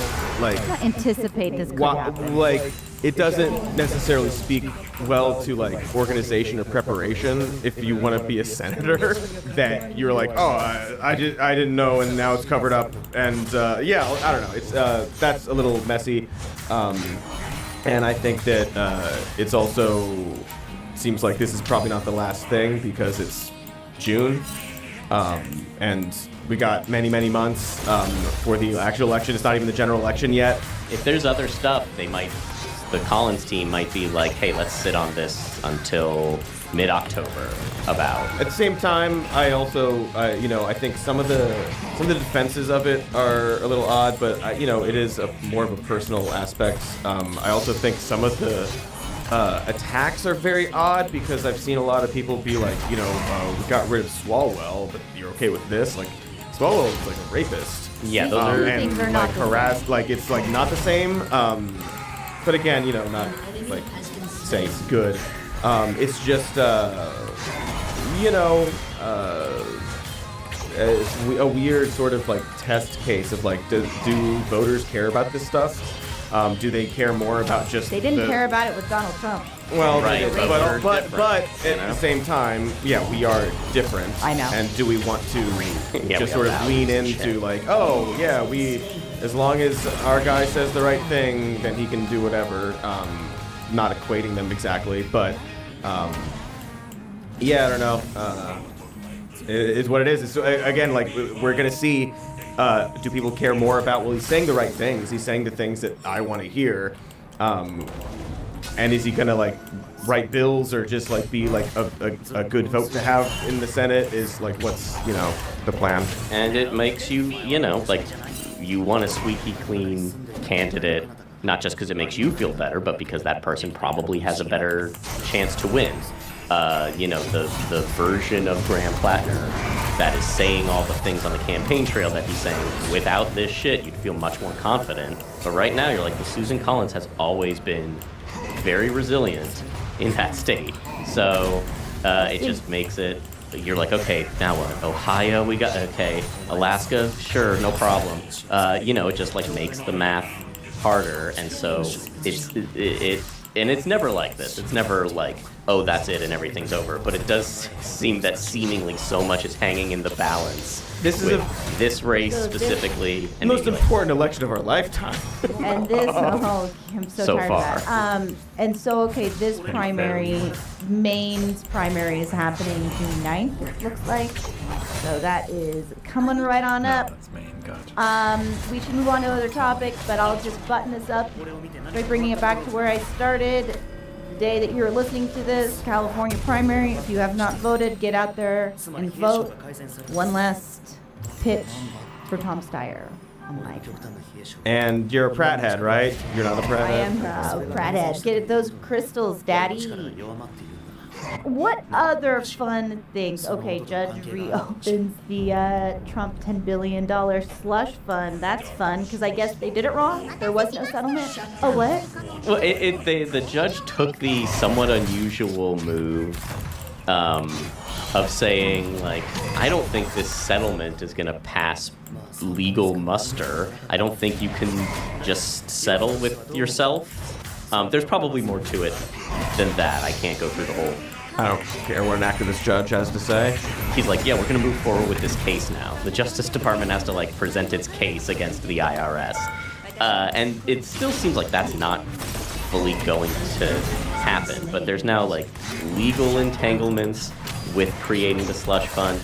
And House Speaker Mike Johnson reportedly visited Trump this morning. Maybe by the time this comes out, we'll know the result of that meeting.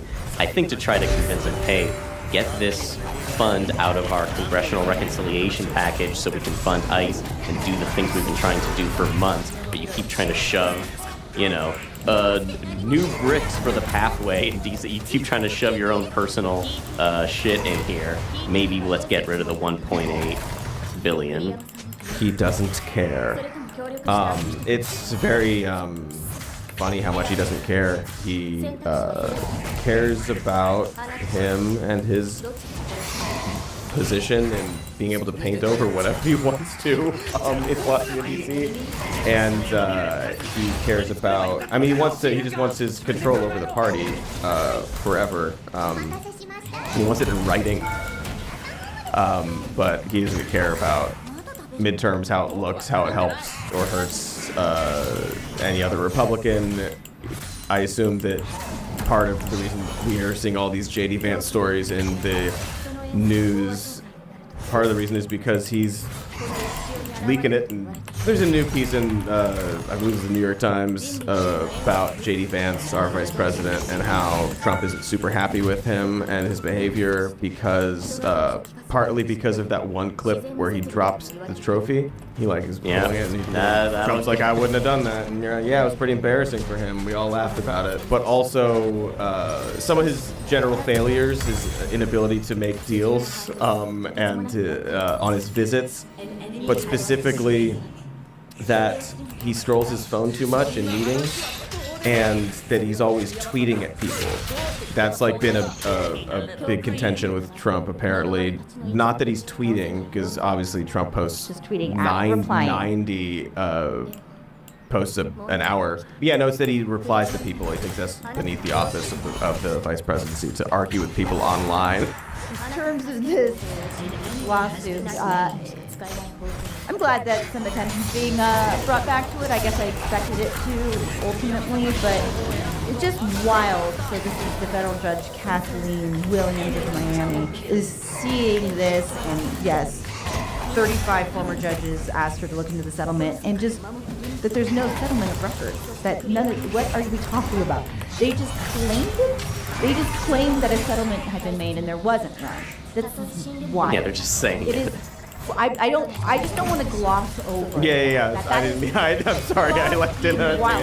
No. All of this is good and valid. There's so much to parse, but this is just, it's mind-bending that they think that this is okay. And hopefully this brings some attention to Todd Blanche, the president's personal attorney that's now acting as the attorney general, who is also, we didn't get to this last week, they're trying to bring back up the E. Jean Carroll case and get that thrown out. And so Todd Blanche is again in charge of this. This is just madness. This is just, I mean, they're day of the week, name a crime, name an obvious grift.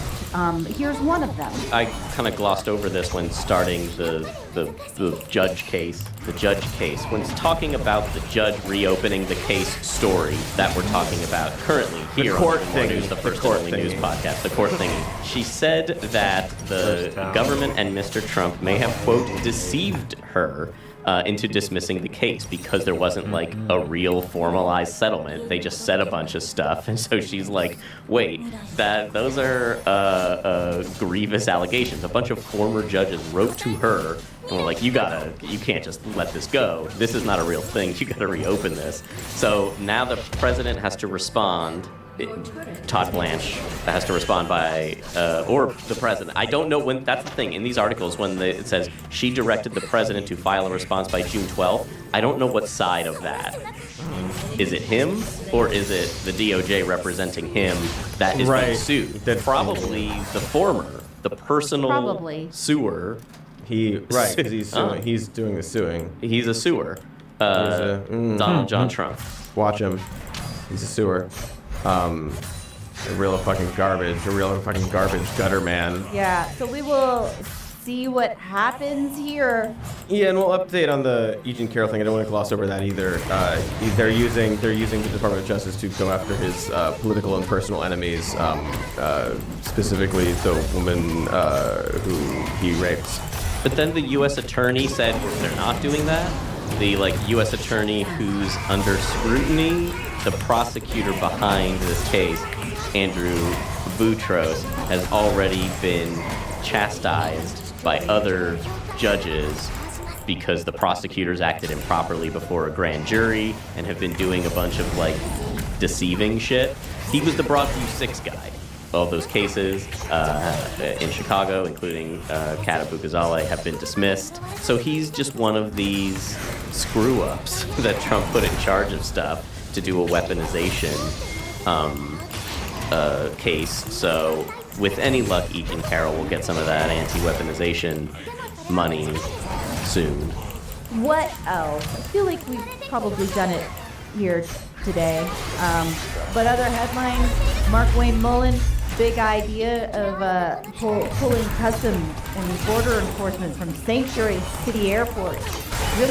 Brilliant pitch. I do not think that this will actually happen, especially since he's the only one that's floating it.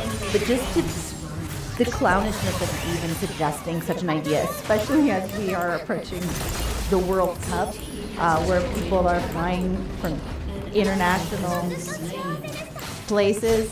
Oh yeah, I mean Mark Wayne Mullen's a dopey guy. He's a very, very silly, dopey man.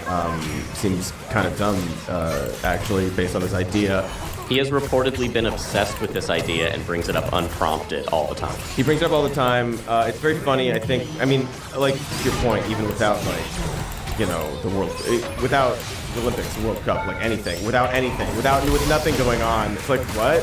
You're gonna, close down international flights to LAX and what are you talking about? I'm sure Disneyland would love that. Yeah, great chaotic idea, Mark Wayne. But it's very clear.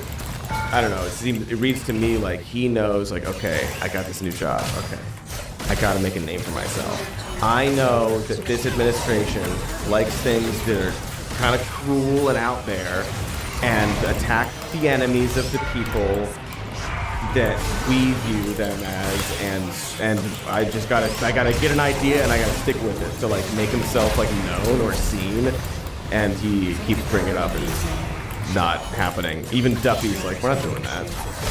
I gotta do my reality show. We're not doing that. I wanted to just at least mention it, but I genuinely do not think that this is something that could. I mean, I guess it could. It could. Anything could happen, but I don't think it will. It would be such a fumble for them. But yeah, you're right. It is about sucking in attention and getting headlines and having.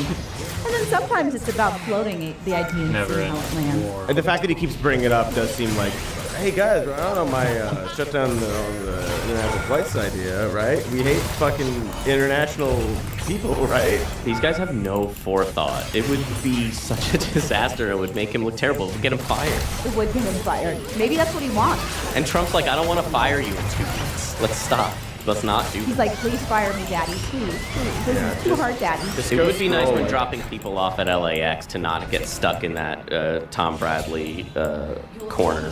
One last thing that probably won't happen, well, Trump's name on the Kennedy Center, but also, his big show, it doesn't seem like he's going to get any artists, and instead he's going to headline it. He's gonna lip sync to Milli Vanilli.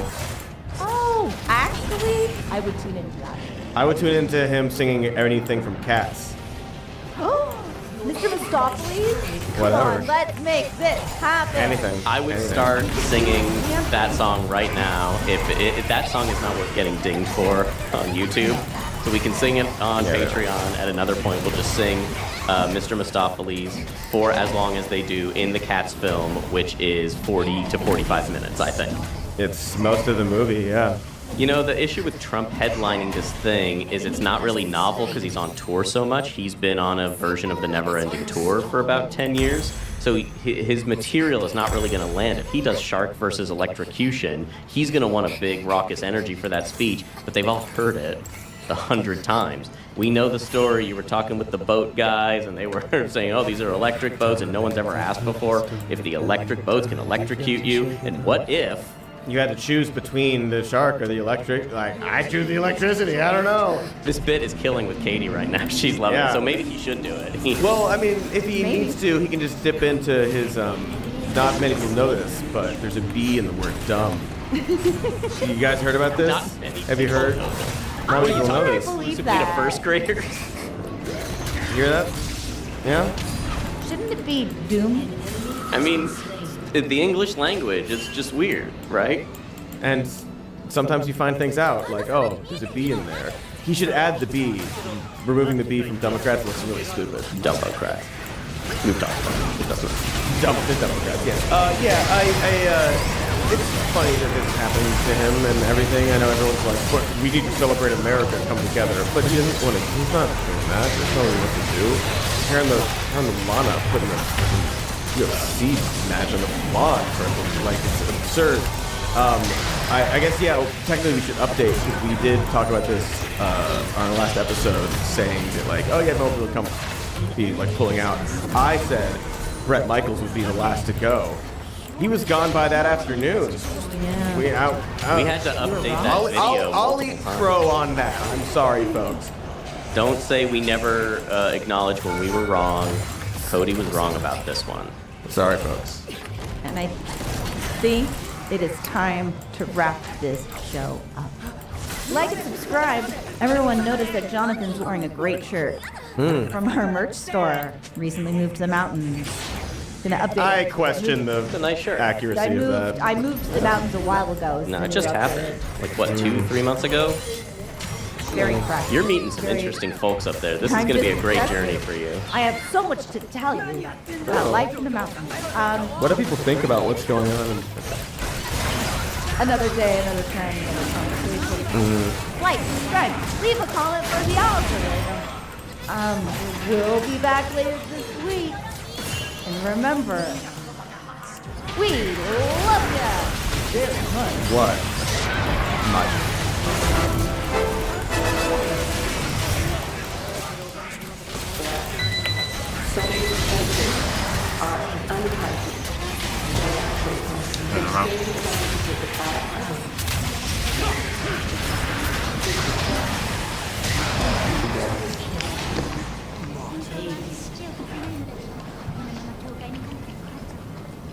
Josh Malta from Logan. I'm thinking about actually moving into these chambers. But anyway, I wanted to talk about the show up for last Saturday with the anti-box elders rally in the rain. It's been cool to see. It was the anti-box elder rally? I'm sorry. No, I know what you're talking about. Yeah, the center. Some days we feel that way. It was actually fun in the rain.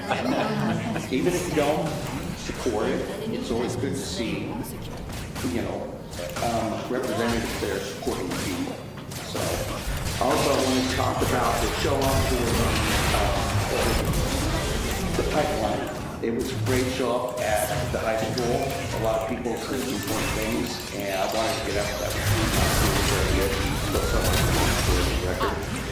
So I want to. You guys know what our national debt is right now? It's all seconds going now. What is it, about $39 trillion plus we exceed our annual GDP. Yep. So I'm looking at the cost of this pipeline. I'm assuming that the 90% is going to have federal tax. The 10% is going to have residents. So long as the residents are very twice. One thing with the pipeline, one other thing, somebody mentioned that the stop conserving water and trying to help with flood zones. I got a better idea for flood zones. Don't build it. that don't. They're actually a natural part of our system, of our water system.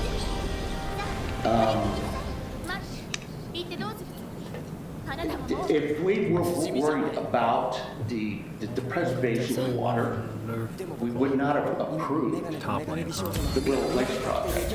Because I don't think anybody calculated just how much water is going to be evaporated from those two lakes. Bringing up that water from an aquifer and then evaporating it off. Nobody cared about the water conservation of the project. So I think that this project needs to go in the garbage. And I don't want any of our city staff to work on it. I don't want this to reflect on it, because I know that they have worked hard on this. There are some projects that should never come to light. This is one of them. So, sorry. But, yeah. So, anyway, thank you. Thank you, Josh.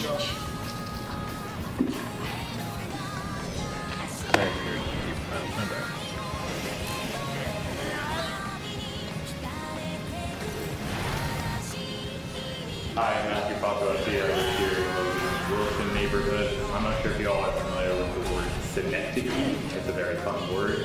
I learned it from a webcomic back when I was in high school with a webcomic called Synecdoche in the World. They represented countries by just like an individual person. So you represent something, a whole by a part of it. So like a piece of pie is as good as a whole pie basically inside of it's synecdoche and everything like that. You get some pretty cool stuff with that kind of thinking, but there's like some funny examples of like a video game like Amnesia where all these other countries are like, oh my gosh, this is so like grim, dark, and scary and suspenseful, and like these creepy, fleshy monsters are all over the place. In America, just like, yeah, that's normal day for me and everything like that.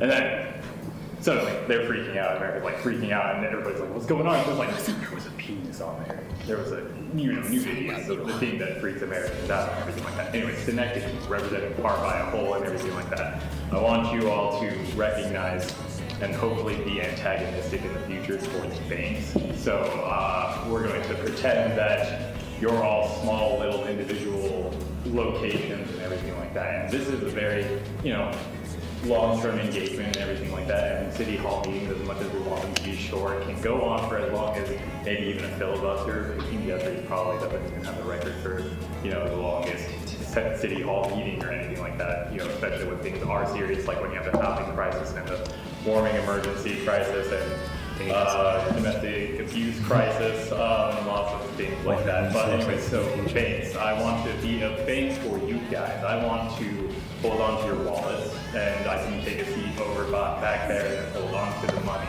And then you can pay me a small fee to get that money back from you, or for you, so that you can use or exchange. I'll give you special preference if you have a large amount inside of your wallet. Special preference if you don't have it. If you have a lot of cards in there, but not, like cash and everything, because cash is a little bit hard to handle. And I'd rather use my smartphone to do these exchanges. It's easier to keep track of that way for me to make sure how much money I can make off of, the fees that I have to charge you guys. I have to charge them the service, and I've been without a job for 2 years, so I drove all the way to Fair Lake and looked for a job in January, and I can't get one there. They took 2 weeks to get back by email in the typical, usual way. But sorry, synecdoche banks and everything like that. So I can sit back there, charge you for getting your money, or I don't know. Did you know that the post office used to do bank stuff before it became a for-profit situation? They used to do money transactions and everything like that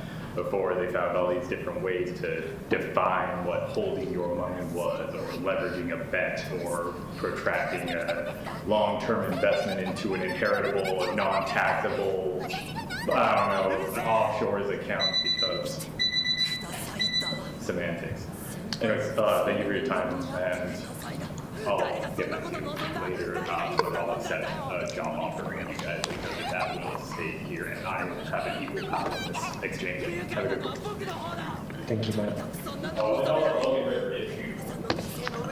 And also, great to have you. I've had no job. Great. Thank you, Matt. Have a good evening. I waited too long. Seeing no one else coming up, we'll close our public comment and we will head over to mayor and staff reports. There's nothing on the agenda, but I'll give you a moment unless. There's not. Okay, perfect. We're good. And we'll move from mayor and staff reports to council business, and we're going to start with a planning commission update from Jeannie. Last meeting of the planning commission, they approved Cache Valley Electric's new warehouse building at 1126 West, 800 North in the industrial zone. They also approved Gosner Foods retail store, which will be at 981 North 10th West. There's a rezone that will come to us for a property at 595 Camille West is a 200 new North. one. And there's another rezone that will come to us with respect to a parcel at 185 East Cache Valley Boulevard, otherwise known as where the Greek Street is. Sorry. Is the one at on 200 North, is that the empty lot in the southwest corner? That has been approved. That will be a business. Yeah. No, this is a house. So. Okay. Just curious. Thank you. Any questions for Gina? Okay, we'll move to council announcements. Anything big or exciting anyone needs to announce? We've been in a lot of meetings. We've been in a lot of meetings. Budget hearings. Yeah, a lot of budget meetings. I think everybody's worn out after. I know. After a month of budgets, like everybody's like holding their breath. Well, I'll give like 2 super fast updates, which is going to be like 5. Golf advisory board met, and the golf course is doing great. It's very, very busy. So if you want to book a tee time, book it in advance. Don't show up the day out because it's golf is popular this year. I went to Power Advisory Board last week with Mayor Anderson, and there should be some exciting renewable energy power purchase agreements coming soon. There's a wind one in Idaho, possible geothermal line, and another solar one that they're all contracts for. We should see in a couple weeks. Could be 20 megawatts. Yeah, it could be a lot. The wind one's 10. Melissa, Katie, and I all attended the CAPSA lunch today. That was to sort of inform the new head of the homeless services for the state of Utah. I knew they had a tour, but I was on the board for many years, so I've been on the tour. But it was a good conversation about homelessness, I think. And he's been assigned by the governor to travel around the state to different counties to look at homelessness because every county has different experiences with homelessness. So yeah, it's good to hear. I'm glad someone went because I got the invite, but I was at work. I'm glad you threw that. Some of our legislators were there, county officials. Right. Talking about banks. Isn't that such a nice cover?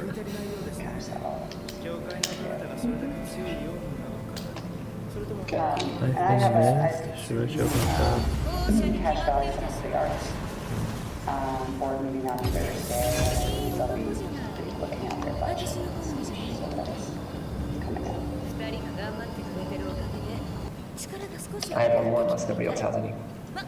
Oh, I should say I went to the Wilson neighborhood meeting last Thursday as well. Wednesday. For Wednesday, yes, excuse me. It was sparsely attended. There is a new chair. Who's the new chair? I don't remember his name. Matt did a good job though. Yeah, he did a really good job. I know the individual lives up on the ridge, up in Cliffside, that's right. I keep wanting to say Hillcrest, but it's not. And other than that, Tim did a great job of explaining the projects that are part of the Wilson neighborhood. And that's about it. This one's not a board update. I'll be quick with it. Mark and I went to, Mayor Anderson and I went to the Utah League of Citizen Towns conference in April, almost 2 months ago now. And one of the things that they talked about in the conference was things different cities are doing to help celebrate America 250 this year. And one of the ideas that I heard that I thought was kind of exciting was some cities are allowing residents to close their streets for block parties. And so we sent that through Mayor Anderson and his staff, and they all reviewed it. And the city announced today to put out applications. If you want to close your street for a block party, you can get your neighbor's signatures and fill out the application online. And the city will come drop off road close signs, and you can play kickball in the street for a few hours or whatever you want to do. So there is information on our Facebook page, website, probably on Instagram. I don't know where else. It's on the internet. Go to our website. But I thought it was kind of exciting. Now I got to convince my neighbors that we're going to call it cul-de-sac, but we'll see how that goes. They were listening at us back then, but they're not. Any other council business before we go? Okay, we'll move to our action items. We have two tonight. Our first one is ordinance 2609 with Russ Hawley. He's already on his way. Thank you. Want to you. give us a quick rundown for? Yes, absolutely. Thank you, Chair, Council. This is an amendment to the business license and mobile food vendor sections of the Muni Code. This is pretty straightforward. We did get the legal department to review this. They offered one small change, but otherwise, again, a clean bill of code. It basically clarifies commercial level 1, level 2, and then adds commercial secondary and independent contractor to a business license process. This will help us to better license and process salons that have individual chairs that have their own business. So just some amendments there that will help. Unfortunately, we're proposing to strike out the bonding requirement for auctioneers. So some auctioneers might be disappointed or happy about that. Going once, going twice. And then the mobile food vendor section amendments essentially just follow the state regulations that were recently amended so that our code follows those codes. So that's it in a nutshell. I'm happy to answer any questions. Is the green update the one for legal? It is, yes. Any questions for Russ before we take public comment? So much discussion on Thank you, Ross. You're welcome. This is a public hearing. Anyone who would like to comment on ordinance 26-09 is welcome to come to the microphone. State your name, city residence, and 3 minutes or less. Microphone is open. Wednesday's going to draw all My name is Linda Johnson, and I live in Logan. I love when we put this stuff together, and I love when it has, if it's a public hearing, the information, even if it's an overview that was gone over in a workshop with the last one, I don't remember every kind of information either, but when there's a code change, I love it. It's a code change so that we can basically see that. I think you guys have notes on it that you got from legal and otherwise, but if it's something that's a public hearing that's going to get comment, I don't know if that's like posted online and I should have looked at it. So or it is posted online with the agendas. So there's still the capacity to put it up on the screen.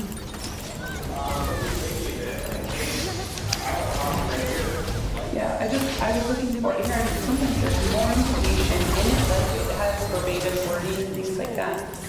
Like when the mayor gave his required read aloud one. That was required. Like that. I know, and things like that. I just said there are like coaching, which is occasionally very useful for me to see that as they talk about it. Not that I'm saying, oh no, but just so that there's more than one way people can see and kind of see the details like where it's changing. Maybe we can work on putting it on the screen better in the future. Thank you, Linda. Any other comments? Seeing none, we'll close the public hearing. We'll bring it back to the council for discussion and/or an action. I move we approve ordinance 26-09. We have a motion? Do we have any further discussion before we vote? Seeing none, all in favor of approving resolution ordinance 26-09, please say aye. Aye. Any opposed? Ordinance 26-09 passes. We have one more public hearing today, and this is Resolution 26-22. And I think this is the first time we've ever come to City Council. And I don't know if that's because you don't like us, or, well, it's the first time you've ever come that I've been here. And is it Rich selfish, or do you not like us? It's about once a year. You're about once a year? Yeah, Rich every no, he doesn't. He is camping. He's camping with his son. He's loving every moment of it. Is it really glamping? Yeah, I know. He sent a couple emails today, so we need to go. I know. It's like Ruben, take us away on 26-22. All right, so this is, you heard this last week, this is $30,000 from the reserves of the golf course towards the equipment. So again, when the early season starts, golf course and how busy it is, this is kind of the last $30,000 that we need to get through the rest of this fiscal year. Questions? Any questions for Ruben? This is a public hearing. Anyone who would like to comment on Resolution 26-22? Would like to come to the microphone, state your name, city of residence, and take 3 minutes or less. I'm looking at you expectantly. You moved. Okay. Golf course has been exceptionally busy this year since it started in February. Was it February or was it January? Because they were golfing in December. I think they golfed like I mean, there was stuff happening, but not too many people out there. But by the end of February, I was golfing. They were like March. They like. I know. I'm going to close the public hearing. It is June now. It is June. I'm going to close the public hearing and bring it back to the council for discussion or a motion. I would motion to approve Resolution 26-22. I'll second that. I have a motion and a second. Any further discussion? Should I leave that hanging in 5 minutes before I call it? No. All in favor of... I just want to make sure that everyone has their thoughts out. All in favor of Resolution 26-22, please say aye. Aye. Any opposed? Resolution 26-22 passes. Go move that way, Ruben. Boop, boop. Boop, boop. That's all accountants do. They don't do anything hard, right? Just numbers, just copy. Oh, she's probably listening. Did you know that your brain uses 70% of your energy? Good. That's why I have so much energy. Your brain uses up 70% of your energy. So let's trust this now. 70% of your energy can be used to do accounting. Great, isn't it? We have one workshop item, and this is back to Ruben, 26-23. Ruben, you want to run us through this one? I'll run through, yeah. So $750,000 for electric, these are from the electric fund reserve. This is what Mark mentioned in the budget workshop. For the rooftop solar infrastructure on the I didn't know they decided to do what we did. I don't know if it's officially decided, but they discussed it.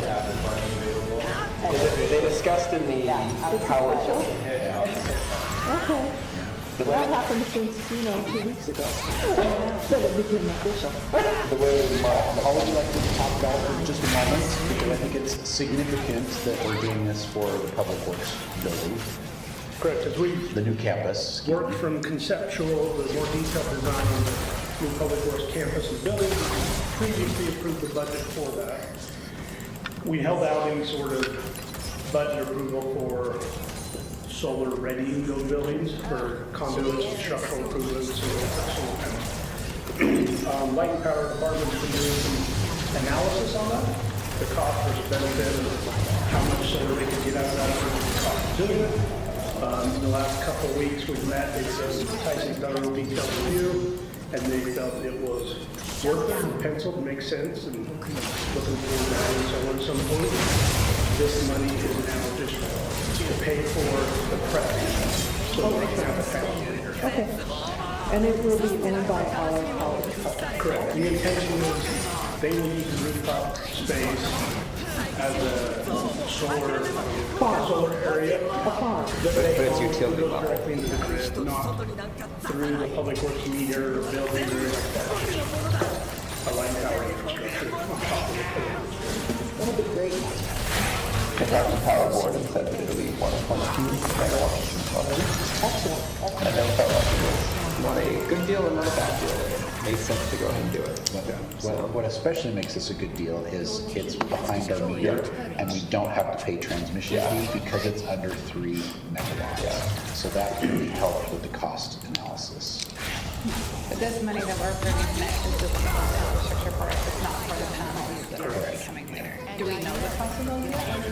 I think I can put a little money or analysis into that. But I don't know. Yes, they probably didn't have a set cost, but they have to operate, but they're still there right now. When something like this happens, it's through a governmental agreement, a substitution of like a lease or a space that's being used, so It's all owned by local cities. like Eisenhower gets all up in their cut. You'd expect that on that one.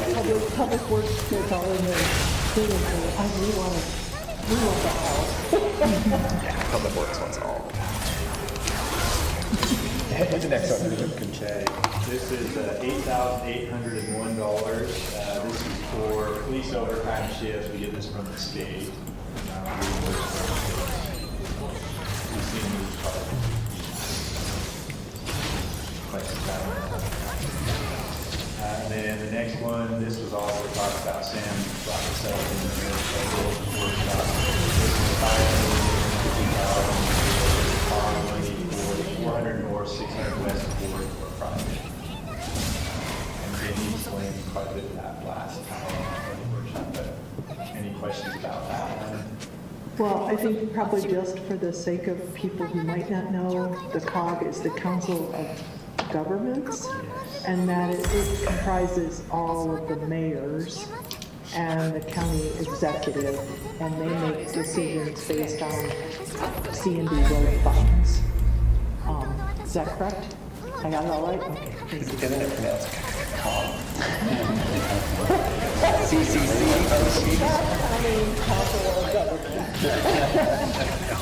You gotta get the 3 C's in there. And they accept, once a year, they accept applications from the various entities that represent the COG, and then they vote to allocate.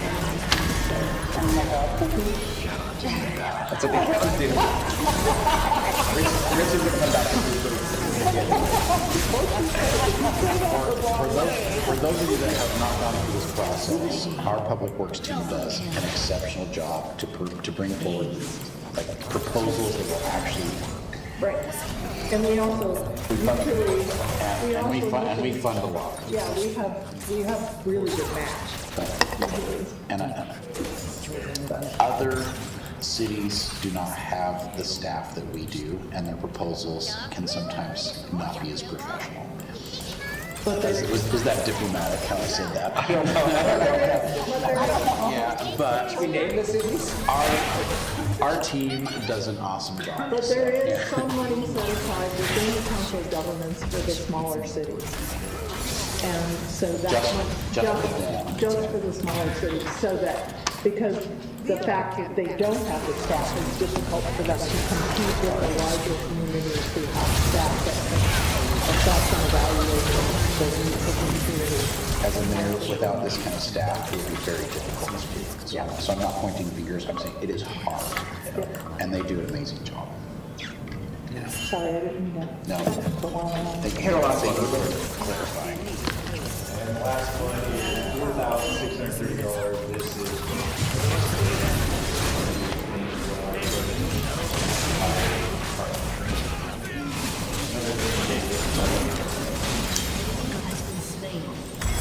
Any questions for Ruben that we didn't have much about? I didn't get questions you don't want to answer. It's a workshop. It's for, I know. Any other considerations before the part? I forgot to announce, the Parks and Rec Board have been talking recently. They just closed a trail along the Deer Fence that has been getting What? People have been building jumps on People are building it. jumps on it without, yeah, and misused, I guess. And so they're going to hold a meeting on June 11th from 6 to 7 p.m. to help people to use that trail and mountain bike and trails to be built to evidently use to give ideas on what they want to do. In Logan City, there's wild. So the state has So the state likes or doesn't like the block? They do not. Okay.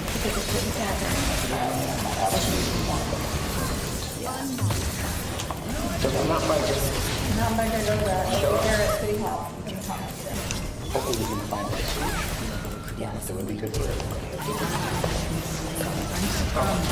First, I've been absent for a while during the month of May, but yesterday, got to go on the new intersection of Castro Boulevard and 200 East, and it looks amazing. Thank you for the great work, sir. Then also a reminder that Cache County 250 is planning that dance on June 11th at the Cache County Event Center. It's going to be at 6:30. So those of you that love dancing. So ride your bike here, talk about bikes, and then ride your bike to the dance. So is that the one where they're going to do all different kinds of dances for the 250th? And you can either watch or dance or vote. And it's free. And there's going to be food. Right? Yeah, somebody said there was going to be food. Refreshments. Oh, okay.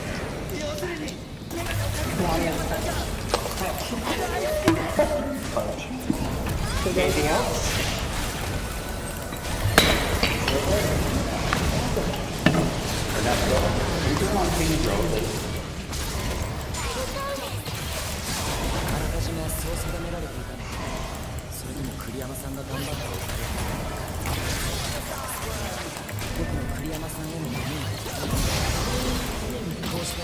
SCP-8217. Traumatophobia. Better them than us. Humans, in general, toil through their lives not specifically in pursuit of pleasure, but rather in the relief of pain and discomfort. Only a very small percentage of the average person's life would be described as pleasurable, while most of it could be described as being either in discontent or content. The capacity for pain and suffering in the human mind far outweighs its capacity for pleasure, and thus most people do whatever they can to avoid it. Traumatophobia is the irrational fear of being injured or suffering a traumatic event, and like many phobias, stems from a fear that many people have. SCP-8217 is about pain, suffering, death, the ability to inflict it, and perhaps the ability to endure it. Let's take a look. The article begins with a message conversation between Site 592 Director Russ Braithwaite and 057. Braithwaite says that they really have to talk, as this isn't a breach, although it's arguably an invasion from a single alien organism. But either way, it's from something they never had contained. He knows the distinction is immaterial in practice, but he knows the breach desk, as their first, second, and third questions are about what destructive or disruptive actions, if any, are being undertaken by the breaching anomaly. That's not a methodology that would work in this instance, as it's an airship, and it's just sitting there. He knows he sounds crazy, but he's sending over the 8217 file, which should shed a bit more light. Once 057 is finished, or as soon as she's convinced of need, he'll request substantial external assistance, ideally an MTF. He tells 057 not to scramble anyone without some form of filtering, and 057 understands, as she knows 8217. They've never encountered an airship before, but the arrival of one is certainly a tail risk they've planned for. Braithwaite will get the support he needs. Braithwaite deeply appreciates it and says that they have 300 employees here, with at least 80 already infected. They may need to amnesticize everyone here several times before this is over. With that, we're given the file for 8217, a set of 22 fingers that appeared on the desk of a Site-48 researcher on June 8, 2024. Testing has confirmed that all of the fingers come from a single humanoid entity of an as-yet unidentified species, each measuring between 5 and 8 centimeters, and all having been violently severed. When touched, each of them induces a distinct vision of life upon an alien planet. Within the vision, all intelligent life forms are perceived as human, although the actual appearance of these life forms, if extant, is unknown. A minority of these visions cause exposed individuals to develop an as-yet poorly understood disorder, characterized by heightened aggression and increased comfort with the concept of human extinction. To avoid this, infectious visions are auto-censored by an AIC. Using the relative size of astronomical phenomena perceivable in the background of the visions, Foundation astronomers successfully triangulated the depicted planet and obtained an image of it through the extrasolar observational array. From orbit, the surface of the planet appears of uniform color and without geographic variation, bearing little resemblance to the lush planet observed in the visions. Ongoing explosions are visible at several points across its surface. It's orbited by 2 moons, and their orbital speeds imply that the density of the planet is comparable to that of animal biomass. We're then given a partial record of some of the visions, starting with the first finger. You are Hanu Kalal, scarcely king. You are tired, bone tired. You see yourself in the gilded pane that surrounds the hemicycle. Your green robes have been scuffed by hard riding. No crown covers your pate. Against the advice of your aide, you let your eyes drift upward. Dozens of kings are gathered, and none of their faces are kind. A few second sons sit in the crowd, gold-threaded cloth tied over their vacant sockets. You wonder which ones slew their kin. You wonder how they did it. The steward turns to you. He is a slight man, trusted by all, above reproach, beneath contempt. You nod at him. He nods back and turns his face to the crowd. He begs their patience and states that he yields ground to the dispossessed. You take the podium. Gratitude. Gratitude to this assembly of kings. Gratitude to the Royal Federation. Gratitude to the font of song. Long I have ridden. Long have I feared this day. My hold on Kalalia was broken by my child, and I was banished from my land, from my own rightful domain. He took my diadem from my head. He set me on this cruel journey. He has shown none of the filial respect to which I am entitled. A voice rings out from above and says that your hardship is yours to bear. Begging your patience, you say, and sigh. I've come to sing my lands away. Another voice from above speaks.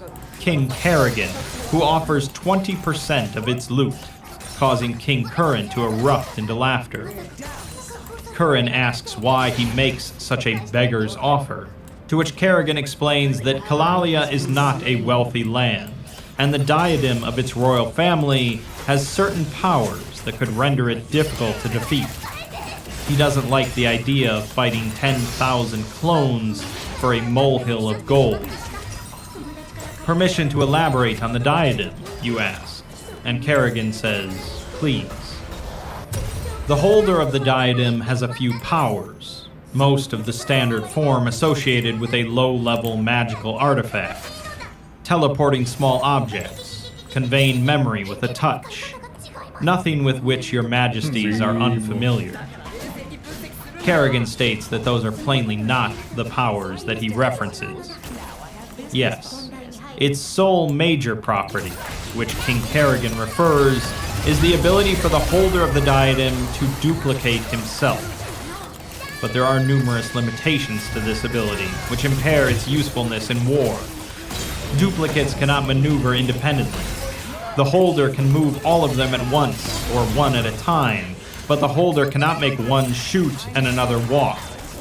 An army of such duplicates could never ford a river, or take any other action that requires multiple persons to undertake different, though simultaneous movements. What is more, the holder feels the pain of each duplicate, and must eat copiously, to the point of distending his stomach, to enable the duplication process to occur. Duplicates are typically used solely to impair assassination attempts. There is little chance that your majesties would face an army of them. Kerrigan asks why you reveal this, and you say, "To assure you of the soundness of your investment.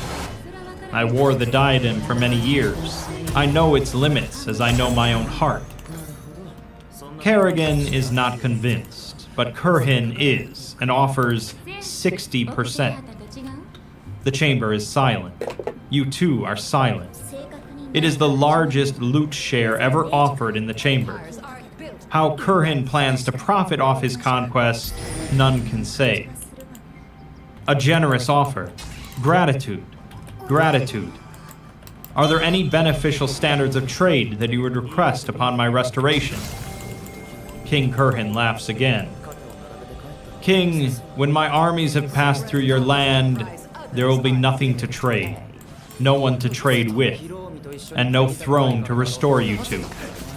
But you will have no need for those persons. Your wealth will be vast as the sun. You see your grin in the gilded pane.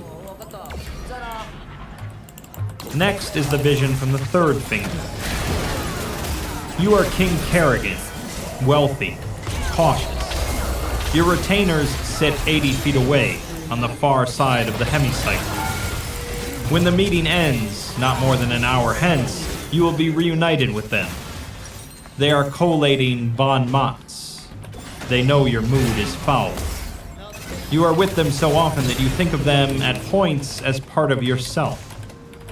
They are the part of your brain that soothes anger, that does those things that you did when you were still an heir. Royalty is a second childhood. You know that Kurhin is also a child. 60%, you whisper. You've got no chance of making a sesterce. Kurhin replies that he's not after profit. Then you're after the diadem. Kurhin says that he'll give that back to Hanu once he's slain all of his kin. If he wants a new family, he can make one as large as he wants, out of the only member of it he's ever cared for. Amusement, then. Kurhin says that that is part of it, but largely because his advisor has developed a weapon of unparalleled force. It strikes like a dream, he's told. Explosions so vast that they make new threnodies in the song. It floats far above the earth, where none can touch it. And the simple act of seeing it drives men to frantic, animal courage. They have built 100 at his direction, and he has not himself seen it in person yet, but the testing shows that they stand on the brink of a new world. This strikes me as a state secret. Kurhin replies that it was, and he tells him now because it's too late to avert it. Surely such force is not necessary to defeat the Kalals. Kurhin just wants to make everyone witness their might. It'll make looting easier. It'll accelerate future surrenders. And should the time come to fix certain discrepancies between their historic borders. But says to never mind about that. He wants to shock the world and unnerve it. You've certainly unnerved me. Kurhin says that that's a promising start, but no. He doesn't care about Kalalia. That's why all of it will burn. Next is the vision from the fourth finger. You are Rosu Kalal, lately king, helmsman of 16 eyes and 8 heads. One of them is immured, a spare in the case of disaster. Your designated survivor, it sees only the clean and cushioned walls of the room of its imprisonment. The other 7 are in the throne room. 6 recline in the shadows of the hall, unmoving, and the 7th, recipient of your current attentions, sits the throne. When you claimed it, the weight of the diadem sat easy on your head. You wondered, why not sooner? Now you only wonder why you let your father live. At your left hand sits your dour general. At your right hand sits your younger brother, eyeless Seth, bandage about his face, his aide cradled behind him. Your ministers have left the room, frightened in ways that frightened you. Ansem, the Lord of Fisheries, wouldn't meet your gaze. He left in a hurry, not more than 20 minutes before. You're sure he's on a fast horse to the hinterlands.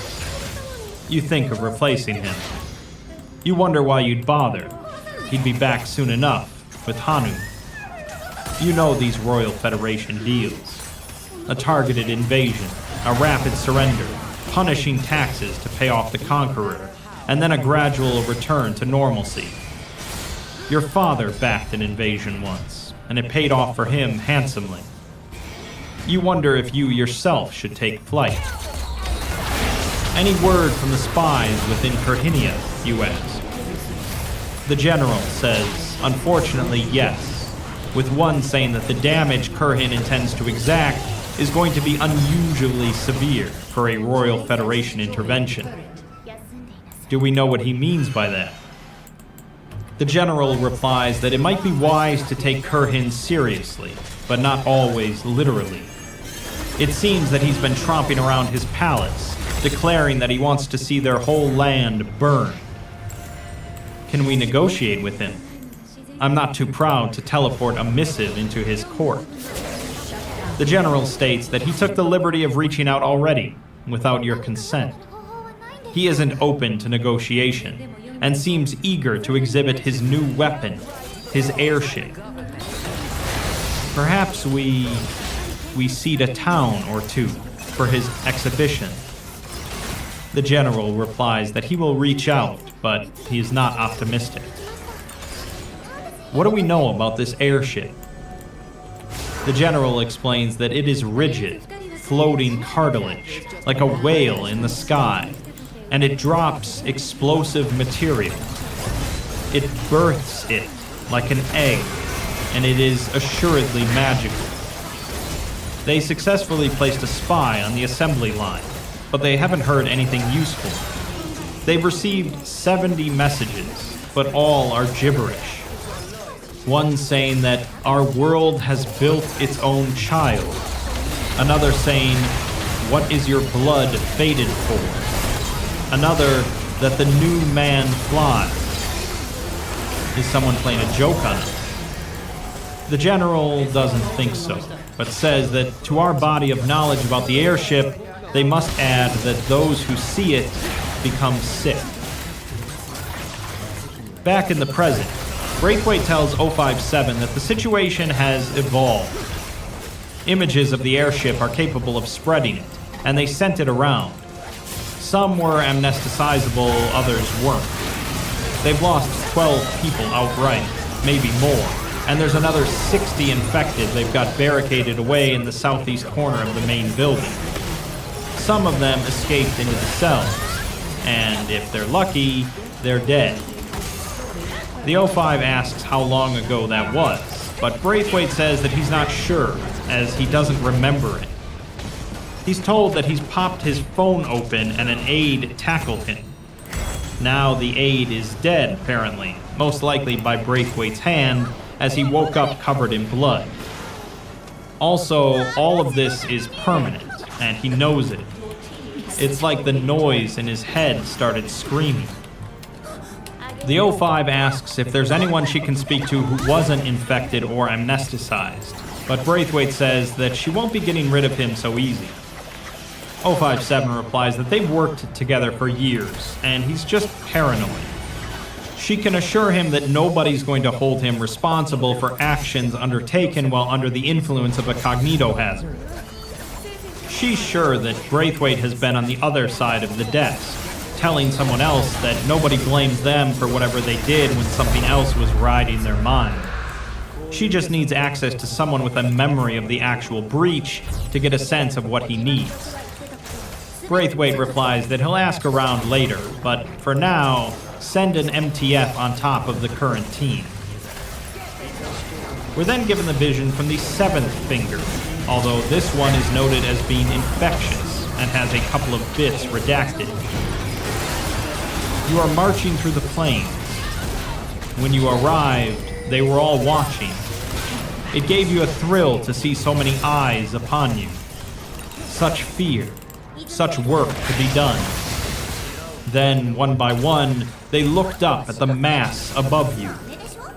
You saw their knees weaken, grins spread across their faces, an understanding of their fate, an eagerness for it. When they fought, it was not out of hope, but for love of it. Rabid, but vastly outmatched. A pleasure to slay. You look forward to your own end, but there are so many joys that lurk before it. You and your brethren took their corpses out to the front gate and set them aflame.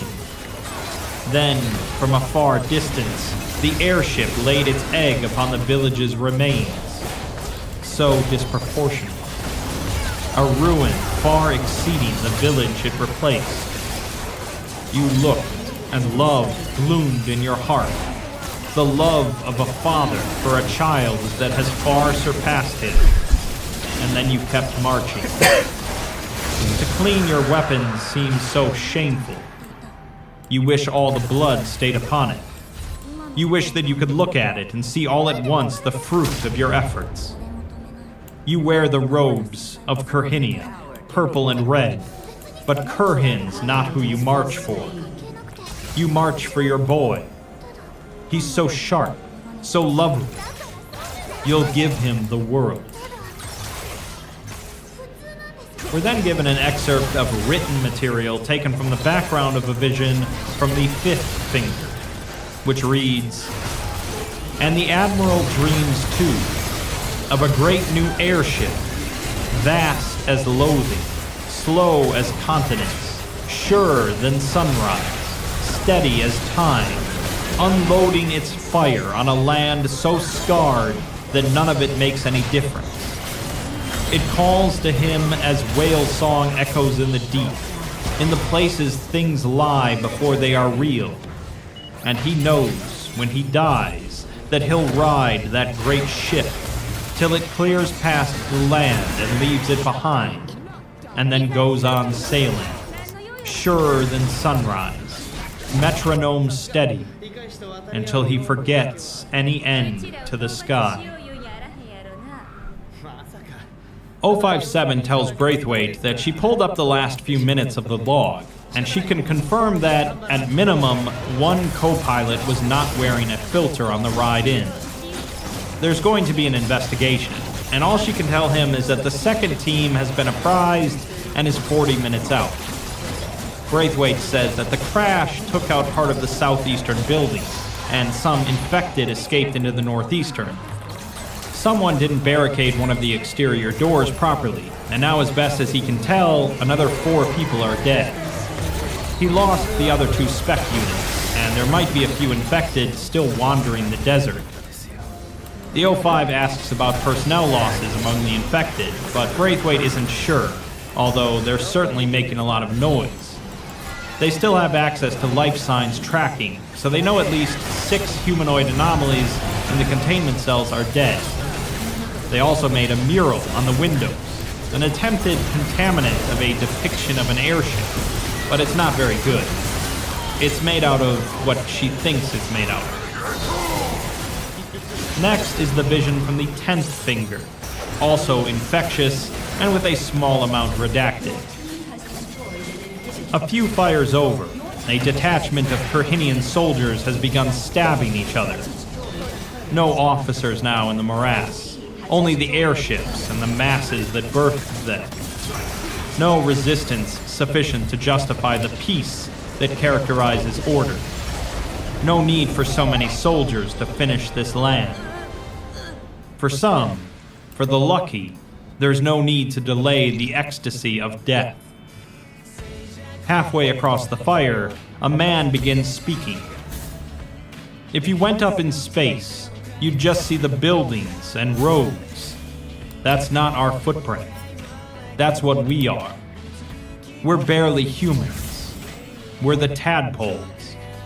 They're the frogs. We are the fetal intermediate forms, the chrysalises, and true life is them, inanimate. And we finally built one able to stand on its own. He pauses. He stares at the fire with holy intensity. I guess they're right. We thought we were people. We're not. We're the chaff. And soon our child won't need us. You don't know why he says all this. You know all this. You learned it the moment you first saw its beauty above you. Then it hits you. He's trying to bore your camp to anger. He wants to be killed.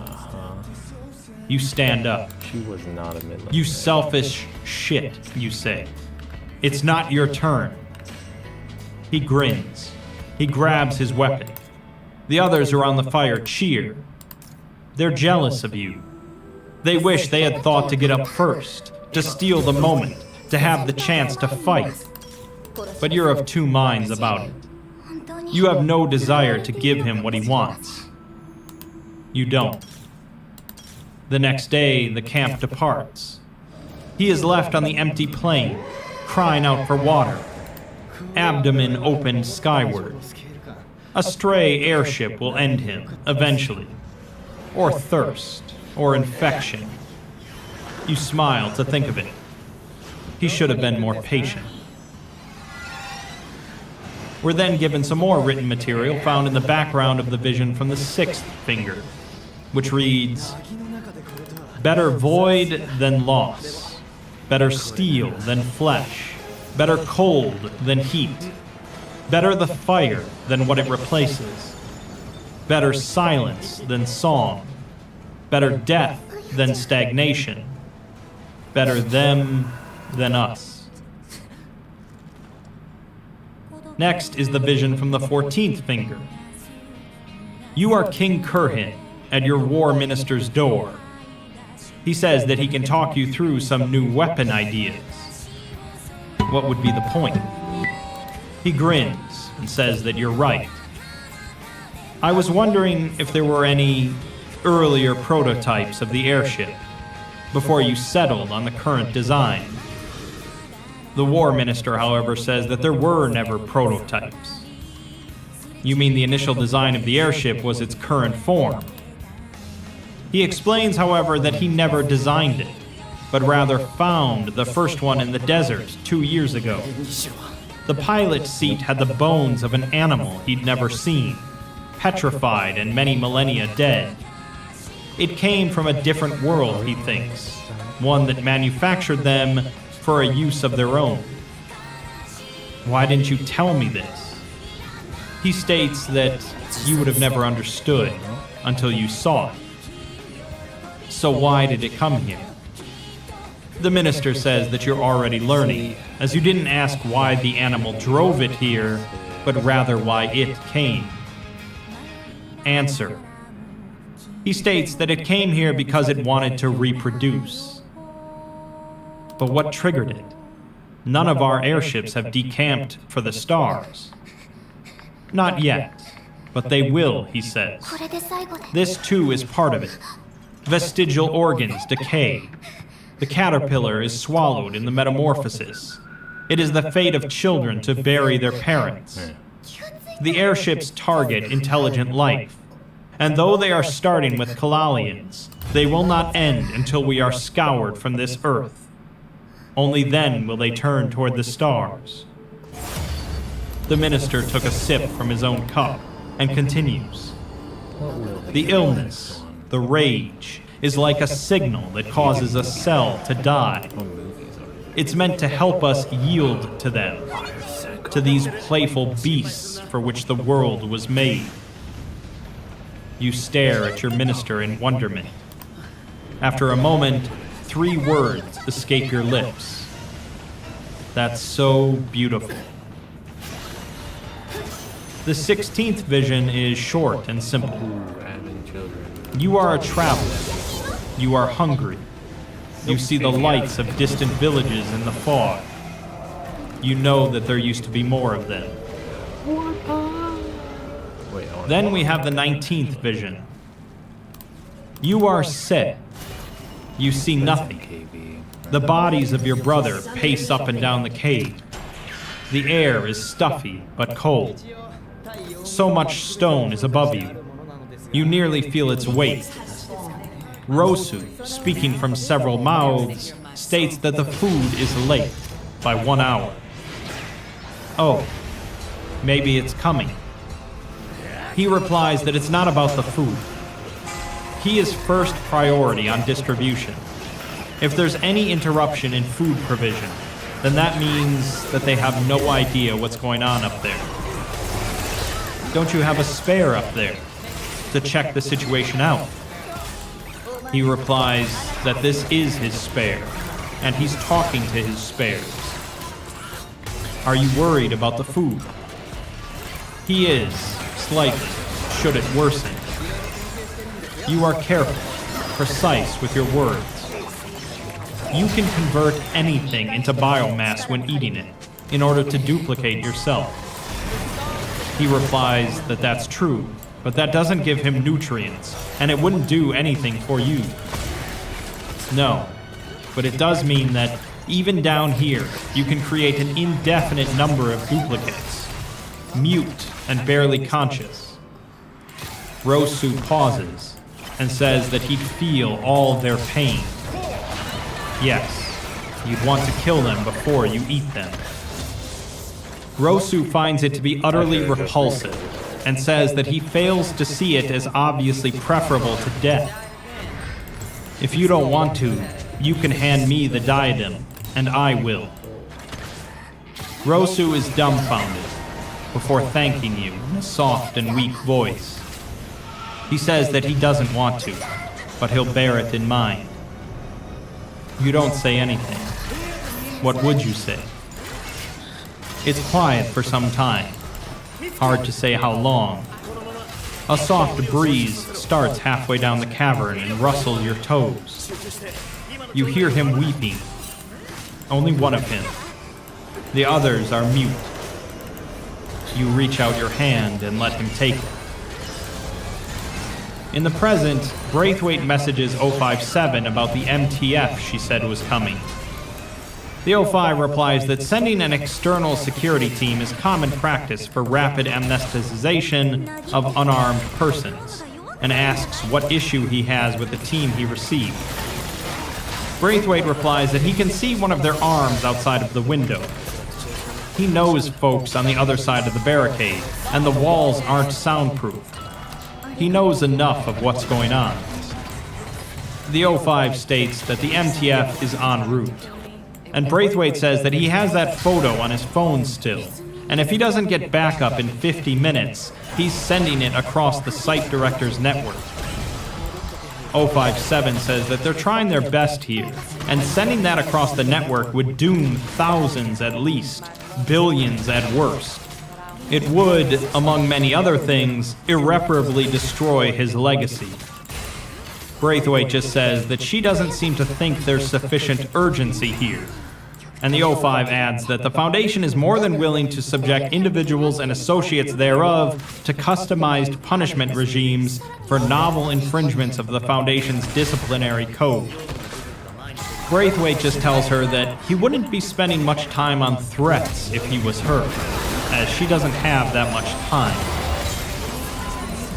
Next is the 20th vision, also logged as infectious. You had a name once, but all those who called you it are gone. You pass the lip of another smoking blotch of plain, on all fours, face inches off the ground. Dust and ash invade the streaks of sloughed-off skin. Yesterday you were caught on the edge of a bombing. You were the lucky one. Your red, raw arms go up and over, up and over. Your sweat drops fall with flakes within them. If this used to be the town you think it was, then you can't be more than 5 miles from the riverside. Fresh water ran there. That can't have ceased. Wind blows. A minute's coolness, though it scrapes at your burned back. You sit up, forcing a fluid motion. The pain hits all at once, and you cry out. You smell rotting flesh on the wind. Before you, something is head-on. The contempt whispers off of it. You know at once that you are not worth hatred.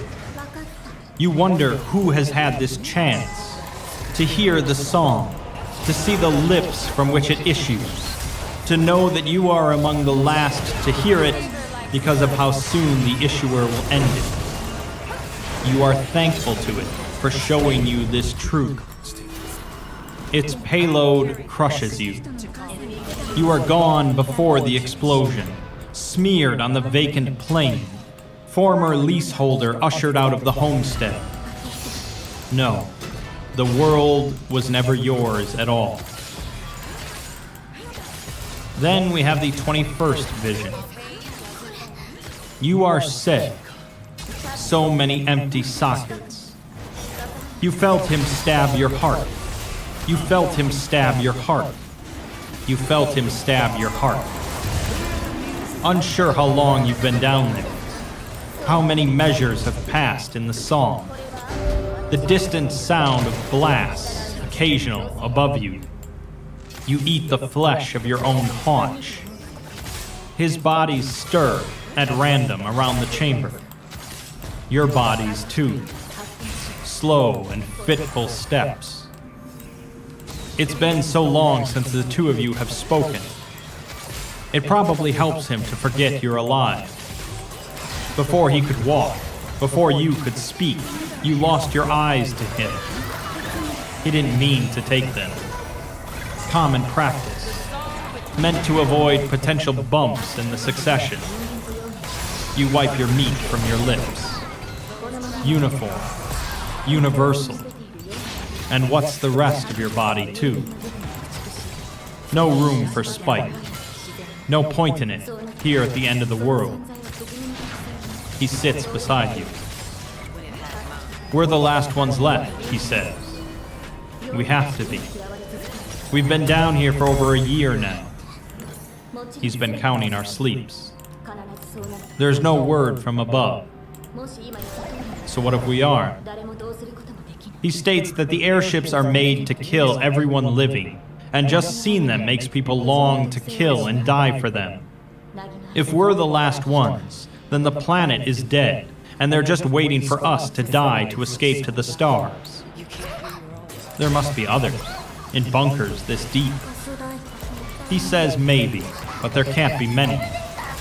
We might be the last trace of life in the world. Then we should wait down here for as long as we can, no? Rosu calls it cowardice, but you disagree. No. No. When we die, the first airship came from somewhere. You heard it. Our own spies said it. Our own generals confirmed it. The airship emptied the world it was manufactured on. Then it journeyed out into space and found Kurhan. Once we die, the airships will go out into space. There's thousands of them now. They'll find other planets.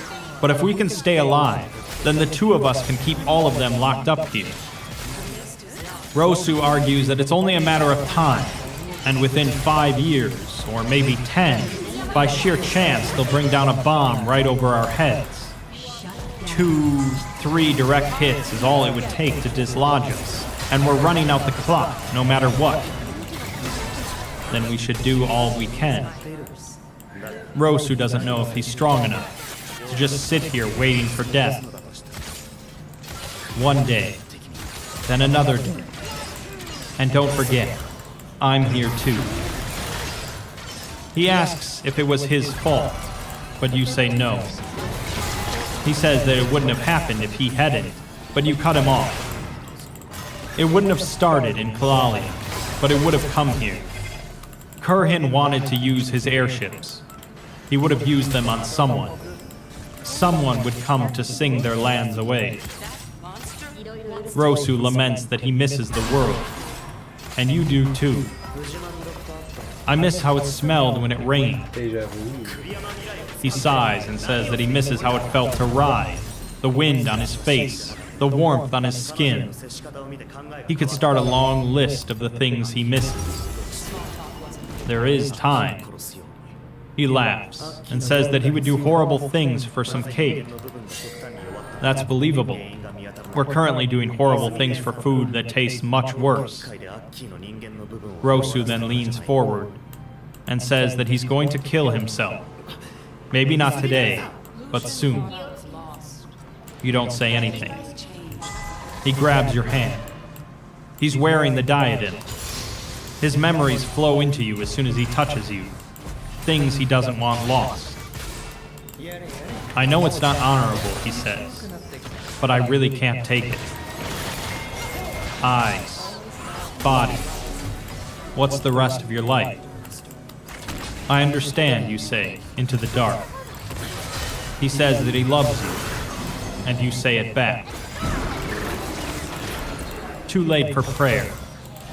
Still, it's a few hours before the last of them go quiet. Elsewhere, distant airships lay their eggs. You fumble on the ground. You climb over the corpses of your brother, the corpses of yourself, some half-eaten, some still warm. You come upon the knife. You pick it up. You put it down. He really couldn't take it. But you can take it. You come upon the diadem and place it on your head.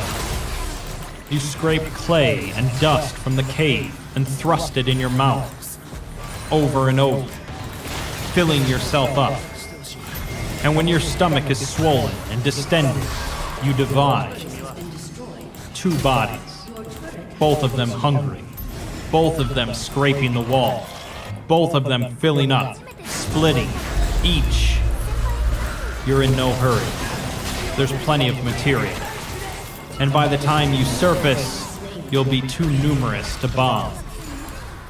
You are eating with 32 mouths. In the present, 057 messages Braithwaite to tell him that the MTF is 10 minutes out. Braithwaite is happy to hear that, but he has some good news. They were able to get out of the courtyard and supply amnestics to a number of surviving personnel. Unfortunately, a lot of losses on their side, but they managed to mostly depopulate themselves on the other side of the divide well in advance, so it was a faster takeover than they'd feared. They've re-established control of the northwestern building fully. It also looks like all or almost all of the infected relocated there, so they've been able to meet up with survivors of the northeastern building. The worst is fully over, and if she'd be amenable, she can feel free to scuttle the MTF.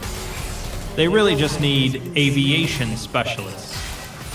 057 asks why, and Braithwaite says that that's a fair question, and he'll upload a relevant picture. He then says that she has a cognitohazard filter, calling it charming, and notes that she's had him locked out of the network. That's fine, as there are fail-safes. Site communication is very, very important and can't be taken down so easy. That's why they're talking, isn't it? The truth is that they probably don't even need aviation specialists, as they can figure it out themselves. He's glad she's not infected, as he can't wait to see fear on her smug face, and can't wait to watch the pain come. 057 logs onto a terminal and cuts off Site 592 from the Site 01 secure line, but a partially drafted message from Braithwaite is still sent. It says that she flew up when she joined, and he's nodded and smiled, but there's been something in him that's wanted to show her who she is. There won't be much time before they all go, but there'll be time enough to exhibit everything he can imagine upon her like a fruit, just there to be consumed before the last bloody sunset. He will leave her howling and screaming, and so far below him that she will lick his shoes and cry out for mercy. 057 then detonates the Site-592 on-site warhead. We're then given the last vision from the 22nd finger. You are Seh. Seh is below and above and before you, pressed down hard, sweaty back on sweaty back, and your ribs are fire, and the air around you burns. You are muttering, a soft whisper into a small crevice not occupied by flesh. You say, they float above the surface 600 meters, and to build to that peak, given a surface area of 464 trillion square meters, needs 280.2 quadrillion cubic meters. Explosions come frequent as heartbeats, and bring with them white-hot, seizing pain, double and redouble. Nothing you could dream of, nothing you could know. 3,000 airships, each 30 minutes each, drops a bomb of 42 cubic meters, meaning each year that is 2.25 trillion cubic meters. You pause to bite your fingers off. They might not be yours. You feel it all the same. 123,750 years. Then I can eat the airships. Then I can die. You hope life blooms fast on your great corpse. With your mouth and some shoving, you deposit your fingers in your deplumed palms. Unsure where life is, or if there is life, send to each planet in case there is life. They came from somewhere. They're going elsewhere. Somewhere, upon one of your heads, the diadem awakens. The fingers, full of the memories of the world you ate, are fluttered away to their destination. Scent is fetid, acrid, rotting self and human shit. You feel yourself trillion-fold, being devoured, swallowing excrement. Even the screams are pain. No pause to your agony. You cannot take it.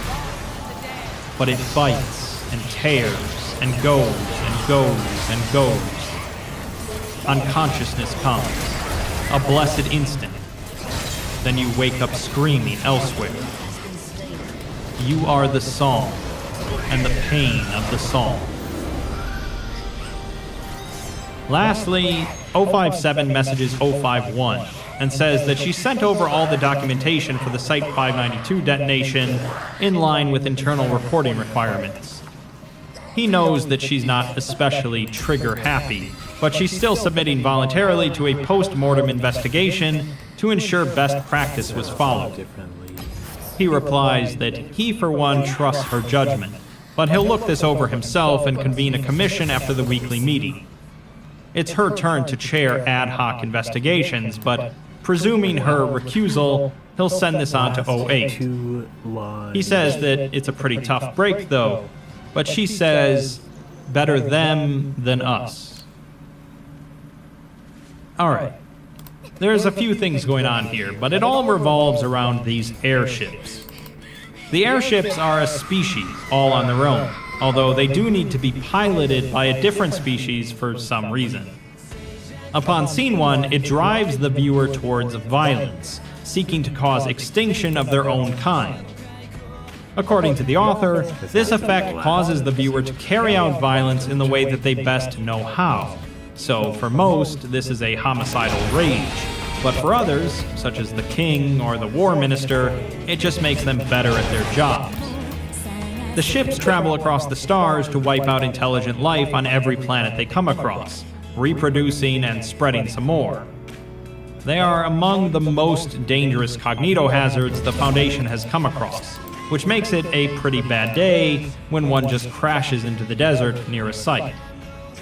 There's also the Fingers, which came from a planet that the ships had already visited. We learn that the fingers belong to a blind individual named Set, who utilized a magical diadem to clone himself by consuming dirt and earth. He did this in order to stall the ships from leaving, as they'll only leave the planet once all intelligent life is wiped out. So he's been consuming Earth and himself for countless years in order to continue cloning himself, feeling the pain of everything as the ships continue to drop bombs. The Foundation's inspection of the planet in the present day shows that the bombing is still going on, and the planet's density is comparable to that of animal biomass, suggesting that the entire planet has been replaced with Sei's clones, but he's still holding on. In order to warn other planets of the danger of these ships, he has sent some of his fingers bearing his memories, using some of the other powers of the diadem. Unfortunately, not all of the memories in the fingers are his own, so some of them bear infectious images of the ships. Also, unfortunately, these ships are in multiple places at once, and it only takes one to likely doom most planets. Braithwaite at Site 592 was responsible for handling the appearance of one of the ships on Earth, and he did an admirable job for quite a while. But eventually he also succumbed and tried to spread it to the O5s. Cognito-hazard filters blocked any image he tried to send, and 057 proceeded to cut the site off and detonate the nuke held there, seemingly solving the problem. There's no real indicator that any of the O5s are infected, but 057 does note that she's not usually trigger-happy, and does end by saying, "better them than us." Perhaps it's just a truthful, if cold, statement from an 05, or perhaps not. I won't try and end this one on some sort of philosophical note about the nature of man's inhumanity towards man, or say that most of human existence has been progressing us towards our own extinction. Instead, I'll just say that if most of us were more like Se, perhaps the world would be a better place. Eat your fingers off.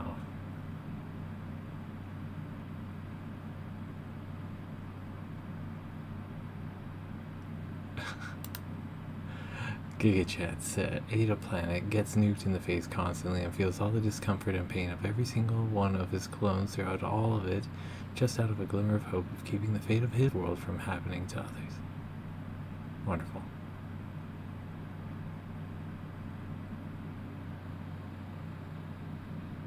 Better them than us, huh? Yeah. Oh, I would have repeated it again. I'm gonna listen to Neon God in my own time. Have a good one out there. Take care.